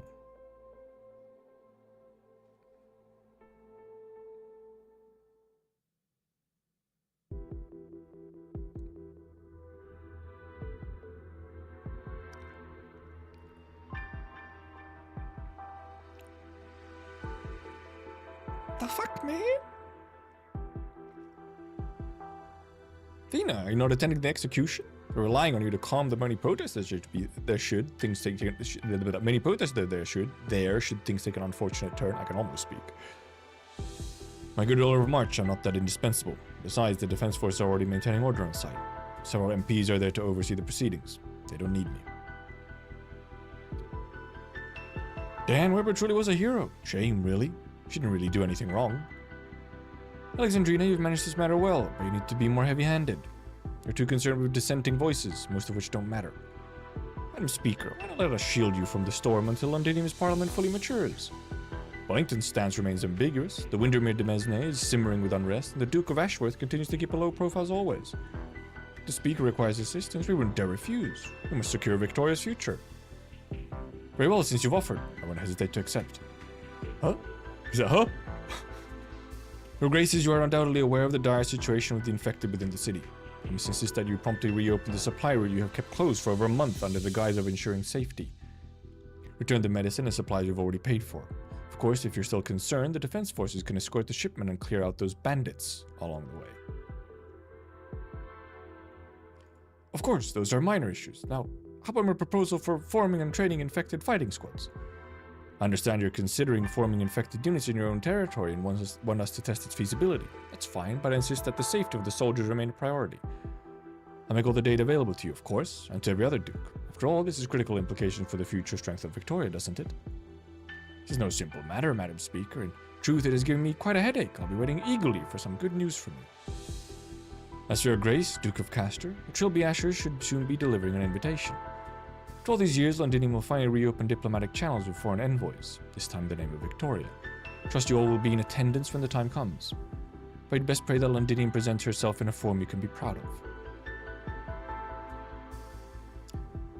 I'll consider this a provocation, Alexandrina. From the moment you deliberately blocked Londinium from contacting other nations after the war, you've been provoking Parliament. You call it protection. Where I'm from, we have another word for it. Kidnapping. Unfortunately for you, we always have our ways of reaching those whom we want. Oh, Vina, is it my turn to negotiate now? No, Earl of March, we have nothing to discuss, and certainly no need to be friends. I'm afraid that's not for you to decide. Whatever your intentions may be, Londinium's affairs are none of Columbia's business. Seems you've found what you need to refuse any deals with me. All I have is a few photos. Surely you're aware of what's hidden beneath Londinium, right? Oh? Vina, it seems you've managed to find yourself some leverage. Alexandrina, I admire your candor, but I must remind you, you're the Speaker of Parliament now, not just some street thug with the Glasgow gang. Well, do you know how we used to keep corrupt cops away back in Norport? Either everyone pretends nothing happened and keeps things as they are, or we expose all their dirty laundry and everyone goes down in flames. Worked every time. And I'm sure your Graces understand that it has always been Victoria who has kept you safe, not the other way around. I believe your Graces even said something of a similar nature before. Alexandrina, we start to doubt our decision of choosing you as Speaker. You're mistaken. The decision was mine all along, not yours. I know your schedules are packed, so let's not digress anymore.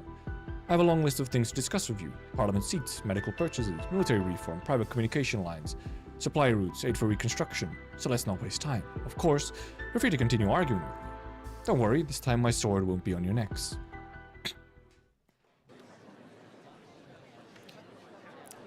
She's sick of it. She's coming. Everyone, get over here. If we can make the speaker here so we can save that poor soldier's life. I think it's late. I believe it's late. On the street, the eagerly awaiting crowd surrounds Vina, who stands alone. She knows they're all waiting for her answer. You've heard us. That innocent hero doesn't deserve this fate. Not too late to change your mind. Sorry, I have nothing to say with regard to Diane. Parliament has decided. As Speaker, I stand by its decision. Everyone please disperse. Then again, if you absolutely insist on a resolution, you're welcome to stay. Just now I reclaimed many things from the visiting dukes, things that rightfully belong to us and are crucial to our future. I'll tell you about each of these things, one by one. This is the only matter I'll be addressing. The sounds of protest begin to subside. While most await the outcome of the meeting, a few discontented voices still rise from the crowd. Is there really nothing that could be done for that poor soul? But why? This isn't something that needs explaining. Do you want the speaker to go back on her word?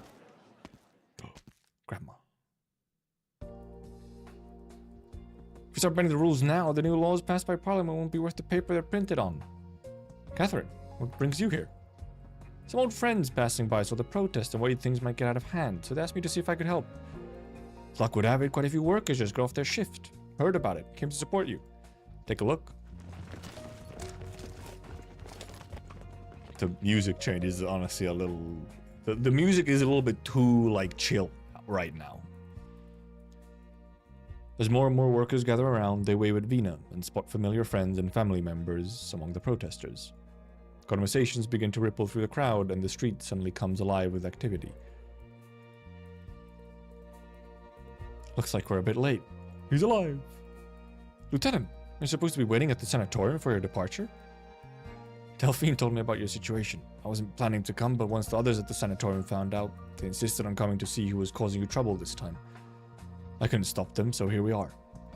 A column of soldiers marching in perfect formation and singing approaches the congested crowd. The noise instantly dies down as people instinctively make way for the soldiers, who march up to stand in front of Vina, forming a barrier between her and the protesters. Vina, I don't know you went to negotiate with the dukes today. To fight for us. I'm not about to let you be humiliated in front of the dukes today. Might not be ready for another battle, but will anyone in numbers. Thank you, all of you. Everyone, come kick. I think they're over here. A group of rowdy children fearlessly push through the crowd, squeezing their way right up to Vina. It's really you. You know me? Of course, we've all heard your stories. Great hero of the exemplars, our very own speaker.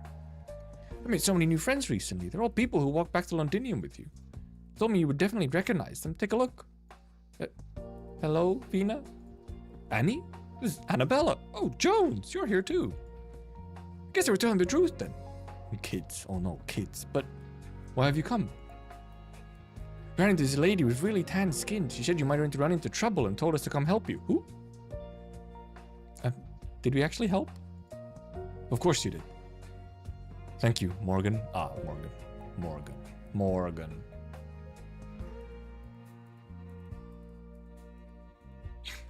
Sits down on the stairs. More and more people gather in front of the steps, while those who had been protesting for Dan start to quiet down. She thinks about everything that has happened over the past few days. She thinks about the drunken Diane, the departing Glasgow gang, and the stolen crown. Bloody hell.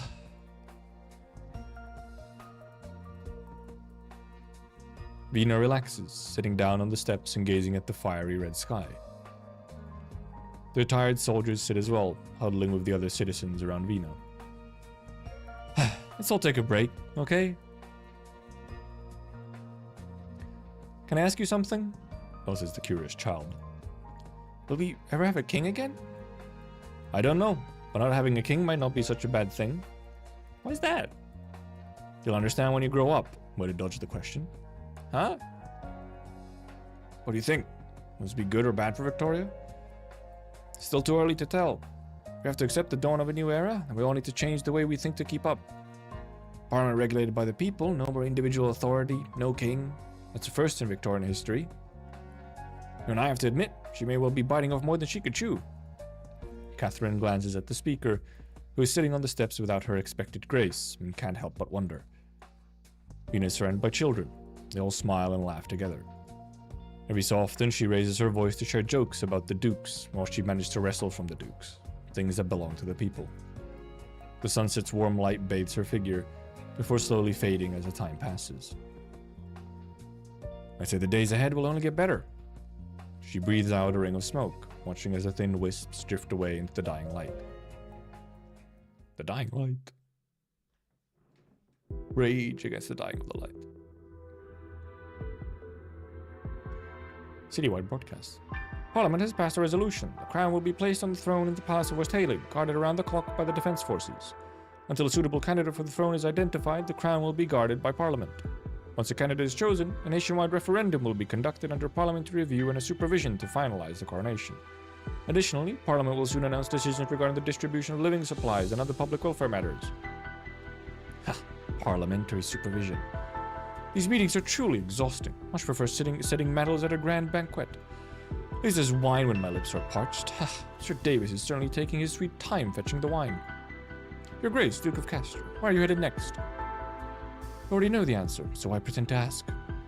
And the news from you is quicker than waiting for Wellington spies to report back. So how about you, Eleanor? Your Grace, we're hardly close enough to be exchanging warm farewells. Your words wound me, Eleanor. I suppose I'll have to present a fine bottle of wine on my next visit to Old Normandy and ask him to put in a good word about me to you.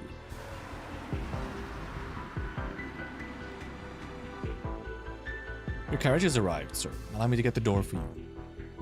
Much obliged, Earl of March. I remember, we're all Victorians, after all. Of course.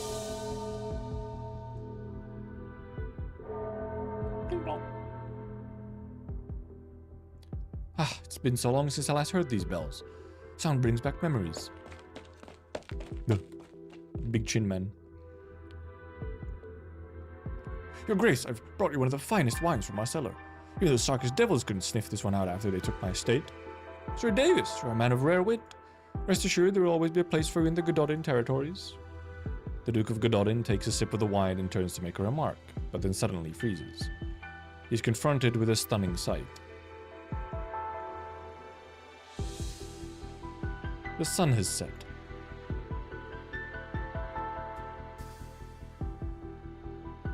Ooh, oh, wow, it is quite a stunning sight. The crimson sun sinks slowly, as though setting the entire city ablaze. The scars of the Sarkas had torn into the city stand out even more vividly in the evening glow, as if they're still bleeding. Achoo!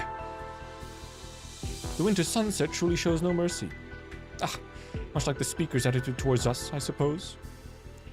I could send someone to deliver a few sets of winter clothing for you, Your Grace. Take care of yourself. Victoria isn't ready to do without you just yet. Many thanks. After all, we can't very well go before Wellington, can we? But it's out of melancholy, Your Graces. I find the sunset rather breathtaking. Day fades into night and night into day. How often do we get to witness such a sight? Every day. Oh, never mind. That makes sense. Londinium's thick fog and heavy clouds rarely part like this. Eleanor, back in the day, the lads at school would always joke that if there was a sun that had to follow behind Londinium, it would rise as we pleased and never set if we willed it. Now, though, she has to go full speed just to barely keep up with the setting sun. That thought keeps me awake at night. Day or night, sunrise or sunset, only Londinium can be Victoria's capital. All of March, remember my words. Droll. Very droll indeed. Huh, sun really does move. They do have UK weather. Another bell tolls. More black-feathered fowl beasts stir and take to the skies over the city, circling before flying through the steam towards the setting sun. As the sun dips out of sight, the glow of the twin moons becomes ever clearer. The twin moons. Night approaches. The miracle elected. That was it? Well, that was the medal, I guess. Okay, that is one more story, but yes.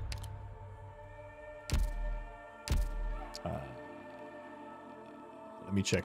Did I trim it? I don't think I did. Nope, I did trim it. Okay. Yeah, breaking the shield of Alistair, final flame of the Empire at least twice. Okay, yeah. I did happen to do it. with my scuff. Fairy tale ending. There'll come a day that you, Vina, will read these words I wrote down. Oh boy.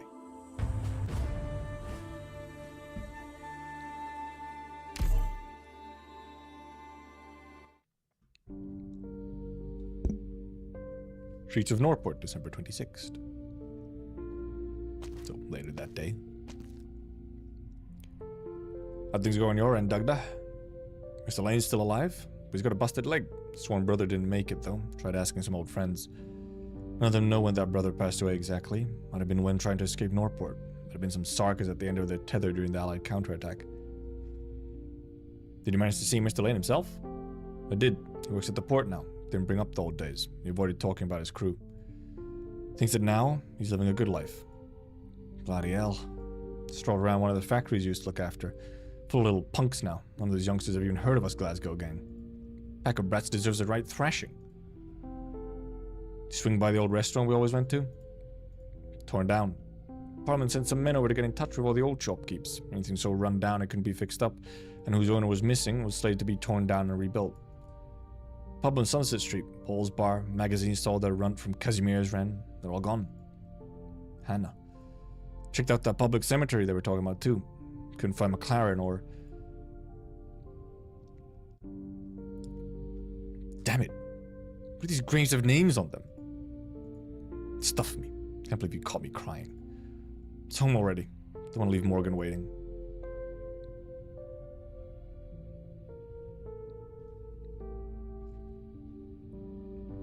I thought the gym was going to be a rougher sight.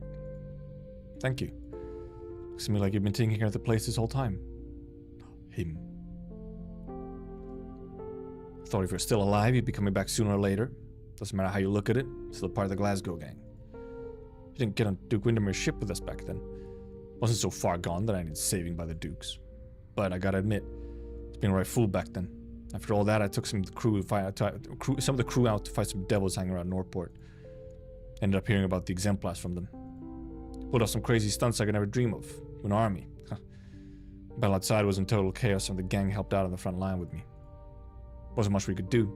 All I got in the end were a few cuts and bruises. You're infected too? Yep. Or the same happened to Indra after she took a bad scrape on the battlefield not too long ago. You're real lucky she had friends like you there with her. Morgan stares blankly ahead. She'd never considered that problem. Not even Indra herself had.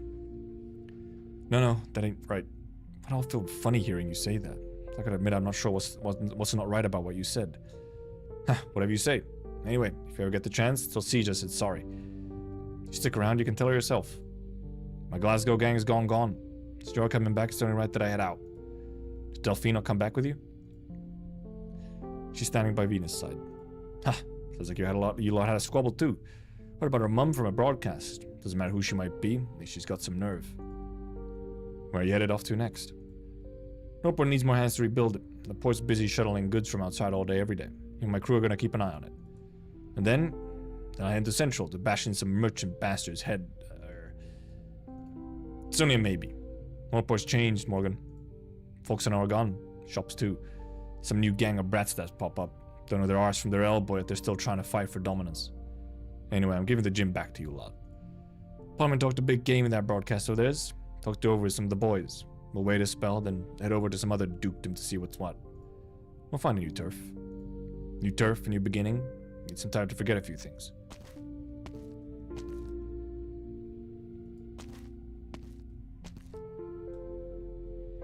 Morgan, was that Cador leaving just now? Yep. Came to say goodbye. Thought his hand is back to us while we was at it. She pulls out a butterfly knife from her pocket. It's badly scratched, but the emblem of the Glasgow gang can still be clearly seen. Baird's butterfly knife. Hannah would recognize it anywhere. It was her who insisted on graving that emblem once she beat Baird, after all.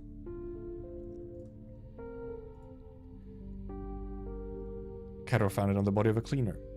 Couldn't find Baird herself, though. I went there too. All I found was some stuff on the wall I didn't get. It's almost all gone. What with all the rain, but I'm sure she was there.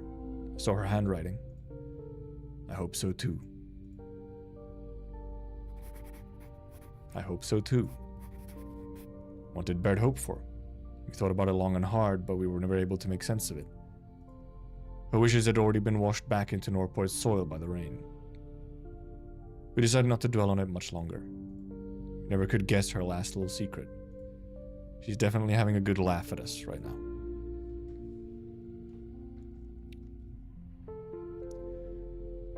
I remember that whenever we went to the video shop, Brett hated weepy scenes about grieving the most. Yep, she never thought death was worth being all that sad for. Pass the knife to me. Think of a way to hang it up on the wall.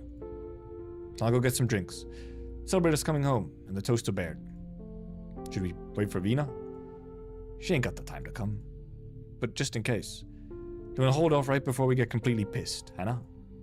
Booze waits for no man. So true, though. Oh. That day, without having to say a word on the matter, we all drank our drinks real slow. We were waiting for one more person. Seems there was a lot of chit-chat going on that day. Not that I remember any of it after the hangover. All I remember is that Hannah and I got in a fight, and Dagda's brow got itself another scar. Why? None of us knew. If Vina were there, it'll all be fine. She always stayed the most sober out of all of us, and she'd remember for us. She never showed up that day.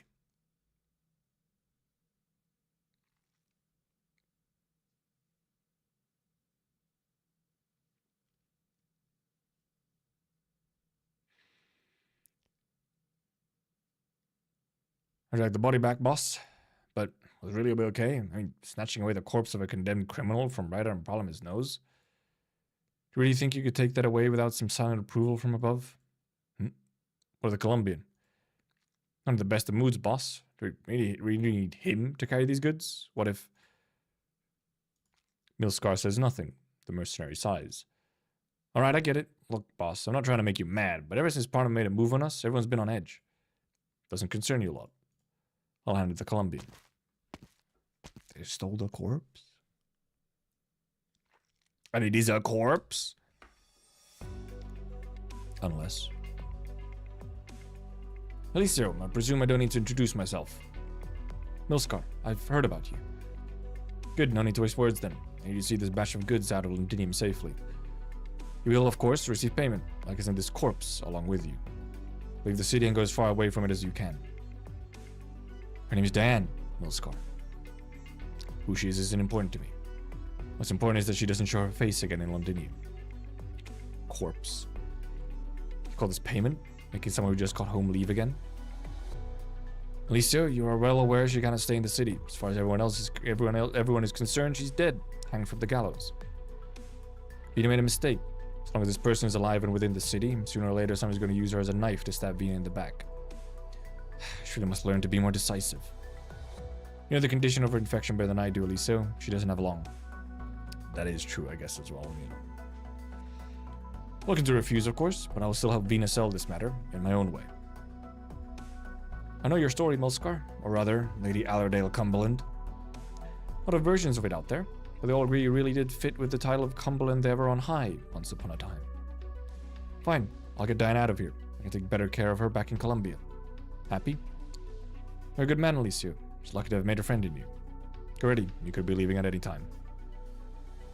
Either die here or you live long enough to see yourself become the villain. They said the thing! They said the thing! Just straight up! Where is that even originally from? I have to Google it.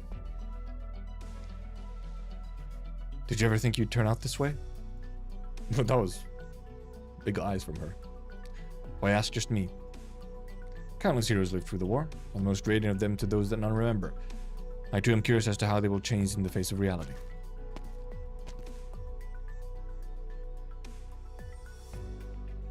Yeah, I guess Allerdale is kind of indeed doing this whole underground gang sort of thing.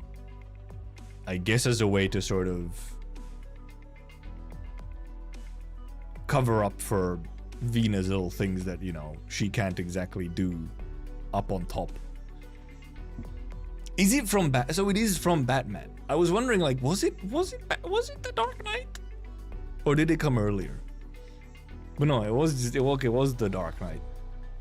She do be Batmaning a little, yeah. Lying down amidst the meadow, the soldier senses a slight itch. The cold wind blows at the stalks of grass, and their tips tickle her face. Is this what the land of the dead is like? She opens her eyes and sees someone most unexpected. Dude, she thought she still died. Huh? What? You're awake. It's me, Aliso. You can just go off on your own to do dangerous stuff without a word, Diane. I remember standing at the top of the gallows. You're dead, at least to those who witnessed the execution. Before we left, I asked the people of Rhodes Island to give you the once over. It's not looking too good. All of your major organs have already begun to crystallize. In other words, Reginium is replacing those organs. So, I'm not dead? Am I lucky or unlucky? I'm not sure if the speaker knew about this beforehand.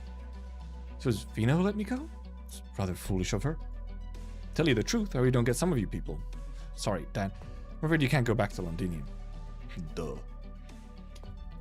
Only now does she realize they are no longer in Londinium. She sees the telltale giant tracks laid down by the nomadic city not too far off in the distance. Just ahead of them, Sarkar's children run around in the meadow, waving at her as they pass. Most displaced Sarkars have lost the light in their eyes to confusion. They can go anywhere, but nowhere can they call home. Yet. I'll be taking you to Columbia, Diane. Might be able to do more for you there. Alright then.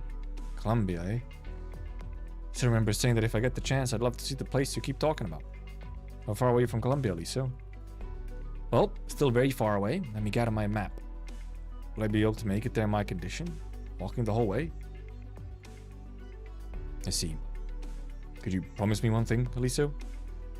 I know what you're going to ask, Diane. When the day comes, I'll bring you home. I'll bring you back to Londinium. Rather curious myself as to how much the city would have changed by the time we return. Maybe they get a little help from Rhodes Island. Rhodes Island is on their way to Columbia at some point here anyway, so you know. The day we went back to the gym, I got drunk. I had a dream. In that dream, there was a tomb, all dressed up to the nines. Our names were carved onto the plaques inside it. Morgan, Kate Morgan. Indra, Hannah Jackson. Dagda, Isabel Montag. Baird, Bridget Lucan. Outside the tomb, there was a blazing carriage, and atop it sat a golden lion. He was calling my name. Vina Victoria. What? Oh, well, yeah, so... Morgan had a dream about being Vina. Vina. A blanket? Who put this blanket on me?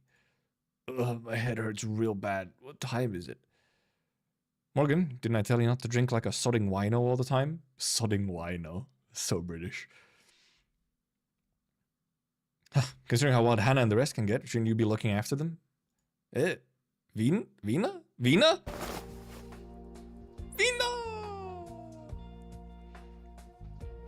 Morgan nimbly launches herself out of the sofa, leaping over the short table to throw herself at Vina. Vina, you came over. I thought... You thought what? Why didn't you wake me, Hannah? Family. Weren't you yapping and yowling yesterday about how she definitely wasn't coming? Look at you. You turned out the most excited out of all of us. I'm not. Stubborn prick. Quiet down, Morgan. Dagda's still asleep. Oh, she is. And she's like sucking her thumb or something. So weepy. The one resting her head atop Indra's lap twitches her ears, still lost within a lovely drunken dream. Oh yeah, she is also, yeah. Lap pillow as well.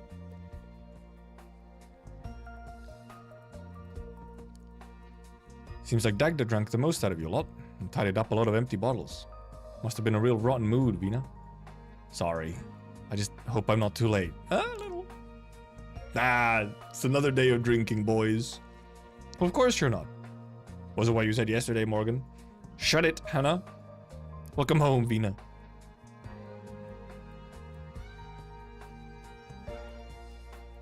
She's here for like one day, just to go back soon. I was really hoping to pop in earlier, but there's simply far too much to handle over at Parliament. Then, how'd you... I'm afraid I've given Horn another headache to deal with. No! I suspect she'll only just have discovered I slipped away. Then, does that mean you need to head back? Can't run away from my responsibilities. But I owe you all an apology. Vina, you don't need to... Maybe she does it, maybe a little bit. Eh? Siege? Vina! How long have I been asleep? Relax, Vina's only just arrived back. That knife hanging on the wall. It's hers. Katter brought it back. Katter?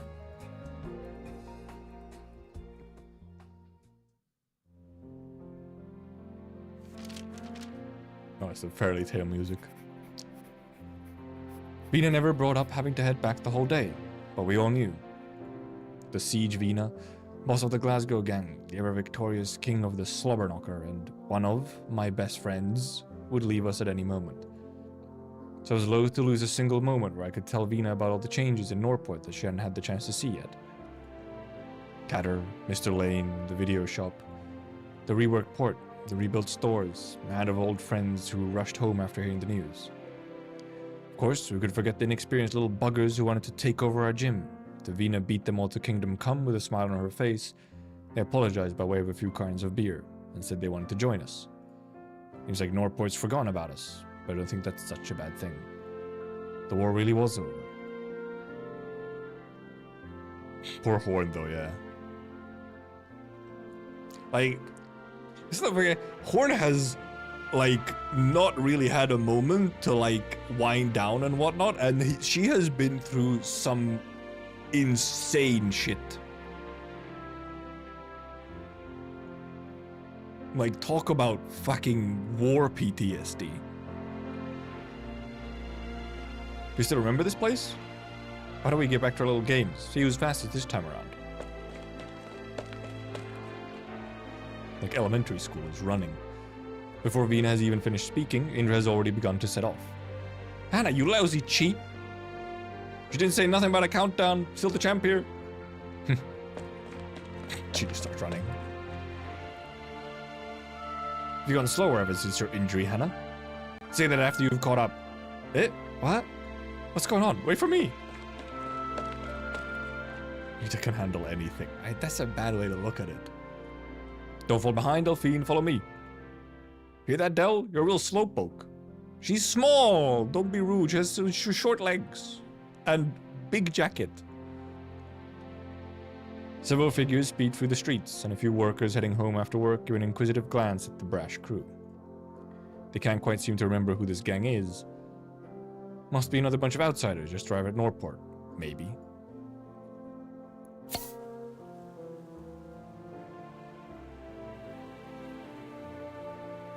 Oh, it's the CG! High above the gaps between the factories, the Glasgow gang returned to a favorite spot of theirs. And, you know, Doug does aura farming. Here they can look down upon the squatting factories and look out at the Shard's pointed peak over at Central. It was here that they started. It was here that they left home. After a long period of wandering about, they finally returned to this familiar place.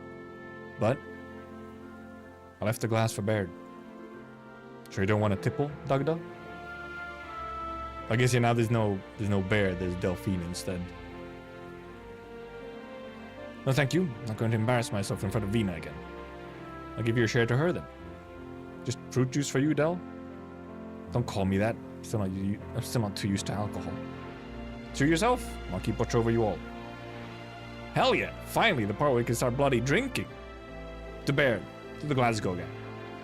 To Baird, to the Glasgow gang. To Rose Island, to the Exemplars. To everyone who fought in the war. And to all those who risked their lives coming home. To all those who live and who left. To all those still by our side. To all those who shed blood and tears. To all those who struggle in darkness and in pain. To Victoria. To Victoria. There's no need for sorrow. The living engrave the moment in their memories, while those who left leave behind their hopes and dreams. The foul beasts croon as they spiral overhead, echoing their words. You're heading off too, Delphine? Only for a short while? Need to go back to Linkardine. Shira will come along to recuperate. If you get real fed up those lousy bastards, you can always come back here. This is your home too. Of course I will. I promised Vina, after all. Every day you feel like it's all too much for you, Vina. I'll come back. But I think I can handle it. Hope the Londinians can live in peace and happiness. And I hope that everyone can live their best lives. It's what they deserve. Everyone should be like us, smiling, without a tear inside or an empty belly to be heard. I'm gonna let everything we've accomplished go to waste. Someone tries to take it from us, I'll be fighting back. Just like how we looked after this place back then. Vina. Vina, Alexandrina, either's fine. It's no difference the way I see it. No? Burp. Burp. If Baird were here, that's what she'd want me to do.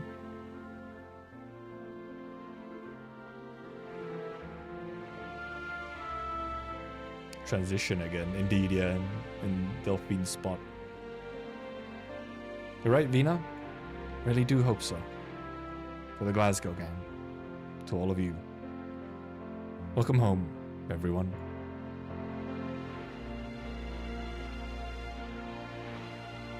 Well, it turns into like a picture. It's the old picture. It has like the little scratches and stuff.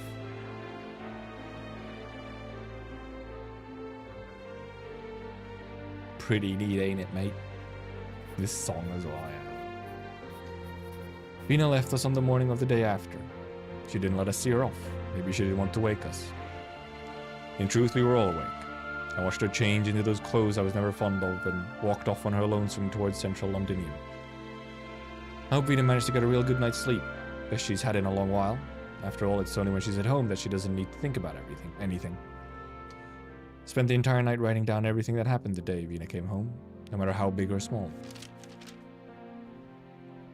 Incredible drawings again.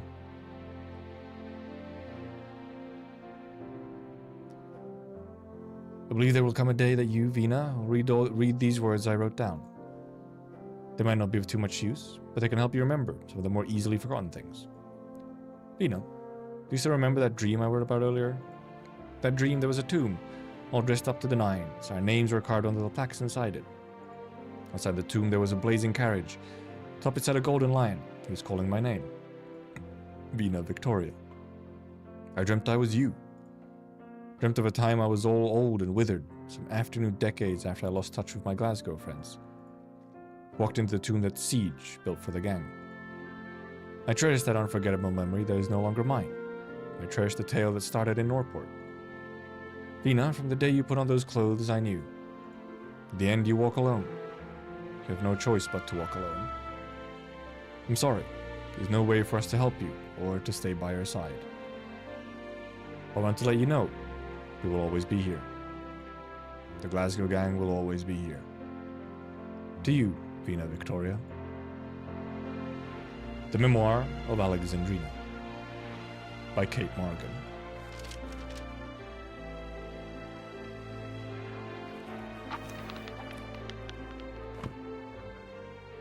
And that's how it ends, with the sounds of the book closing and everything. Still staying strong here, I need to pull out some Alto and crap to break me.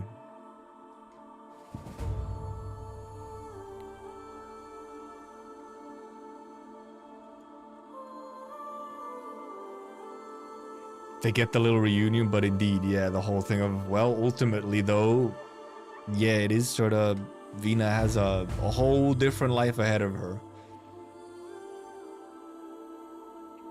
But the Glasgow gang will always be there.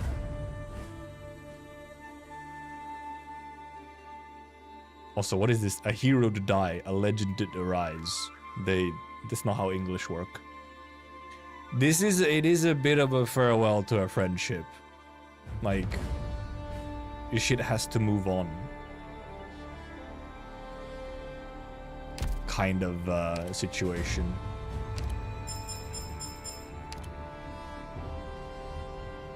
It's fucked up, man. And also just kind of very real, you know. Like, shit happens, life happens, and you drift apart, and...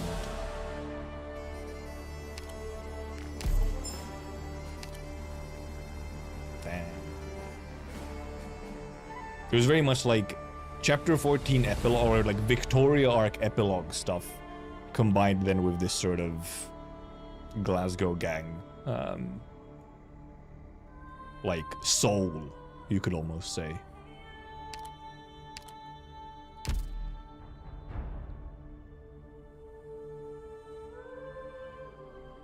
Obviously there's like open stuff and whatnot, but this does kind of very much feel like a farewell to the Glasgow gang.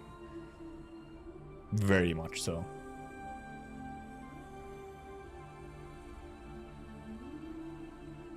What little guy, little goobers. The guys, the gang. The gang.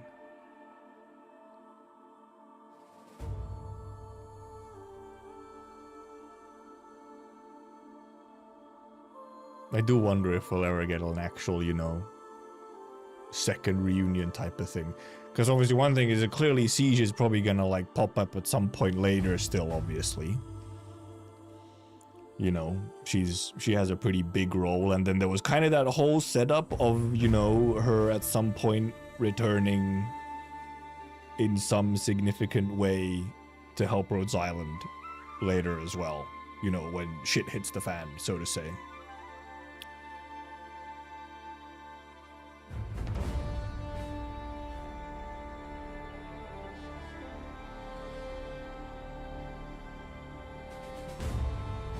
Like they like it's actually kind of interesting, where they very much, you know, they go like full sort of, oh, it's, you know, like they're drifting apart, it's over, and then they pull it back for that short bit where they get to have that last, like, that reunion, but then after that it's more so almost like a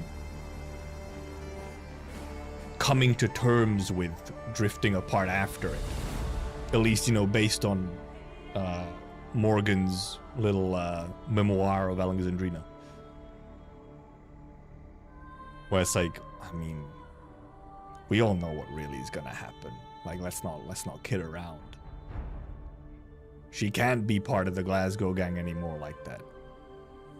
They had one last huzzah, they got to go home all together. But then there's a long, long road ahead. It's a very, so like, super bittersweet. How did I not say my favorite word yet? Bittersweet. Oh boy.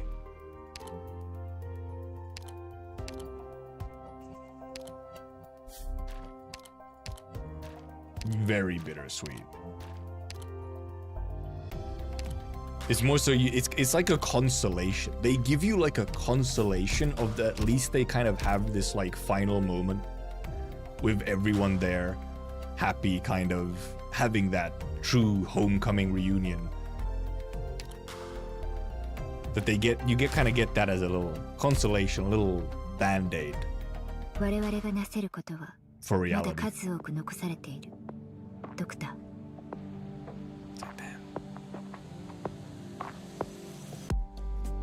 Very bittersweet.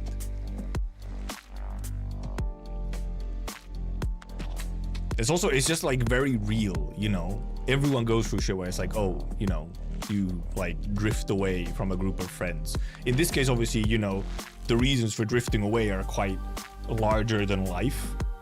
But just the core of it is, I feel, so human.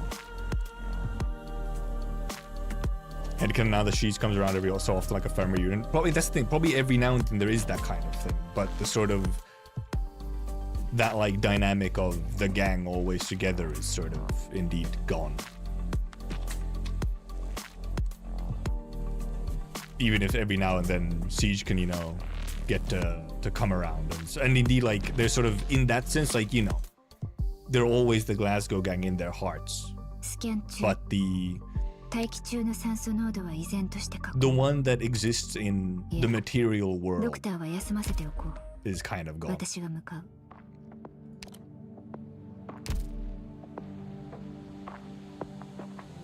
Now, so that dream was interesting. Morgan's dream from like Vina's perspective of like old Vina.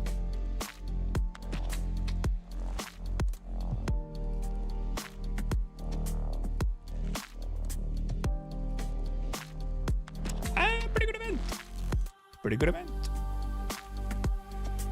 Very, very like, very almost, very somber all throughout.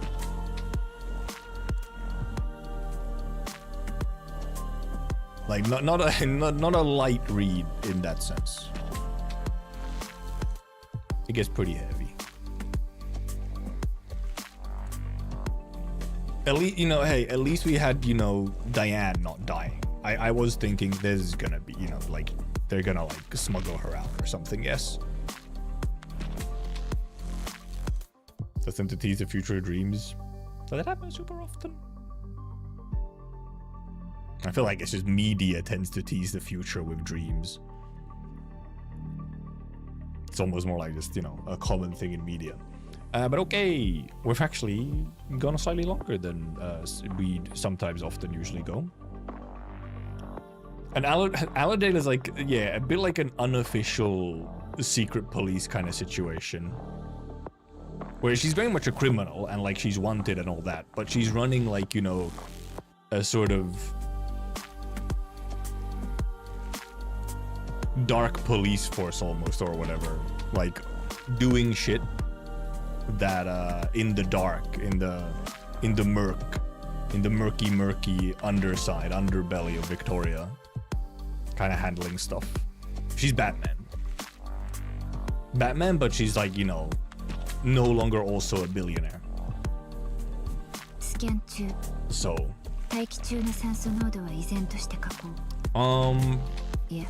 but yeah, yeah, that's for today. I don't know what I'm doing tomorrow yet. I'll have to actually plan for that. We'll see. I'm trying to support Vina from the shadows very much. So also do Charles Lynch.